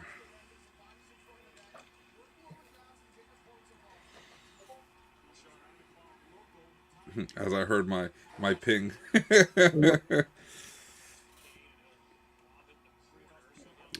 Okay, cool. He said same league where John Cooper was. No shit. Yeah, Okay. yeah. He's definitely down to do it, bro. We honestly, Craig, I swear to you, bro, this is a question I was gonna ask it personally, right? But fuck it, we're on the air, might as well, right? How do I how do I take steps to try to be a coach? Like I've always had interest. I just haven't had a lot of time. Are But you? I know you need to be certified, I believe, right? And a bunch of Yeah. Are you stuff. USA Hockey certified? Have you done any of that? No, bro. Okay. That's I what I'm don't saying. know if I I don't would know. be starting from scratch, right? Right. There's certain like he could probably better off tell you. I mean, for me, my level, I've had to. By the way, headphone dog. They finally got 2 shots. According to the shot count, LA finally got 2 shots. Damn. Let me see. Is the other game back already? The other game should be back already. Oh, I got back, and what happens? Dallas scored. So now with this Minnesota Dallas game, they are literally in copycat mode from the other night from game one. It is 3-1 again. I know there was a lot of Kings fan in that video where against Edmonton, Mm-hmm. and I'm like, and listen, the Kings came back down from 2 the other game, right? But let's not act like the Oilers are fucking slouches here. Like some of the comments I was seeing, like Kings in 4, I'm like, I don't think so. I think there's gonna be a series. It's gonna be an interesting series. Yeah. You know, I know. Even with the Bruins, I saw people, sweep, sweep, sweep. I'm like, I think the Panthers will at least win one. And they did tonight. So, um, these are some of the best hockey players in the world. Like they're not just gonna Mm-hmm. bow down and like take it. Like even like the quote unquote bad teams are really good. So let me see NHL game 2. Okay.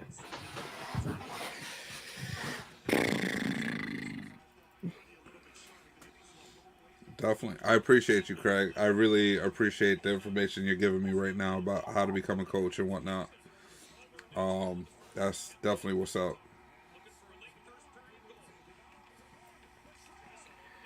So would you do it locally near you? Oh, who me? Yeah. Um, it depends. Like I told you about the possible move I was thinking about. Right? If I do that move, right, I would do it down there. Right? If I make that move to Florida, then that would be where I would probably do it, or whatever the case is. Don't know how hard it would be down there, but if I start up here, I wouldn't mind starting up here and learning. And by the way, it's 4-1 now. Jesus. Flory did make one hell of a save that reminded me of the old days, but the rebound just landed on one of the. I just don't know why you don't stick with Gustafson, man. Yeah.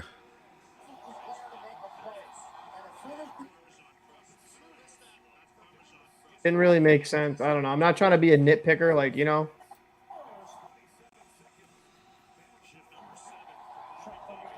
Sorry, I'm not trying to. Want me to mute my mic? Is that super loud on the feedback? No, it wasn't super loud. It's a little loud, but it's fine. It doesn't bother me.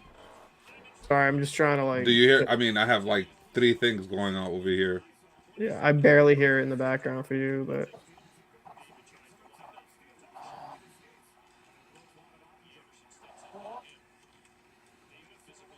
You know what, Craig? All this, I want to have that for the actual interview because that's special, right? Like that information right there is super special that people should know about how how it is for to become a coach, um, and the hardships and everything, and what it means to be a coach, especially a good coach. So we'll save that. We're definitely gonna save that. that's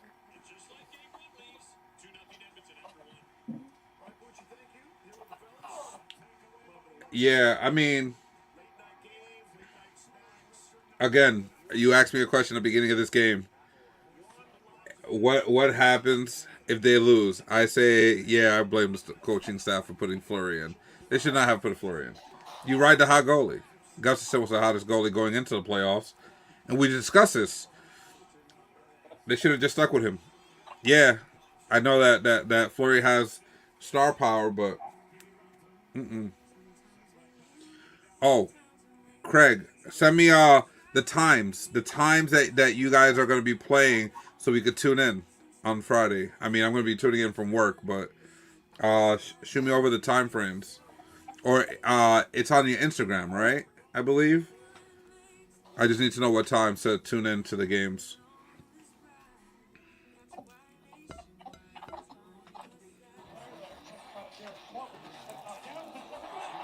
Crime is a serious problem. People want the bail laws fixed and action Friday night, 7:30, It's why and Saturday night at 7. to All stop right, justice. And now, all right. justice. So we'll be in and out.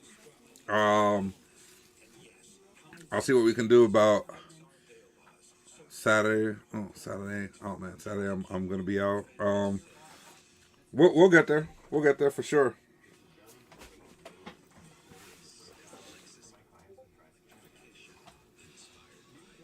Did you put the? Let me see. I don't think.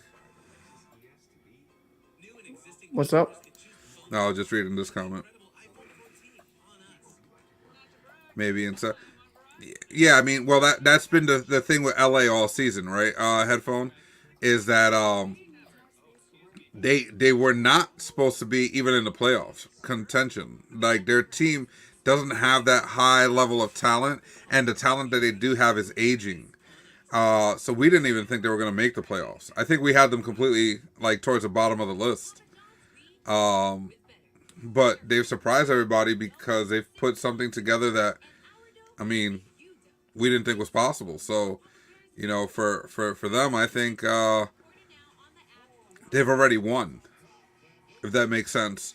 Like with what they've done this season, and even obviously they want to win as players and everything, but um, just being here and everything else, I think they've already won mentally, and as an organization, they've won this season because they didn't let their lack of talent, um, stop them from achieving that next step, and playing well as a team.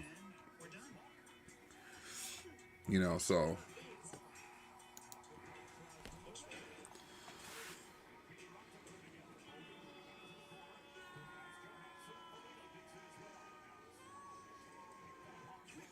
okay. Here's a thought.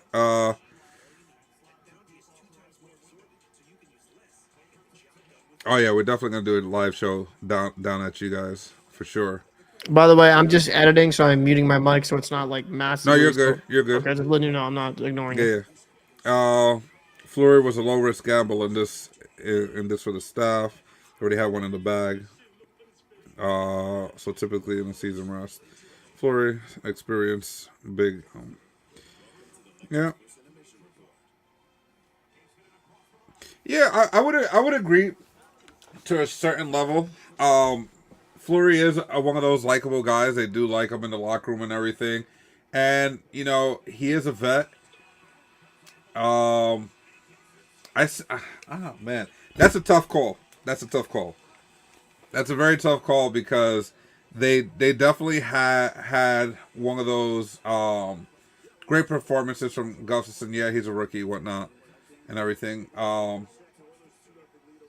But I think that they should have wrote him on this one. He played well. He played strong. But I guess if the coaching staff has already established that mentality, which for most of the season they were going back and forth between the two anyway. Well, from when they got Flurry and everything, they were going back and forth.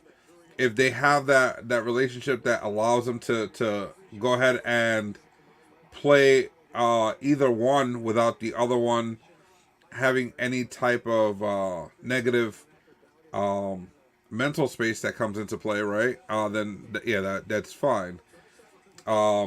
But I know for most people, most of their fans, they're probably looking at it as, why did we set the hotter goalie, right? So it's good to have a coach's perspective when it comes to a situation like that. So for I appreciate you sharing that with us and whatnot, because that's one of those things that a lot of times as fans we don't get the privilege of hearing or seeing, right? Let's see what else.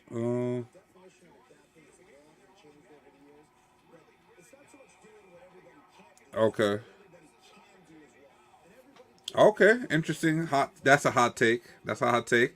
So Paul, he said that the Bruins should have done. Well, no, I don't know. He said that once the Bruins had the first game, that they probably should have tried playing Swayman in the second game. Who was that? What he said? Yeah, yeah. No, Well, no, no. I like. This is the thing. Bruins didn't play great. Didn't have much energy. Transition's not great. I also think people underestimate how big Bergeron is to the Bruins because Bergeron is a third defenseman out there on that first line.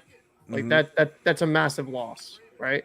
mm-hmm, Um, and I don't. I think sometimes we kind of take Bergeron for granted in the mm-hmm, media because he's just been so good for so fucking long. mm-hmm. Um, sorry, I'm just doing editing this. I think Florida win some. I think when it kind of comes down to it, I think the Bergeron misses Did they hurt. say how long he's gonna be? I don't think Pavel Zacha is a true number one center. I don't. I think he's a really good second, and then David Krejci's a good second. And then it kind of just messes up the flow. And you've had these lines together for a while, like Bergeron, Marchand, DeBrusque. They've had chemistry for a couple seasons at this point. Then you have Pasternak, Krejci, and Zacha, who've been playing fantastic together. And then you have Coyle, Bertuzzi, and Hall. And on because Coyle is such a big center, he's not huge. I mean, he's not fast. He's not fleet of foot. He's a decent, like average NHL speed. If you have two guys with hustle around him, he benefits greatly. And then you can, your fourth line, you can adjust. I Mm-hmm, like Nosek on the penalty kill, but Nosek doesn't really give you anything outside of that.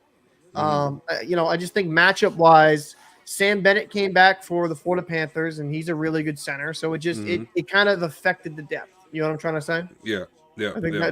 that was what affected it overall. So he says Swayman should have definitely got a run at it. Allmark's been playing above his skill all year long. I think we kind of said that before. Yeah, I, So we definitely agree. He says Zaka's a great third line center, nothing more.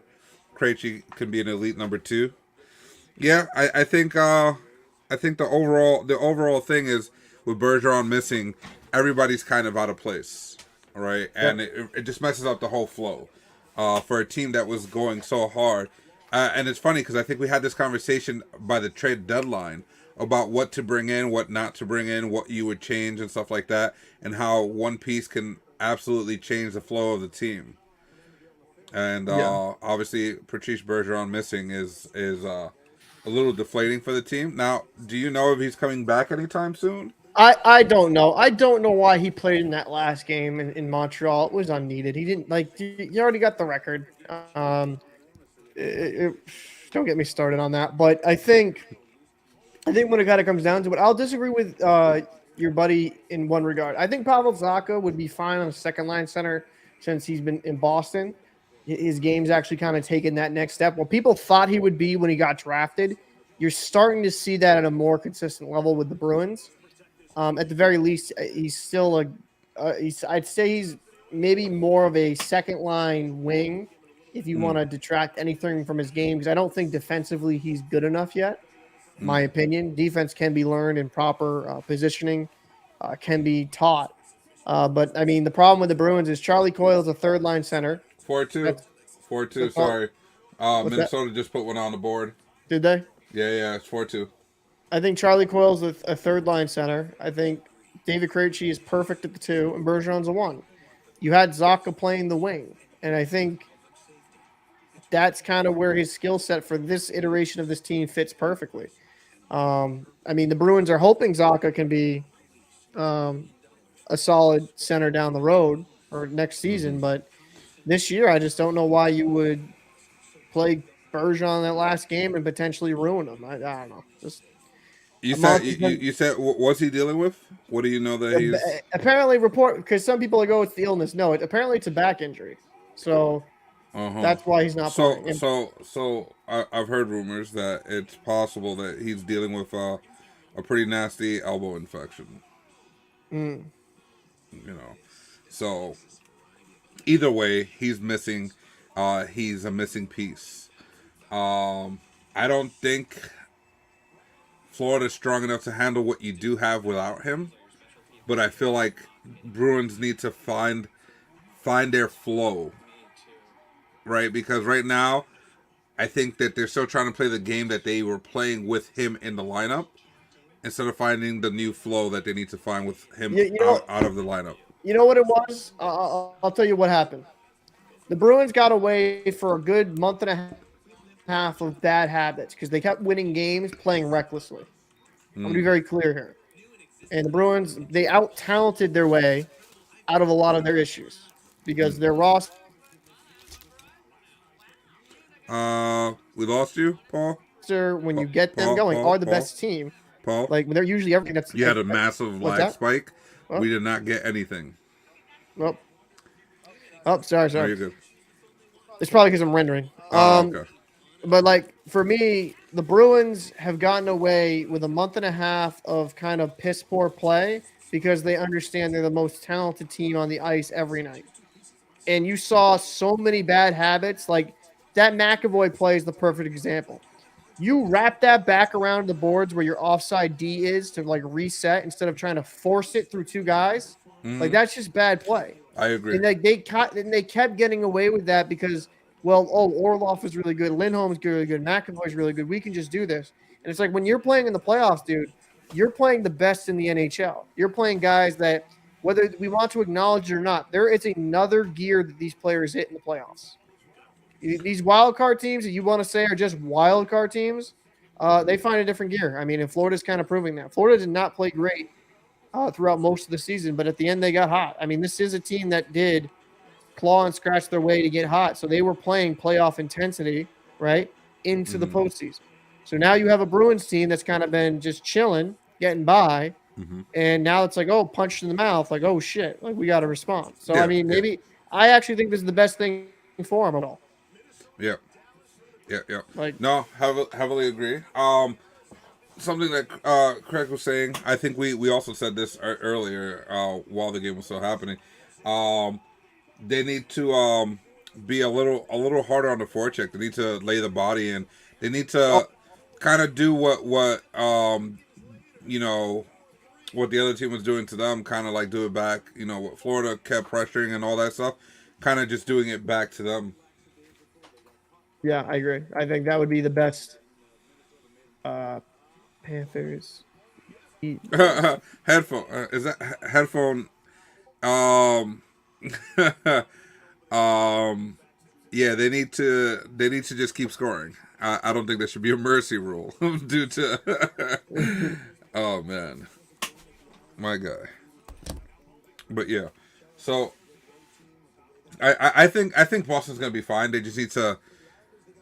They don't need to reinvent the wheel. They just need to play to their strengths and maybe just cause a little havoc, kind of how Florida did to them, you know, and pressure their defense. But I will say that the refereeing needs to tighten up a little bit there. They let things get out of hand. I think letting Gudis get away with all those penalties. Honestly, they were penalties, right? That needs to be cleaned up. Like, you can't give one guy that much. Like, the one time we thought he was going to get a penalty, they gave it to the other guy who did something weaker than he's been doing all game. Yeah, it was funny. You know what I mean? So, like, it's one of those scenarios where the refereeing, yeah, was consistent. Cool, you got one aspect right, but come on. You can't let this guy just start knocking guys over because he wants to. It was just kind of like, I'm fine if they want to keep that same intensity, but I think it was getting a little out of hand. You know what I mean? Mm-hmm.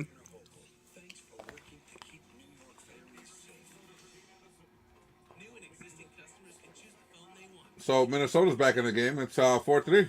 Oh my. Yeah, Minnesota's fighting, bro.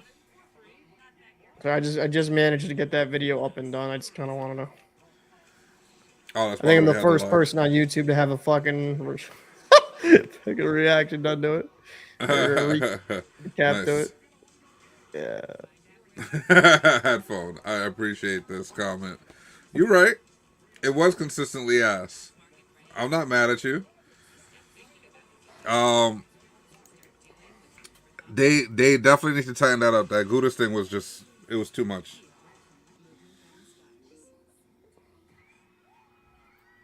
So hungry. It's so cozy. Wait, I think I have. Yeah, yeah, no, 100%, 100% agree with you. He says, Craig says, the Bruins are a sound of a roster construction that the NHL has seen in the last 10 years, and they have it all. If they stay true to themselves, they will be fine and have every chance to win a Stanley Cup before having to reinvent their roster next year. Yeah. Yep, yep. I think that's been the key that we've been speaking about. Like, all right, so after the trade deadline, Paul and I had a long conversation about this, right? And it's literally out of all the teams, Boston, Rangers, the Devils, everybody who made trades and everything. Mm.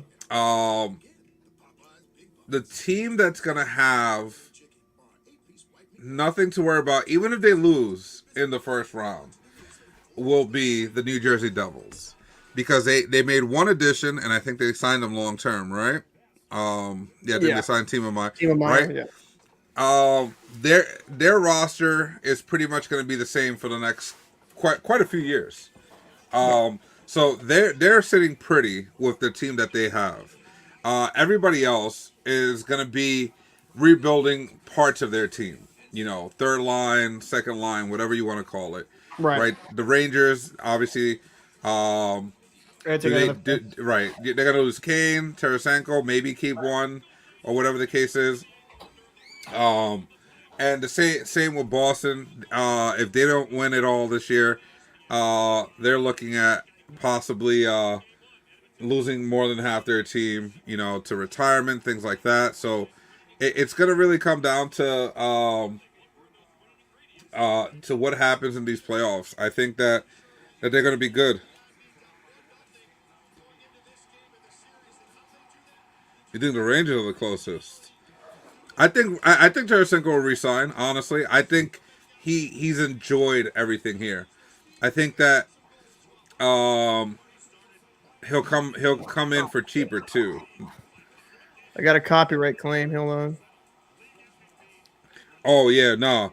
Ottman, Craig. Ottman, yeah. I've been watching him play. I've been watching low key, like his games, and I think he's gonna be real good. He's gonna fall into place. So I definitely like his game, and I think that it's gonna fit in very well with not only the Ranger fans, but with the Ranger organization, the way that we want our players to play. So it's gonna be. I think it's gonna be one of those special things. Bro, Wait, what you got copyrighted for? dude, I uploaded by accident. I uploaded Sportsnet's own fucking footage. Oh my, oh my, this guy. I'm done with you. Yo. Oh, I'm fucking tired. I don't know what I just did. That was hilarious, dude. I literally They're I like, just they're like, re-uploaded. isn't this our video? Just saying. Dude, that is hilarious, bro. And it only got me for one clip. Really? That's it? Okay. Yo, that is wild. Hold on, wait a minute. What? How did that just happen? Wait a minute. I gotta. What just happened there? Because I haven't. I don't know what you did, bro. Uh-oh. Goal, maybe no goal. It looks like Dallas just scored. It's 5-3. But something happened. A little scrum broke out. Let's see. I think this is gonna be a good goal. Dude, I don't know how that just happened. That's fucking hilarious. Good goal. Good goal.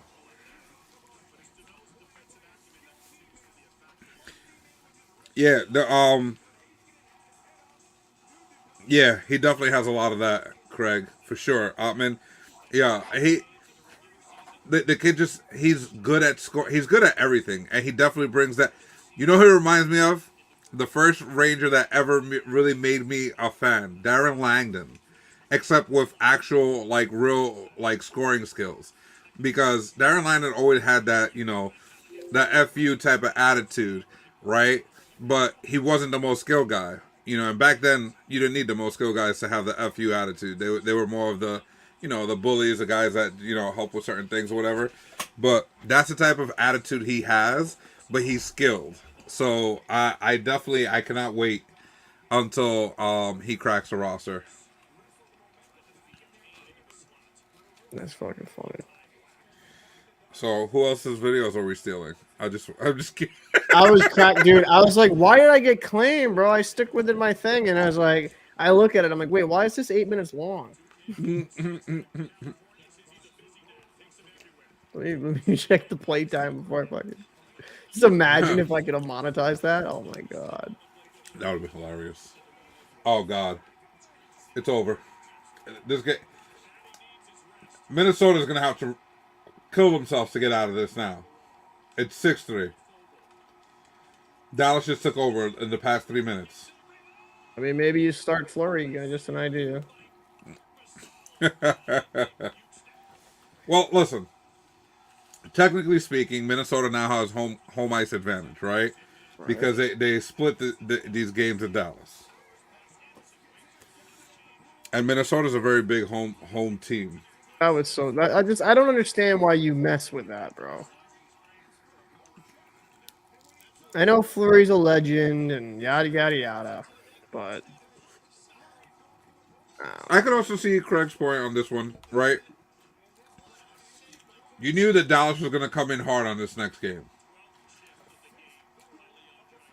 You put in Fleury, who's a vet. He has the experience. He can possibly, he could possibly get the W, possibly, right? But if it was Gustafson in there getting lit up like this, you would have broken the kid's confidence. Right? Now... Well, so you went in this game with a losing attitude then? I mean, I don't know if I mean...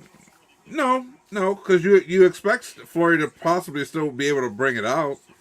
You don't expect him to lose. A man should be in a retirement home. A man should be getting fed at this time and sleeping. It's past his bedtime. Like...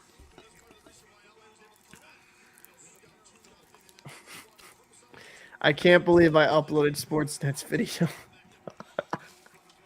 That's great, dude.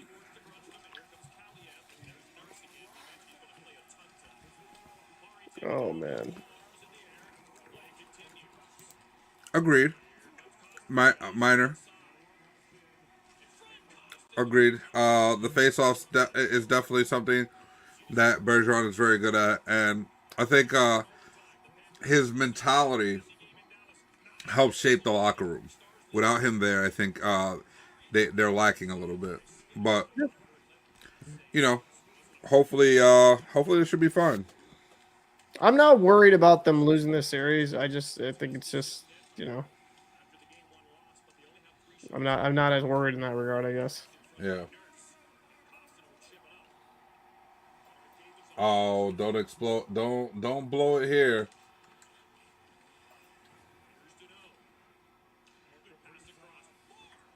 Oh, that was an accidental trip. Not mad.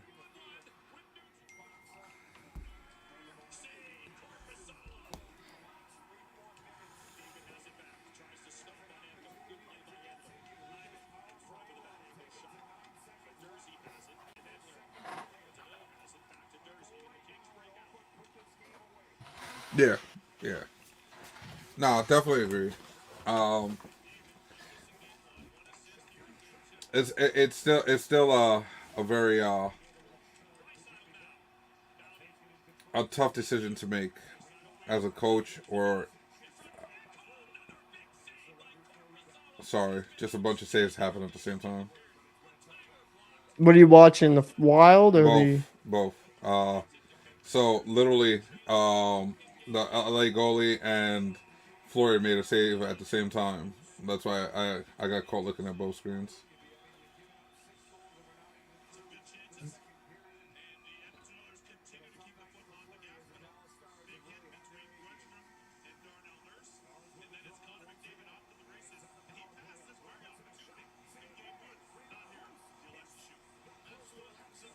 If Minnesota can kill this penalty, I think they'll at least be okay to finish the rest of this game. They just need to calm down. They're letting their emotions get the best of them right now, and they're not Mm. playing. They're not playing smart. They're trying. They're trying a little too hard, and you can tell. And I get it. It's an emotional process. You're getting smacked by Dallas, who, you know, is supposed to be better and all this other stuff or whatnot. It's difficult. Missed This it. is taking forever to process, man. Holy shit. Oh, the video. Yeah, it's like it's already uploaded and all that, but it's just taking forever to process. Oh, well, after the video you just put, I'm pretty sure they're watching it with like a microscope. It's just kind of frustrating. Like, goddamn.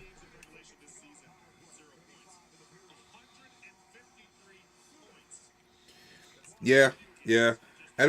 So Craig, you're right about Edmonton and the way that they chase the puck like it's a puck hunt the whole time on the ice. The problem is that they tend to take the pedal off towards the end of the game, and that's why they allowed LA to get back into it last game, right? So it's one of those where they got to stay consistent with their play, and just if they're dominating the whole game, just dominate the whole game, right? But LA made an adaptation, and they changed the way that they were playing to try to do more puck control and stuff like that. And it took Edmonton completely out of their game, and they just didn't get back, and that's why they ended up losing that first game. Yeah.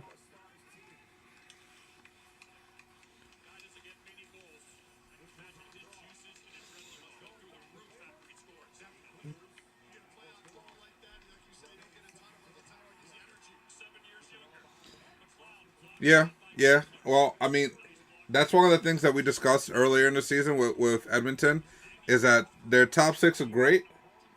But after that, you need other guys to step up, and we definitely don't think that they have the bottom six to do much. Um, it's tough for Edmonton. Yeah, I mean, Um, yeah, I agree with that. Well, I mean, they've improved. I really liked the addition of Ekholm. I like that a well, lot. yeah, of course, because we talked about this before the season even started about the lack of defense there. That's kind of, they needed something to stop other guys, because when their top lines get neutralized, where are they getting the secondary scoring? And do they have the defense to stop other teams' third and fourth lines that also can score, like Colorado, who did it to them last year? So that becomes a big thing. and action on public safety. It's why Kathy Hochul passed a landmark bill to strengthen gun laws. And now her budget. Oh yeah, for sure. They need guys who know how to win plays, little subtle plays, to the manager and win the game, to manage the game and win the game. Yeah, 100%. Right. So most of those guys are always going to be in the third, fourth line, right? And the problem is that they're definitely, like we said, we all agreed on, is that Edmonton is top heavy. The bottom six, though, is where they failed, right? And defensively, I mean, yeah, they added one addition, and I think it helped their defense tremendously, just with that one addition. But they need one or two more guys on the defensive end that can help solidify the defense. But also on the bottom six, like you said, they need guys that know how to manage the time. Guys that are role players, right? So you look at some of these, I guess the bigger, better teams, in the likes of Boston, the Rangers, where they have two top lines that 9 out of 10 times they're going to neutralize each other. It's the third and fourth line guys that are going to win these series for both of those teams, because they're the guys that have the weaker matchups and need to be able to step up. That's where the game could be won and lost for most of these guys. I'd agree. Let's see, Corey. I was just thinking how crappy it is for Vancouver. Seattle made playoff. Oh, made the playoffs, and they're going to have extra cap space. And Seattle didn't buy at the deadline. Yeah, yeah.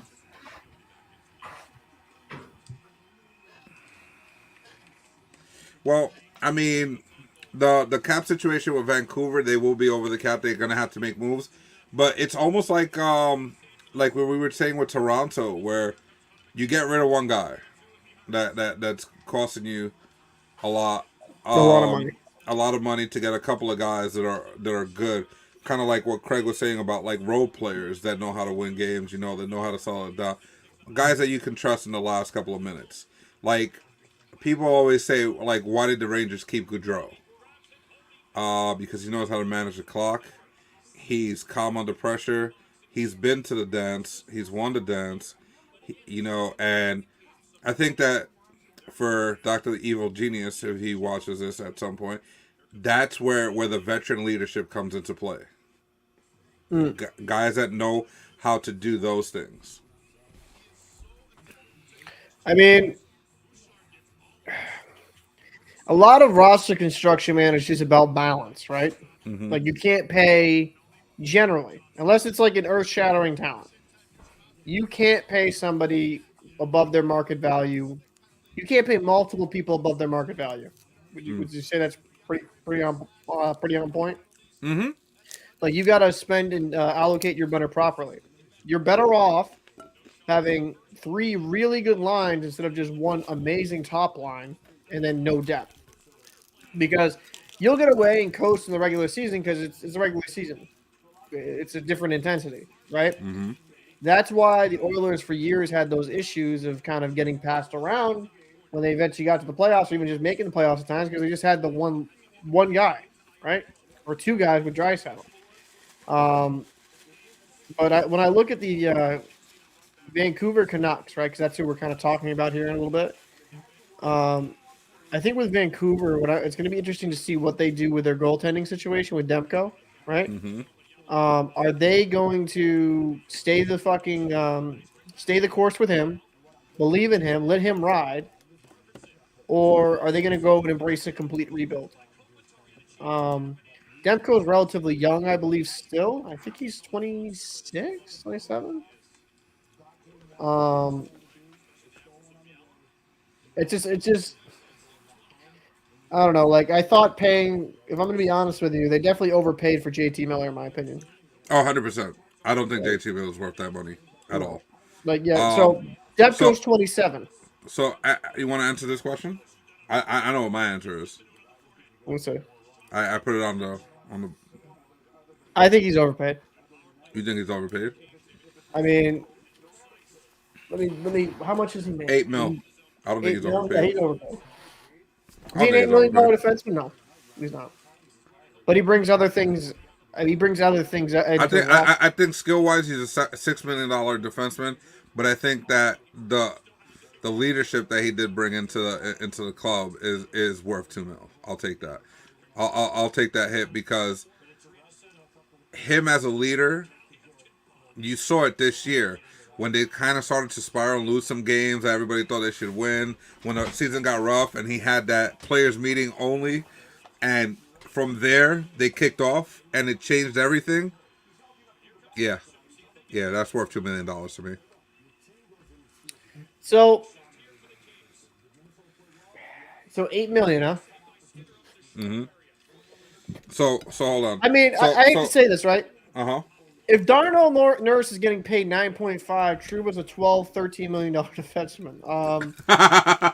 Those So are like facts. Those are that, facts. and I'm not trying to sound like a complete hater, but that's just the truth. I don't think what Trouba's paid is absolutely ridiculous. It'd be better if you get him around a 6 mil, maybe a 7 mil cap hit, because I think there's good quality of Trouba's games. There's aspects of his game I really like. Sometimes though he takes himself out of the play with his physicality. Mm-hmm. But this year he's been pretty good.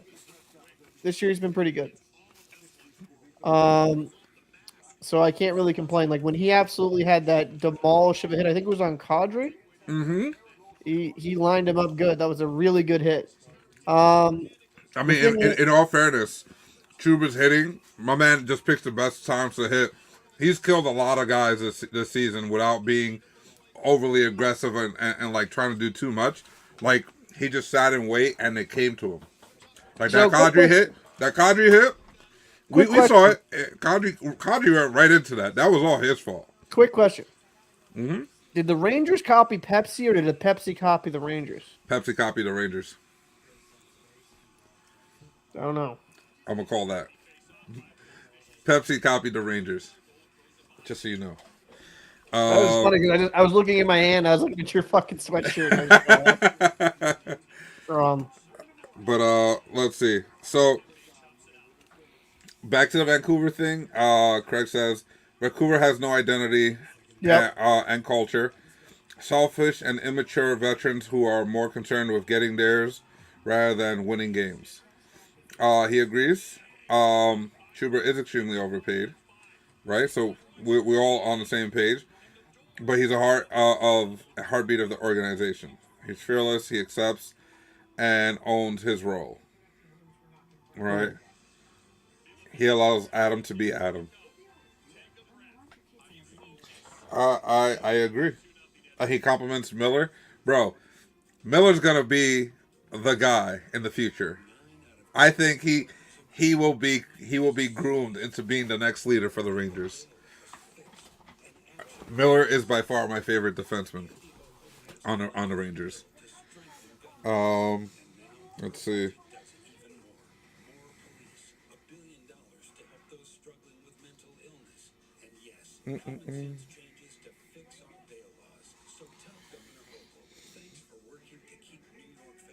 So he says, yeah. Yeah, Truba hits almost as hard as you did, Craig. I mean, our whole high school team, we were all kind of monsters when it came to hitting. We were all beasts. Let's just be real. And we were definitely punching above our own weight class. We just didn't know it back then. Okay, let's actually I mean, Fox making 9.5 mil. I mean, I can't really say he's overpaid, but he's underplaying.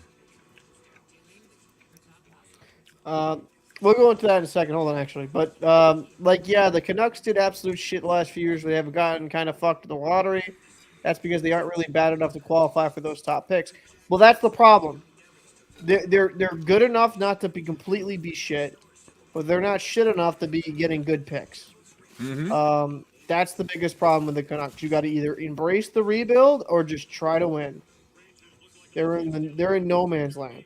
That's why, in my opinion, like Thatcher Demko's 27. Hear me out here, Jonah. Thatcher Demko's 27. You ain't doing shit with Thatcher Demko in his prime. Trade him for some draft picks. Mm-hmm. Get some capital. And just move on.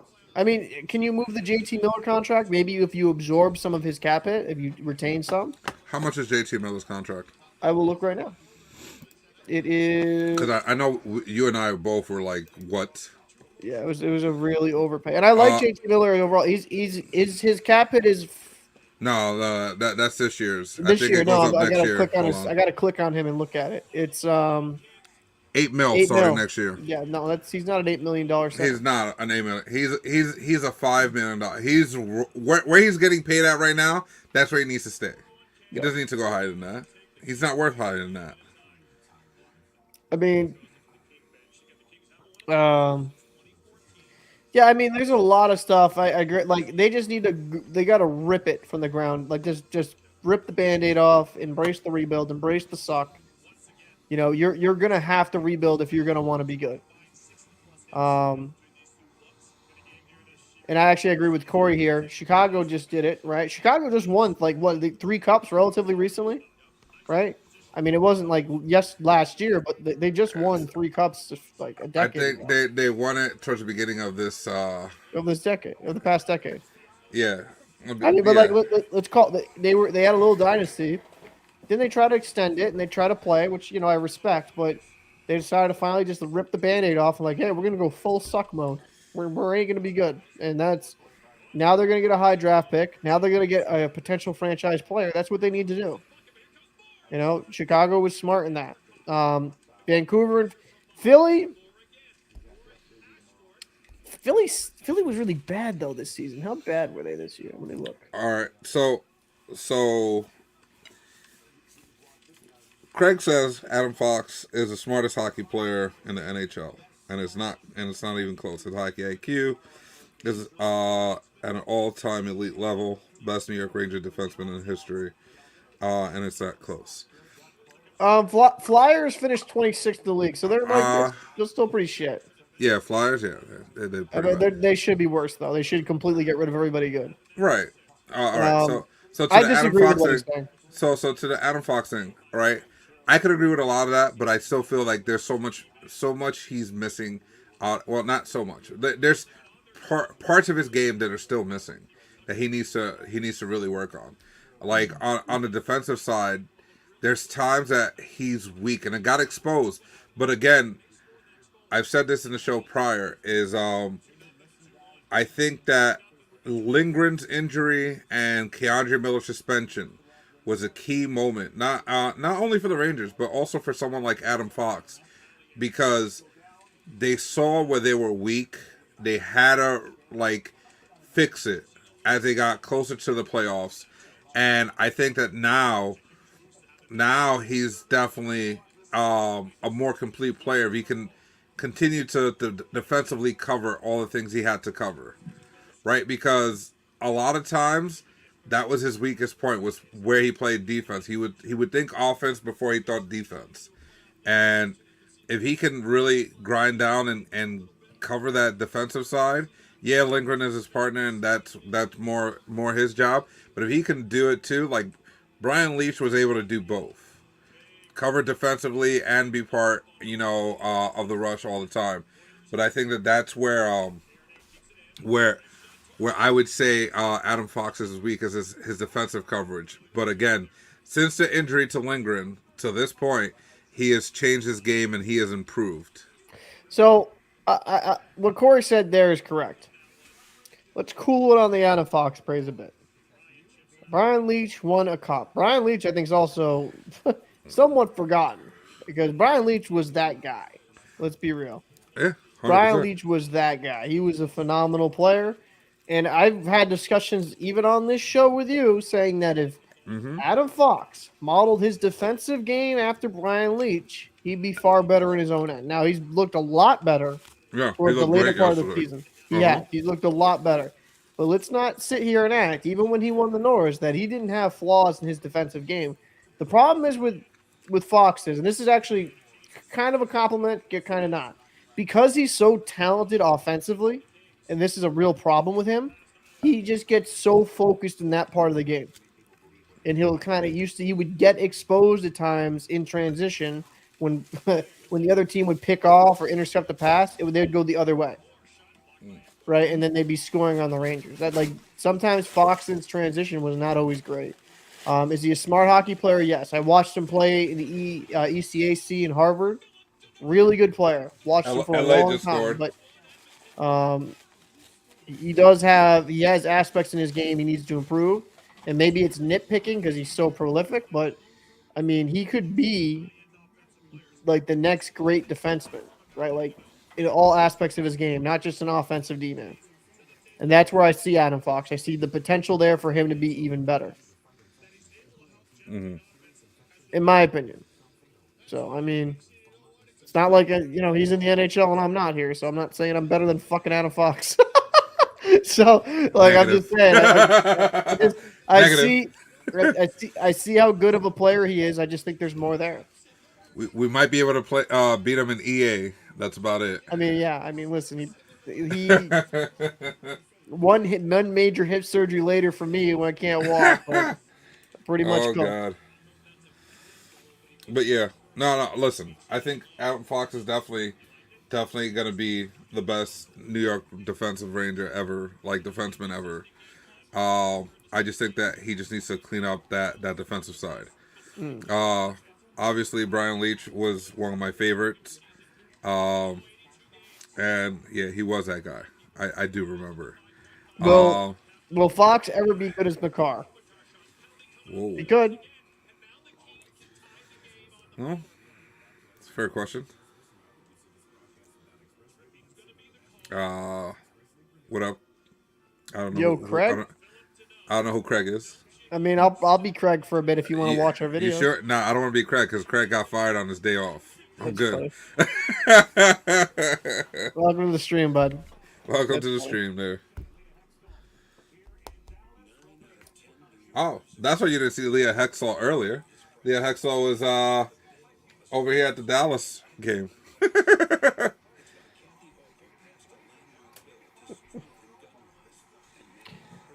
Man, I don't want to hate on her. It's just like her play-by-play is so rough, Uh, so rough. So many other people that could do it. so, do you think Minnesota can bounce back in this third, get 3 goals, tie this up?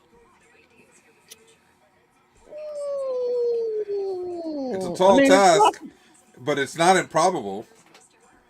I think they can do something. I think they just got to start early. If they got one early here, then they have life to work with it.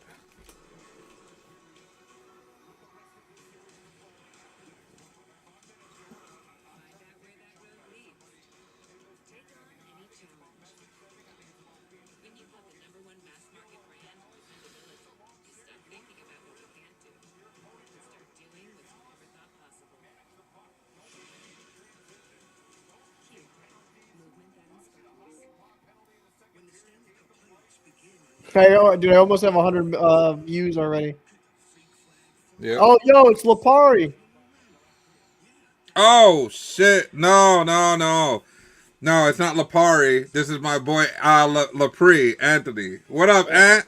Oh shit. Appreciate you for getting on here. Mad love. You know, One of hit my old that- teammates. That's Not yeah. Not Lapari. It's yeah, Lapri. Okay, my fault. All good, all good. Still same love, same love. What up, Lip? Okay. Oh man. But yeah, Lip, thanks for tuning in, man. Any predictions on any of these series or anything you want to get out there on what you've seen so far throughout the playoffs?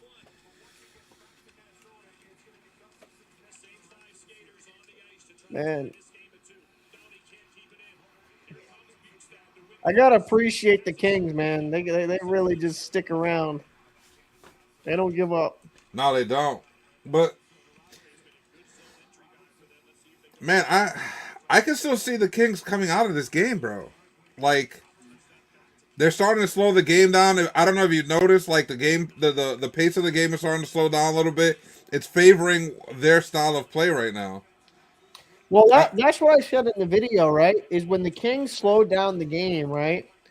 They, and played a heavier cycle game with like big builds like Govitar and Byfield. Mm-hmm. They did a lot better, and that's what they got to do. They got to play to their strengths. Like you're not going to beat the Oilers in a fast transition game. You're just not. Like their team is built on speed. Yeah. I mean, even their third, fourth liners, man, they got wheels. So, you got to kind of play to your own strength. The Kings team is more built on a puck possession strength type style. Yeah.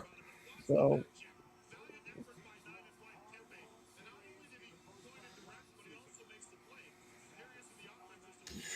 that was such a dumb play by Kane. Holy shit. Arvidsson almost put that in. That was nice.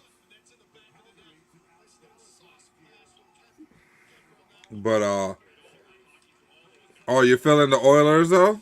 Alright. That's what's up.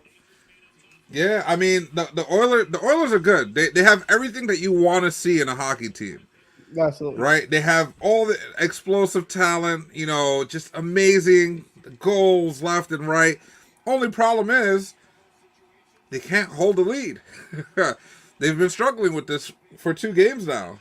You know what I mean? Like they don't have that shutdown mentality. And we spoke about this actually during the season where we said that the weakest point for Edmonton is going to be their defense. They only made one move. They got better. They got a really good defenseman, right? But was it enough? Was the question going into these playoffs. Was that addition of one defenseman the big difference for Edmonton to be able to get over the hill and get to that next level? Absolutely. I don't know. That's the problem, is that I don't know. Right? I'm not going to sit here and say that it's going to be enough, because their offensive power makes it that you only need a minimal amount of real defense to win. So it's going to be one of those. It's going to be very very interesting to see how it plays out for Edmonton. But I will say this: if Edmonton does not get out of this round of the playoffs, they're going to have to do something severe in order to fix that back end. And severe, I'm not talking about get rid of the big boys. I'm talking about like maybe make a bunch of changes on the defensive end Yeah. because they really need to clean that side of their game up. Ivana came is such a dumbass. Yeah, headphones. He took another penalty, so it's a LA 5-on-3 for the next 2 seconds left. Oh my god. Kempe completely missed that. Oh, now it's 5-on-4. What time is it for you in the Oilers Kings game? 2:34. Oh, I'm at 221, 220. Yeah, yeah. That's the iPad. Oh, okay. Yeah, Just nice. I don't want to go to the TV because then it's just a whole different thing, right? We don't want to Yeah, do yeah. that. Appreciate But you. but the Minnesota game 6-3, 16:29 left. I mean, Ottinger's only made 15 saves, but even with that, the saves that he's making, some pretty good saves, some necessary saves. You know, it would normally go by a couple of other So, do you think the goalies. Kane series is over? Which one? The Islanders versus the Yeah. Hurricanes. Oh, that was a super big save right there. Um,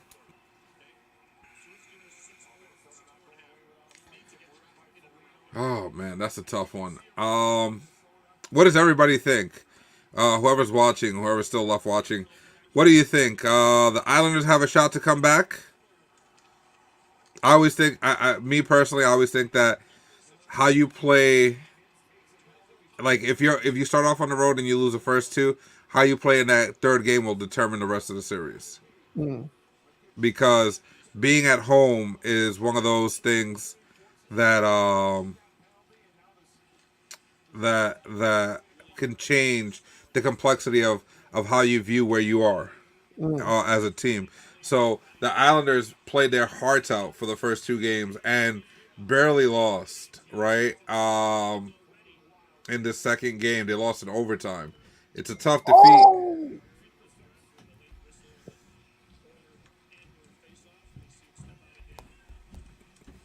Uh, uh, uh. Two, you say 2-2. Craig says 2-2 after going back to the UBS arena. 2-2. He said it goes 2-2. He says Islanders take two at home. Two at home. I mean, I'm not gonna say it's over. I think that the Canes always play good at home. I think the games have been tight, obviously, but the Islanders got to be more composed on the offensive side of their game, man. It's I like mean, for a lot of the beginning of that game, they were just struggling. I'm gonna call it what it is. I'm gonna say that this is gonna be a repeat of what? Oh, 2-2. Oh, LA is 2-2. Yeah, I just saw that, Craig. I just saw that. I didn't I want to have pay it on the attention. iPad. I have it on iPad, so I'm behind. It's 2-2. Okay. Okay, we live. We live out here. Yeah, But this is great hockey, man. yeah, yeah, all the way around. But back to the island, right? I think that the Islanders can come back. I think that series is going to be exactly how Oh man. I think that the series with the Islanders and Carolina is going to be a repeat of what happened last season with the Rangers and Carolina. It's going to go to a game 7, and the Islanders are going to pull it out. Dude, that's crazy. The freaking Kings, man. Don't sleep on them.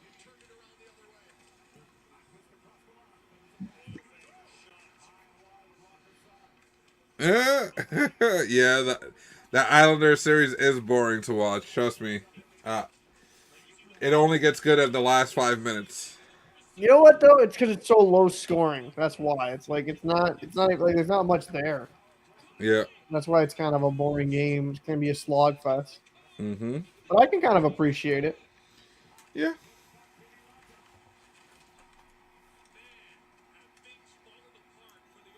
What was it that you always say?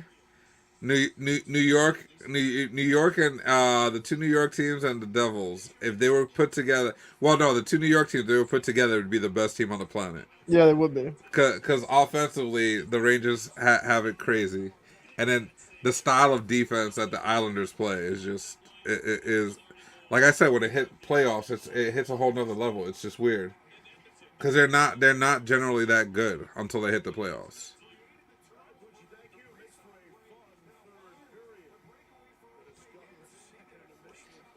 Yep. That's just crazy, man. So the Kings are tied. Um, Minnesota's getting the work by Dallas. Oh wow, good save. I'm curious. I'm curious. Who's in the lineup? That's wild. I want to see the stars. Defense. Oh, oh, but he hasn't played not one. He's a healthy scratch. Lundqvist is a Yeah, healthy he's scratch. a healthy scratch for them. Sad to see. I think that kid has a lot of upside to him. I think he's gonna be. I just think he needs a little more time.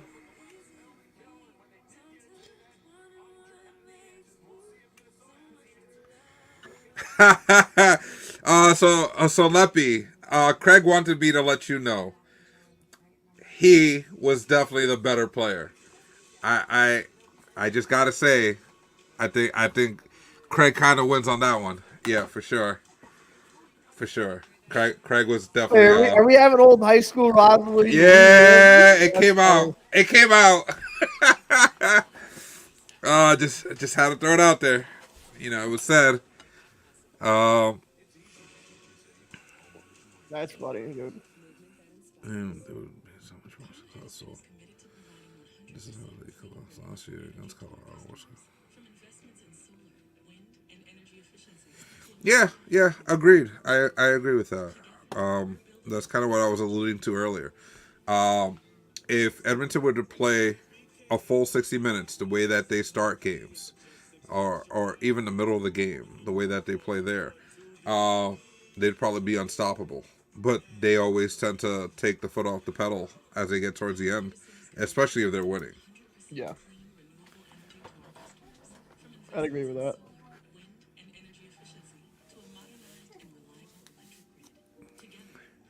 By the way, if anybody needs their car detailed, message that guy right there. MAK Auto Spa Detailing. Does great jobs. I've seen a lot of the stuff he does. Amazing. Where's he based out of? Uh, like he does Long Island, Queens, generally that area or whatnot. But I'm I pretty mean, sure. because as you know, we cover everything. So on the Rangers, Yeah. front, Yep. send me a $5,000 for promotion. No, I'm just joking. You got the high school discount right now. Yeah. That was a high school discount right there. No, but I just but yeah, Nah, bro, nah. I'm gonna send you his Instagram. When you see what he, yo, bro. no, I'm definitely gonna get my car detailed. I'm gonna be cognizant of it because we get like, as you know, dude, we get like hundreds of thousands of views. Yeah, for sure. So just when I do a Rangers video, people from the area are gonna watch it. So Yeah, nah, for sure. Cause, bro, like some of the stuff that he does, I've seen him do on cars. Man, the cars look like, like them old school faded cars. Like you're like, oh, that's a classic. Bro, he makes some things look like brand new. Like the engines look like brand new without the damage. It's crazy.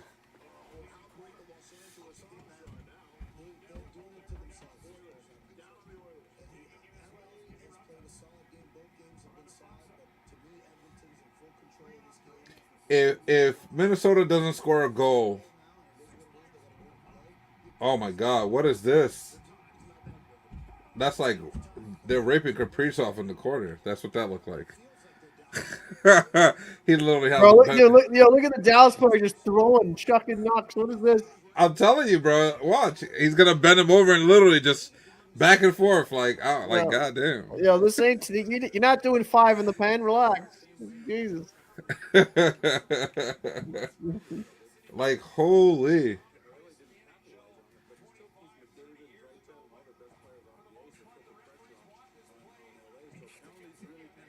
No, we should definitely yeah, send me his Instagram and stuff, and like I'll make content because I'm gonna probably be doing I'm obviously gonna do the Islanders video Yeah. tonight.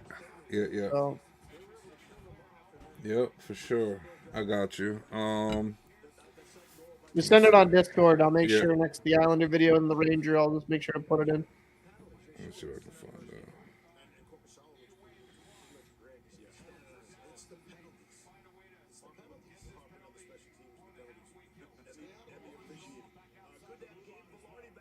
Oh, we have you on the Titans on the Titans Instagram. I got you, bro.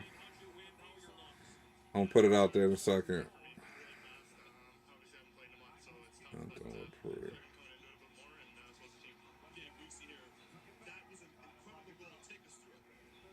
No man, hey, no problem, dude. Like, we like to kind of give back to people and stuff. I feel like when you shout out, give people love, there's always that mutual respect there, you know what I mean? So I mean, we reached thousands upon thousands Yeah. of people, hundreds of thousands of people. So Do you want the profile or copy the profile URL? Right. That's what you want. just send me the Yeah. whatever you got. Oh, which day Bounder. Minnesota needs to get a goal like on this now. Like I believe that. Let me know if you get into that. And then you already have the other one for the Nathan. So Craig, I'm gonna be real. I've messed up the name of your team because I only knew the Instagram, so I always read the Instagram. So I kept calling them like the Nathaniels, bro. It was like the worst ever. And then I was like, wait, but it's like the Titans. Like it took me a while, and it never really boom.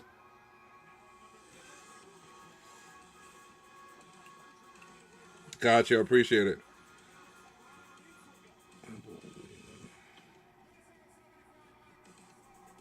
bro, this is getting scrappy here.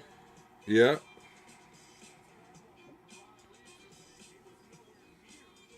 Were you able to get on there from So Craig, do you want us to just put out there the website or the Instagram? Because I see both of them on here. Let me know. And Leppy, how you call it? I only have the one. I have your Instagram. That's the one that you do the business out of, right? That you do the detailing.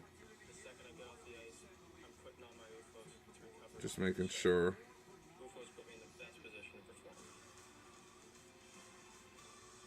Okay, I'll share both of those.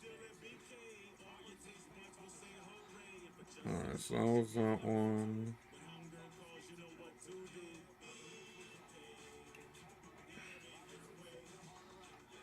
So this one here.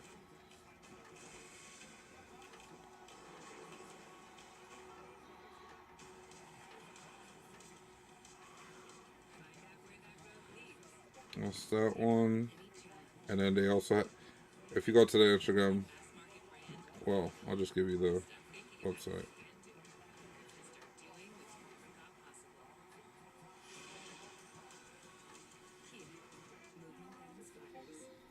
And then that's the website for their team, the That's cool. Titans. When do you think it'd be a good time to interview him? Um, Like t- off season?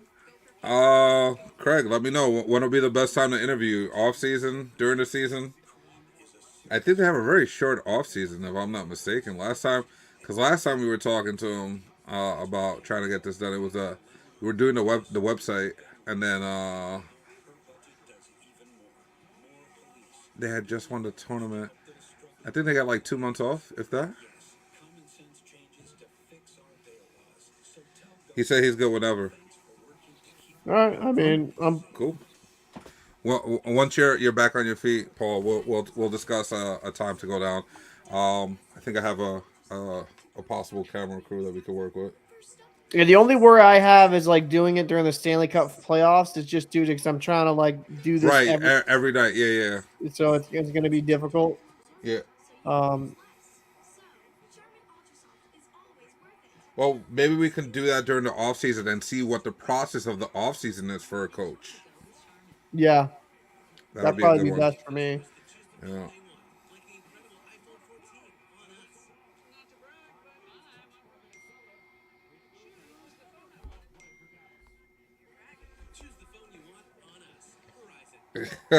He said, "Let's do it next week."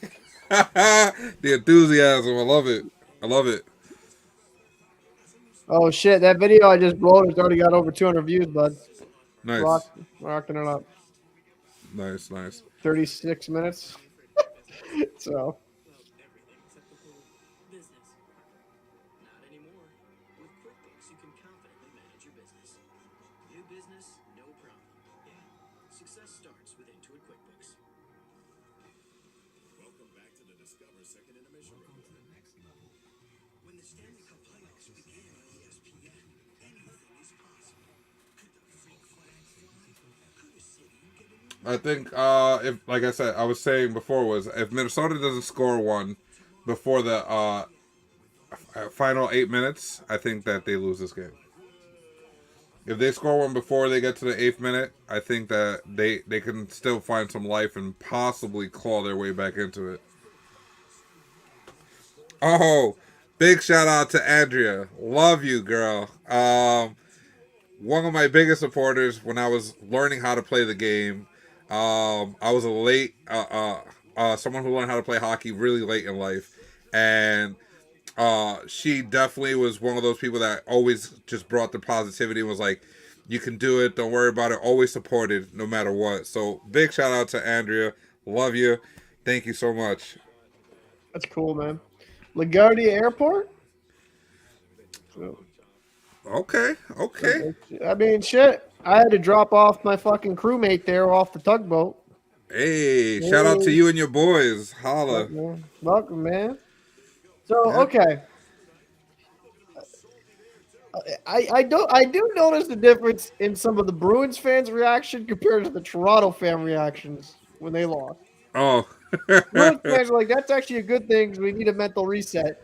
Toronto fans, I'm like having to call a fucking hotline. Toronto, you gotta call the freaking number and be like, yo, Well, so listen, you need to 1-800 watch them boys. Remember, there's that song by what's that rapper's name? Logic.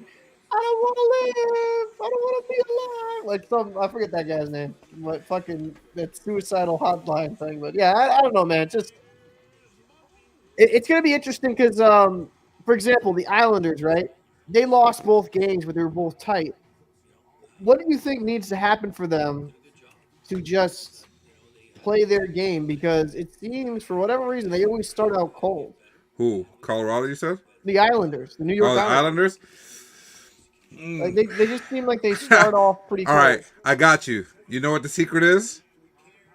If I was the Islanders, I'd imagine every team that I'm playing are the New York Rangers.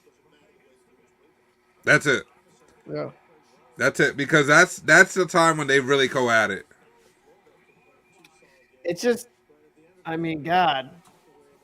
It is kind of cool seeing pretty much all New York area teams in the Metro, besides, in the dance, in the playoffs. Yeah. Islanders, Devils, Rangers. Just need Buffalo to make it, and it would have been kind of cool. So when it comes to the Islanders getting a quick start, I think it's all going to really depend on their crowd.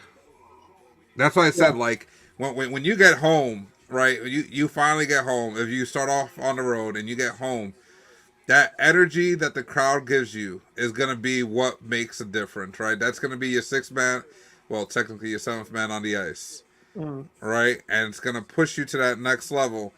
And they need to be able to do something early. They need to score within the first 5 to 8 minutes of that first period in that next game.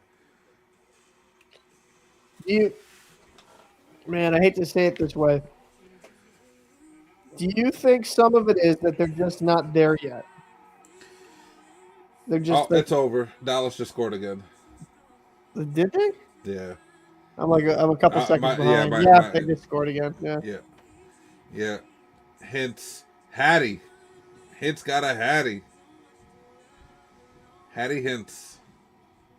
7-3, bro. It's a low scoring football game, boys. Yes, sir. Chipotle's new chicken al pastor is fire on every level. Fresh chicken hot off the grill. I mean, Seared burrito peppers, if I was Minnesota, I'm okay with this loss. all combined for the right amount of heat. I'm okay with this loss completely. I'm just blaming Flurry. Nah, at this point, right? Listen, you split the home on home. You've now made this that you have the home advantage. That's it. Real clear. You took one in their house. Now, kind of similar in what they need to do. They need to have a really good game 3 at home. Because Minnesota is one of those teams that really, really just kind of rides the wave of emotions. And so they really need to, yeah, they're getting their ass beat in this game, but I think that it's really gonna come down to what happens in the beginning of that next game or that next game period. They just need to win convincingly in the next game. It doesn't have to be a blowout or anything, but they just need to be a convincing win. Yeah, I agree. It's going to be interesting to see. How would I put this? It's going to be very interesting to see how things kind of pan out for the for a lot of these series, because some people are overreacting, in my opinion, right? Because like, look about it now. We got Seattle's leading the crowd. Seattle's beating Avalanche in their series 1-0. Winnipeg's up 1-0. Carolina's up 2. Tampa Bay's up 1. New York Rangers are up 1. I still think most of these series are still going to go 6 or 7. Mm-hmm. Like, they're not over. It's very early in the series. Oh yeah, it's only one game. And some fans just overreact. It's like, dude, like, your team's gonna have a bad game. Bruins had a bad game. Tampa Bay had a bad game. Like, you know, you can't, like, get off that ledge, my friend. Like, you know, relax. It's okay. Third eye blind them. Gotcha. God, we're old. God, I can't say more. We'll get copyright strike.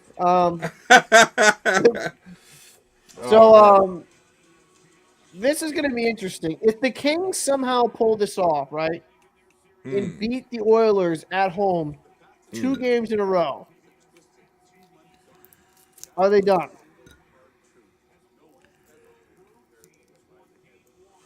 Nah. Yeah, like, they're too talented, right? Like, you can't just write them off completely. No. Bro. Oh, look at McDavid. Oh, my God. He's so much fun to watch, dude. Like, the Oilers are just, they're too good. They have fight for days, right? You can't criticize them for not having fight ever. Like, they always fight. They get lazy when they're winning, but they don't stop fighting. That's not their style. That's not their thing. And I think that's one of the things that gets mistaken is, like, people's fight, people's laziness. 2 different things, right? People get lazy.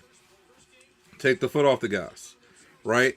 But when you have to fight, it's a different thing. It's not about being lazy. It's like you fight. Now people say, why don't they fight all 60 minutes and all the time? Because that's tough. That's not an easy thing. If you played any kind of sport ever, you know that maintaining that level of fight all the time, that's super draining. Yeah. And it's you can't always maintain it. You know, sometimes you'll miss a day, and you No. try to fake fight it, but it doesn't translate the same. I mean, I would agree. I think you're not going to always have your A game 100% of the time, right? Mm-hmm. Like what I want to see from the Oilers, though, like that second goal that LA scored, it was just on a really bad fucking play. Mm-hmm. That's like the Bruins all night. The reason why the fucking Florida Panthers were just making them their daddy, right? Or they were the daddy, I should say, is because they were just really bad plays by the beat, you Yep. know? And I think when it kind of comes down to it, in the playoffs, mistakes get magnified, you know? It's just you got to play a smart team game. You know, I mean, like with the Oilers, they have the talent. You know, they really do have the talent. The addition of Ekholm helped. I still think they're another defenseman away from really being like super well rounded, but they do have enough talent up front to kind of get rid of some issues. I don't know what you think about that, but it's Yeah. Actually, I was saying that when you were editing, when oh, you were you? went away. Okay. Yeah, I was talking about that. Oh, okay. Let's go. Told you the fight's in the dog. Wow. Corpusello's got to have that one, man. Yeah.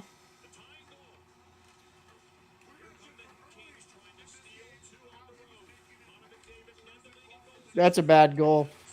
Mm-hmm. Corpusello's got to have that one, boys. Me and my one hip could make that save. Half of your hip will end up in the goal net with the puck. All right, stop it. No, half of my hip it would fall apart, but the other hip would save it. But because think about it, my right hip's the one that's broken, right? So that would Yep. have drifted away, and I would have made a left side save. So, Throw down 2 broken sides. Got it. by the way, my doctor says I can't like heavy late weight lift probably for like a year. So, because I was gonna try to get back into the gym and squat and all that stuff, Oh. but I can't because the torn labrum. It's like it's never gonna be as strong as the natural ligament. So, it is what it is. At least I'll still be able to play hockey, though. Definitely. Craig, thanks for tuning in, man. We appreciate you. We know you have an early start tomorrow. Get some rest, and yeah, most likely we're gonna be doing this almost every night. But I'll definitely let you know. I'll keep you guys posted. Feel free, man. Definitely feel free to come on by and also make a YouTube account and subscribe, son. Yeah, come on down. Come on down, boy. That'll be a lot of fun, though, interviewing him. Yeah, for sure. We got to figure out how to, maybe renting cameras for a day. Like, I said I might have that in the bag. We just got to make Okay. sure we plan it ahead of time. okay, cool. I'll just ask somebody for a favor. Oh, yeah, let's come on, boys. Getting a little chippy out here. I'd like to see. Let me go back to the other game.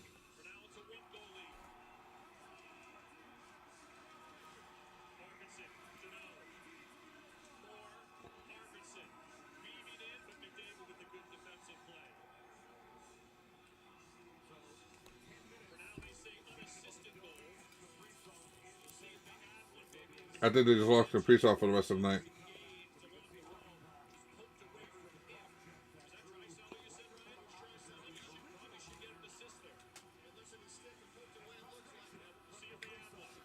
See, like Kaprizov needs to stay in his lane. He's not a fighter. Yeah. He needs to definitely stay in his lane. Like, bro, don't get involved in all that extra stuff.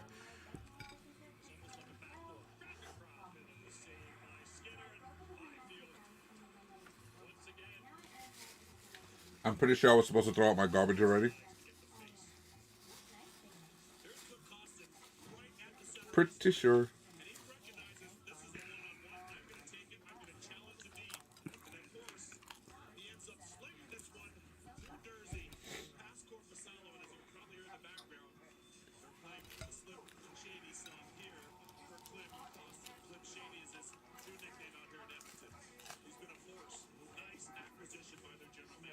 Now I have some Florida Panthers fans saying that Olmark was exposed. I'm like, I wouldn't go that far. You know what I mean? Mm-hmm. It's like, did he have a fantastic game? No, but he was screened on most of them, and they were just terrible breakdowns by the Bruins. So Yeah. I think sometimes people got to realize, man, like these are world class shooters. Like, you know what I mean? Like in beer league, making some of those saves might happen, but in real life, it's not necessarily the case. I'm waiting for the day that somebody says, "Man, I score those all the time when I'm playing NHL." When Yeah, you're that's playing the NHL, okay, thanks, appreciate you. My EA game is super strong.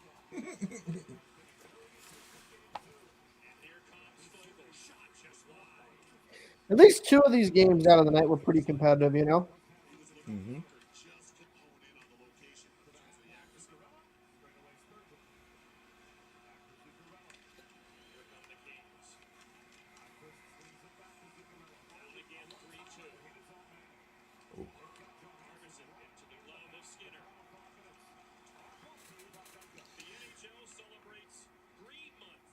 I'm gonna go get my garbage all No together. I worries. gotta throw it out. I'll be back. Got the Oilers kind of. They got. I think the Oilers got to score another couple goals here. Really kind of stick on top of the fucking gameplay here.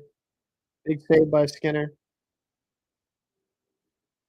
Skinner's made some nice saves. He hasn't been as tested as much, but he's kind of made some saves when he needed to. Corpusel letting that goal in was really bad though. Like he's got to make that.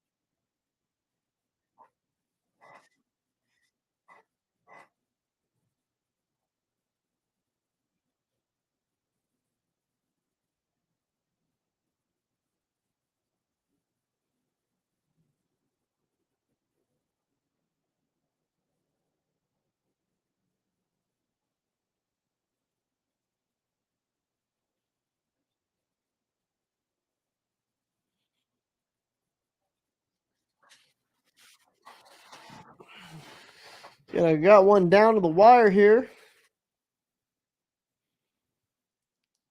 14 minutes left here in the friggin' in the Oilers and Kings game. We got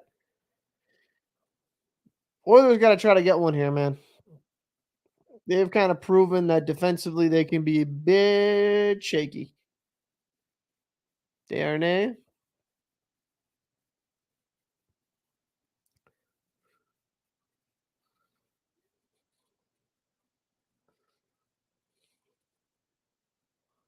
McDavid is just so quick. He's just like, boop.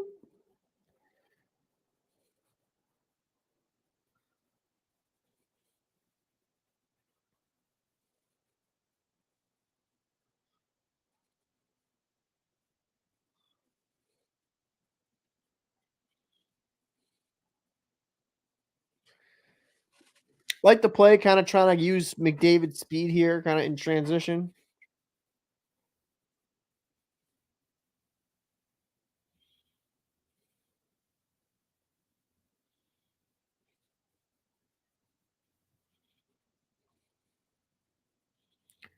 It is interesting to see a little bit more different of a defensive style with a 1-3-1.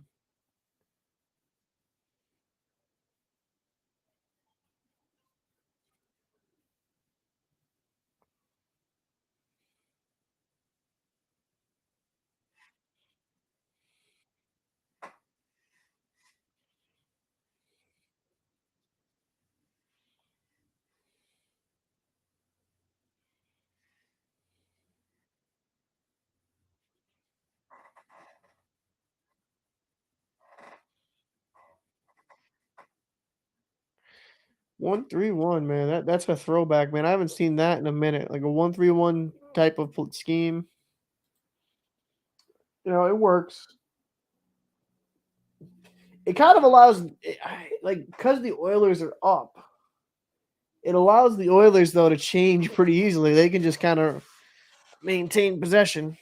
Like they're not really in a rush to get up the ice. Like they're relieving the game. They can kind of kill clock that way. So it's a little interesting in that aspect.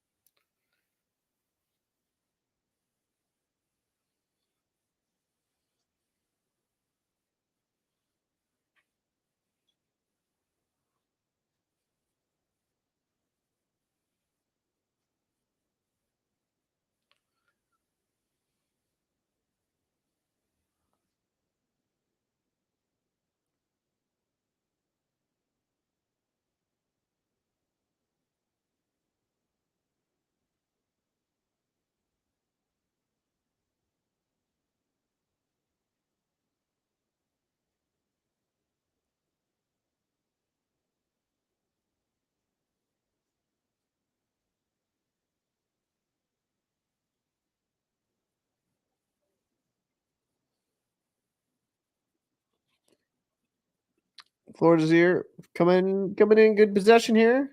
Byfield up. Kempe, come on.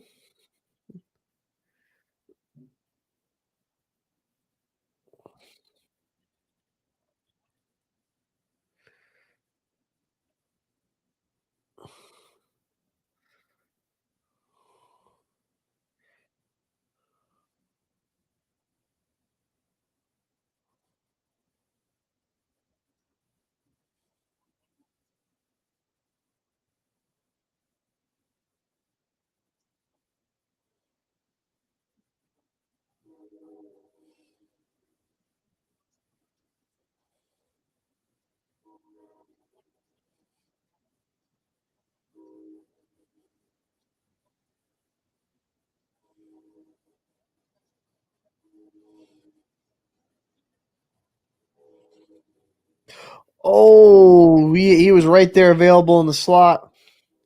Rolled right off his stick. That's unfortunate.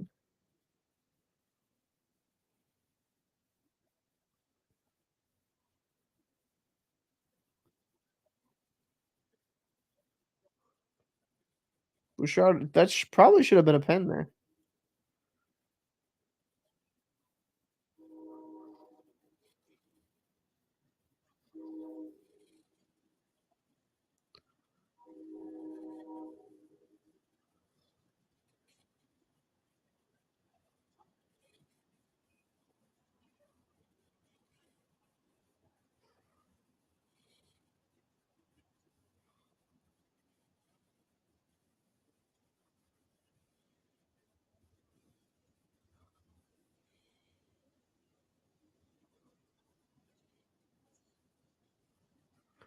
Yeah, that's what the Oilers need. They need him.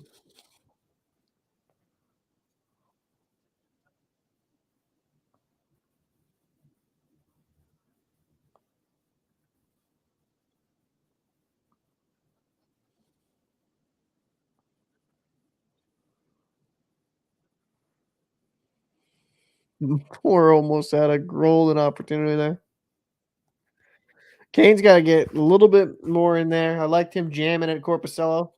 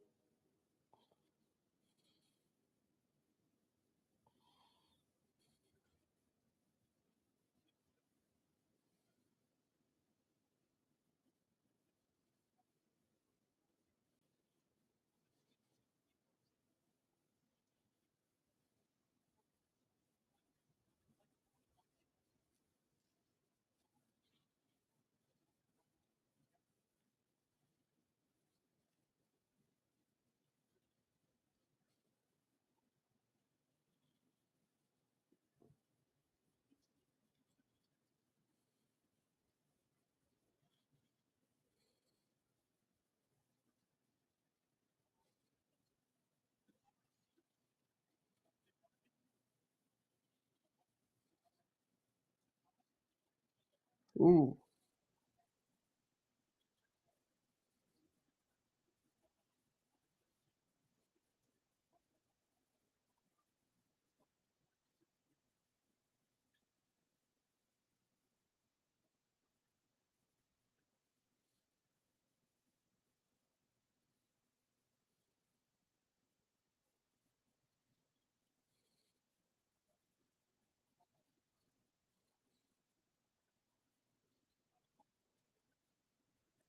Nice save by Corpuscello.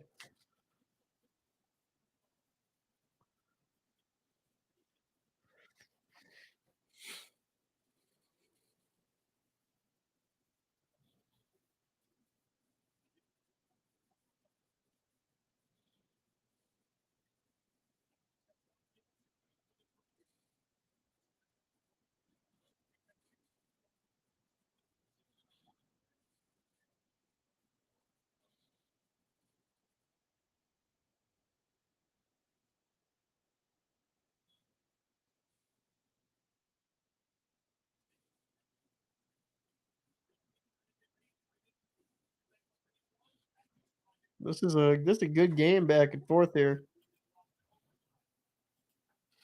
Real good game here, back and forth here for the Kings. Oilers kind of going back and forth. More nice shot.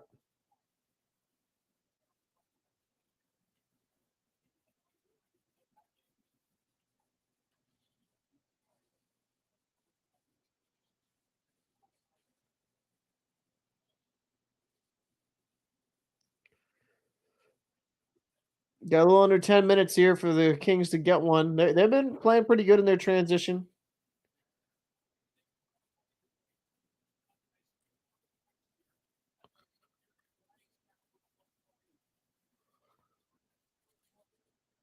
Oh, fantastic save. Velarde right in front there. Yep. Skinner made a fantastic save on that. Yeah. Back. See, when the Kings are strong when they're behind the net cycling here. Mm-hmm. Yeah, even the announcers on ESPN said it. They're like, this is when and how LA gets into the game.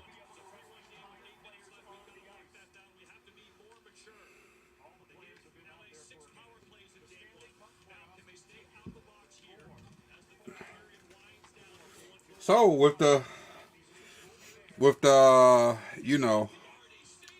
Toronto fans watching,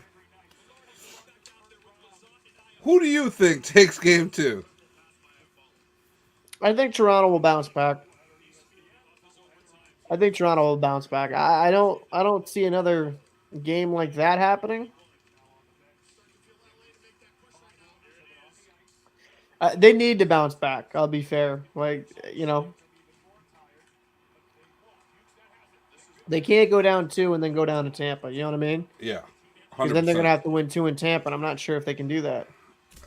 There's very few teams that can win 2 in Tampa. Period. Very few teams. It's interesting though. The Kings running a 1-3-1 though. Well, that's that same trap that Tampa Bay ran for so many years. That's what I'm saying. It's just very interesting. It's funny watching it. It's an effective trap though against speed. Yeah, 100%. That's why they're doing it. Their breakout is pretty impressive, to be honest. Bruins got to take some notes. Those are facts. Those are facts. Because that breakout, their breakout is super clean from deep in their zone. Yeah, Bruins usually is. It's just I don't know, man. I think they get just were resting and playing on their laurels a bit there. Resting on their laurels a bit there, I should say.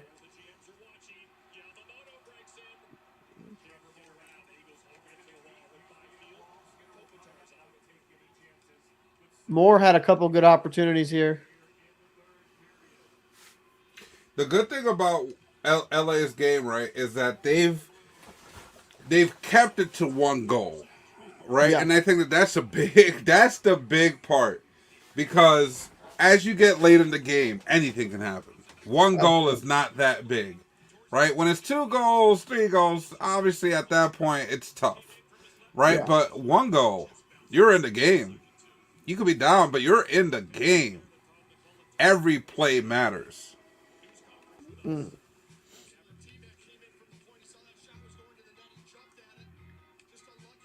I mean,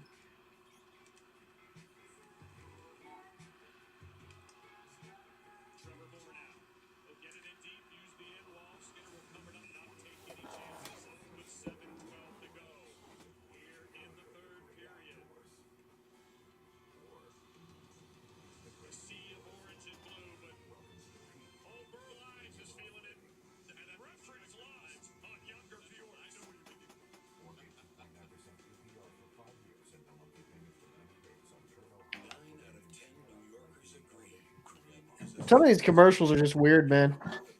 Bro, I don't even know we're watching the same freaking commercial, so I don't even say shit. Some of these Is it things the are one just that like, like with the dancing? oh, that one? That one's been on for like 2 months already. 3 months. It's weird, bro. I've seen it. It's man, I'm not gonna get into it. Yeah, I'll just leave it there. Just weird. Yeah, no, no. I just think we're getting old. I guess, Yeah. because a lot of ish that happens nowadays, like, It's fucking weird, dude.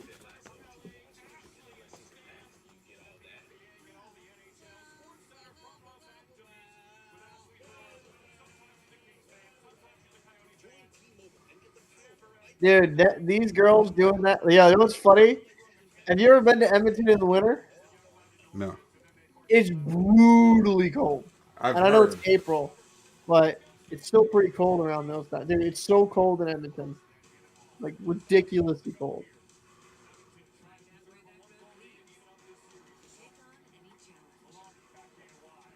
Look at that place. That place is packed, huh?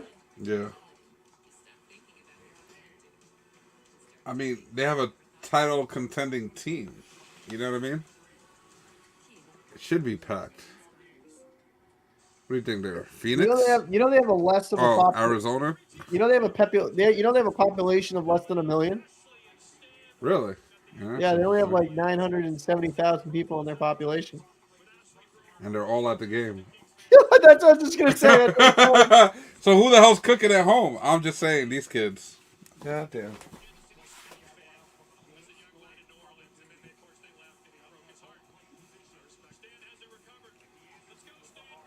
Actually, what is the capacity of the fucking?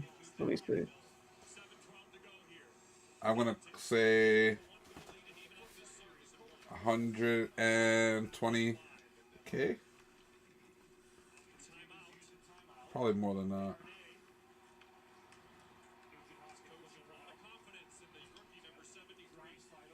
18,000. 18,347,000. Oh, okay. I'm all in. I was thinking soccer It stadiums. looks bigger than that though. It does. Maybe it's They, just the way it's built. they got the Pro Level 2, not the Pro Level 3 stadium.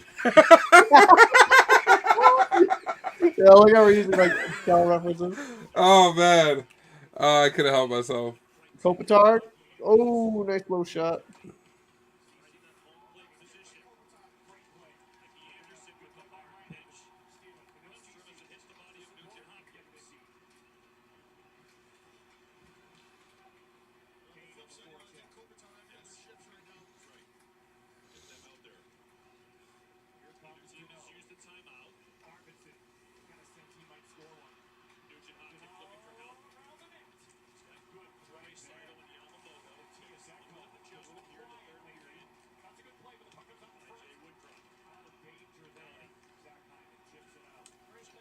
Oh. Oh, that was a good drive. That was a good try there. I liked him, like cut into the net like that. Mm-hmm.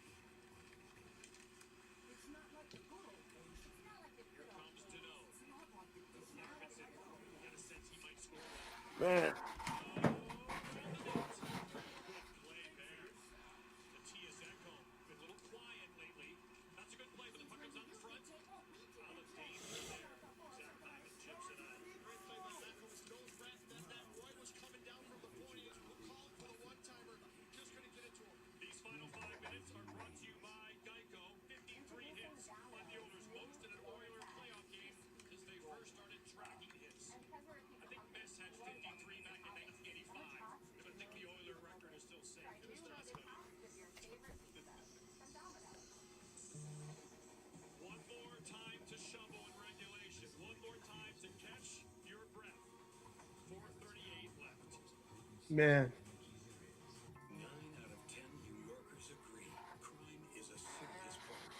People want the bail laws fixed and action on public safety. It's why Kathy introduced a landmark bill to strengthen Look, gun laws. And now her budget does even more. More police, a doing these back to back to back, dude, is crazy. Mm-hmm. yes, common sense changes to fix our bail laws It'll get easier once the first round is over. to keep New York Yeah. families safe. Yeah, I know it will. It's like building up a tolerance.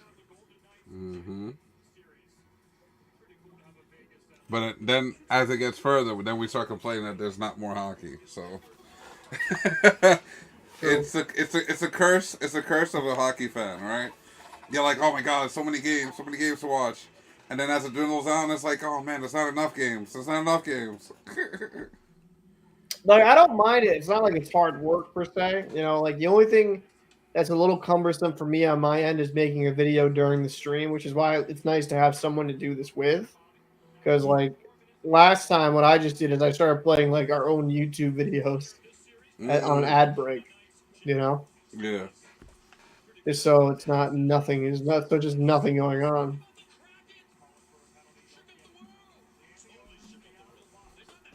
Like I'm probably not gonna edit any other videos tonight. What I think I'll probably do is just go to sleep and then You do that? edit. You sleep? Was yeah, go to sleep and just edit some stuff in the morning. Yeah, I got work tomorrow. So I'll be in. I'll be in around 11ish. I'll jump on I mean, 11:30 are you ish. closing all? I close tomorrow and Friday, but then Saturday. So Friday I won't be on, and Saturday either, because Friday I close, but Saturday I open, Oh, okay.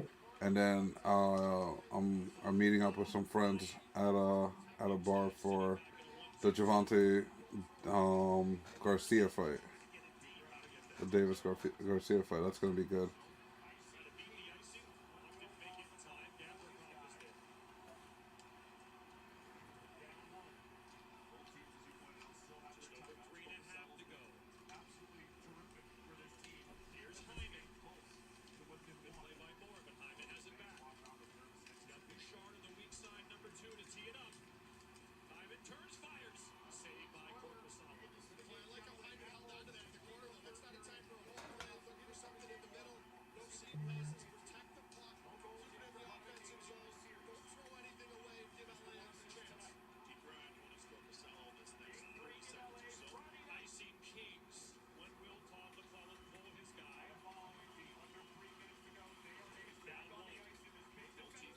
I am really surprised there's only 18,000 people. I figure you could make a Canadian hockey team have like 30, 40,000. You know what I mean? Mm.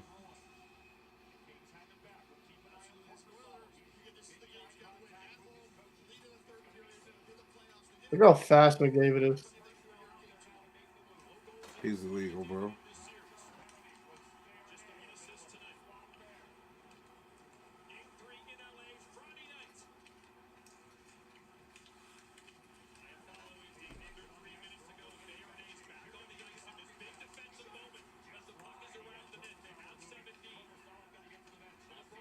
I like how the ESPN guys just called it what it was, a flop. Mm.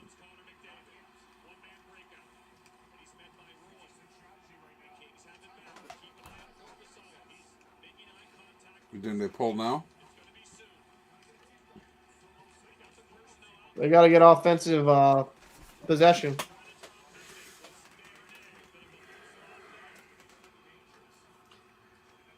I remember back in the day when you only pulled with 30 seconds.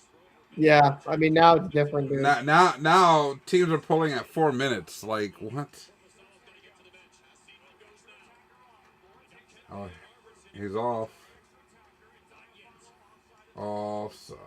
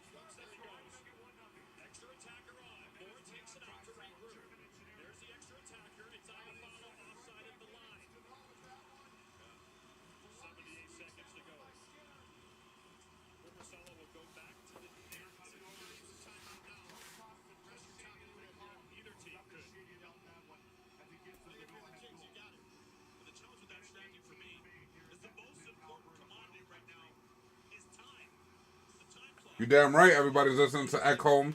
This is what they brought him in for. Yeah. He's got McDavid. He's got everybody, and he's telling them this is what we got to do right now. This is how it's done.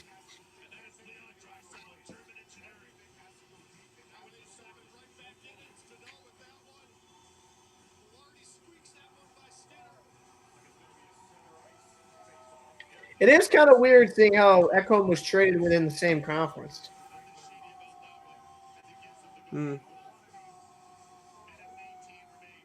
know why Nashville did it, right? But it is kind of weird. Maybe he asked.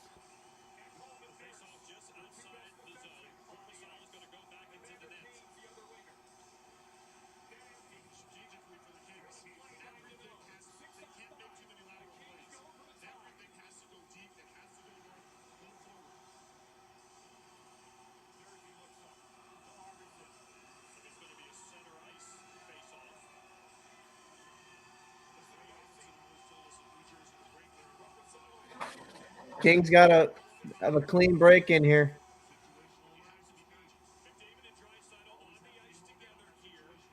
Wow, what a mistake. What a mistake. That was a bad mistake. You know what I mean? Mm-hmm.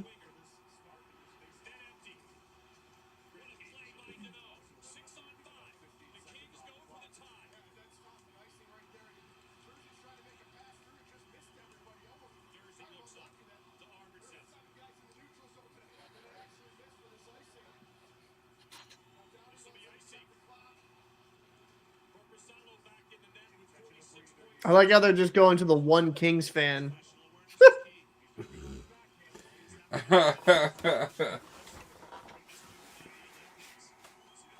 He might be the only one in the freaking stadium, bro. What a savage. I love it.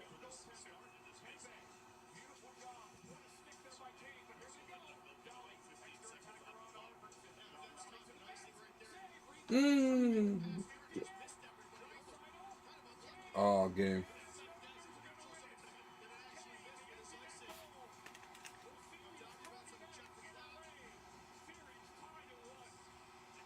Well, It was good. yep. I thought Kane was going to fucking fumble it for a second. I'm not going to lie. I had shades. It's not a bag of money. I mean, sorry. Oh man. That was unnecessarily savage. Oh shit. Nah. I got mad. I got mad love and respect for Kane because he definitely. I feel like he's shaking away that stigma of all the bad stuff that happened to him and everything else. Well, I mean, and I don't want to get too into it here, but it was kind of proven that his former wife was lying about a lot of stuff. Insane. Was that? Insane. Yeah, she Yep. was. She was. Just for clarification, Evander Kane has sole custody of his daughter. Nice.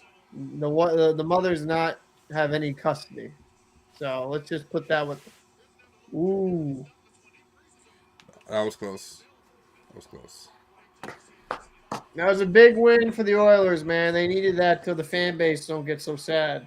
Mm-hmm. I just don't like how close it was. Yeah. I'm not a fan of that, to be honest. But with the Kings? Yeah, man. Because Edmonton, listen, Edmonton needs to figure it out this series. They're gonna win the series. They have to win the series, but they should be blowing a team like this out. You're at home, and you lost one and barely won this last one, the second one. Mm. You have no room for error anymore. That's it. Mm. I agree. Well, everyone that's come through, I want to say big thank you. You guys are awesome, fantastic. Second night in a row, third night in a row, third night in a row. Third night for you, second for me. Third night. Big shout out to Shaggy. Shaggy, we appreciate you more than you know. Shaggy is the GOAT. with the super chats Yes, sir. in a rough game, but hey, made it happen, man. So thank you guys so much for watching. You guys are the best. CK. Same bat time, same bat channel. See you later. Yeah, we'll he'll be on at least earlier than I will tomorrow, but I'll be around tomorrow at least. Sounds good, man. All Take it right. easy, boys. Have a good night.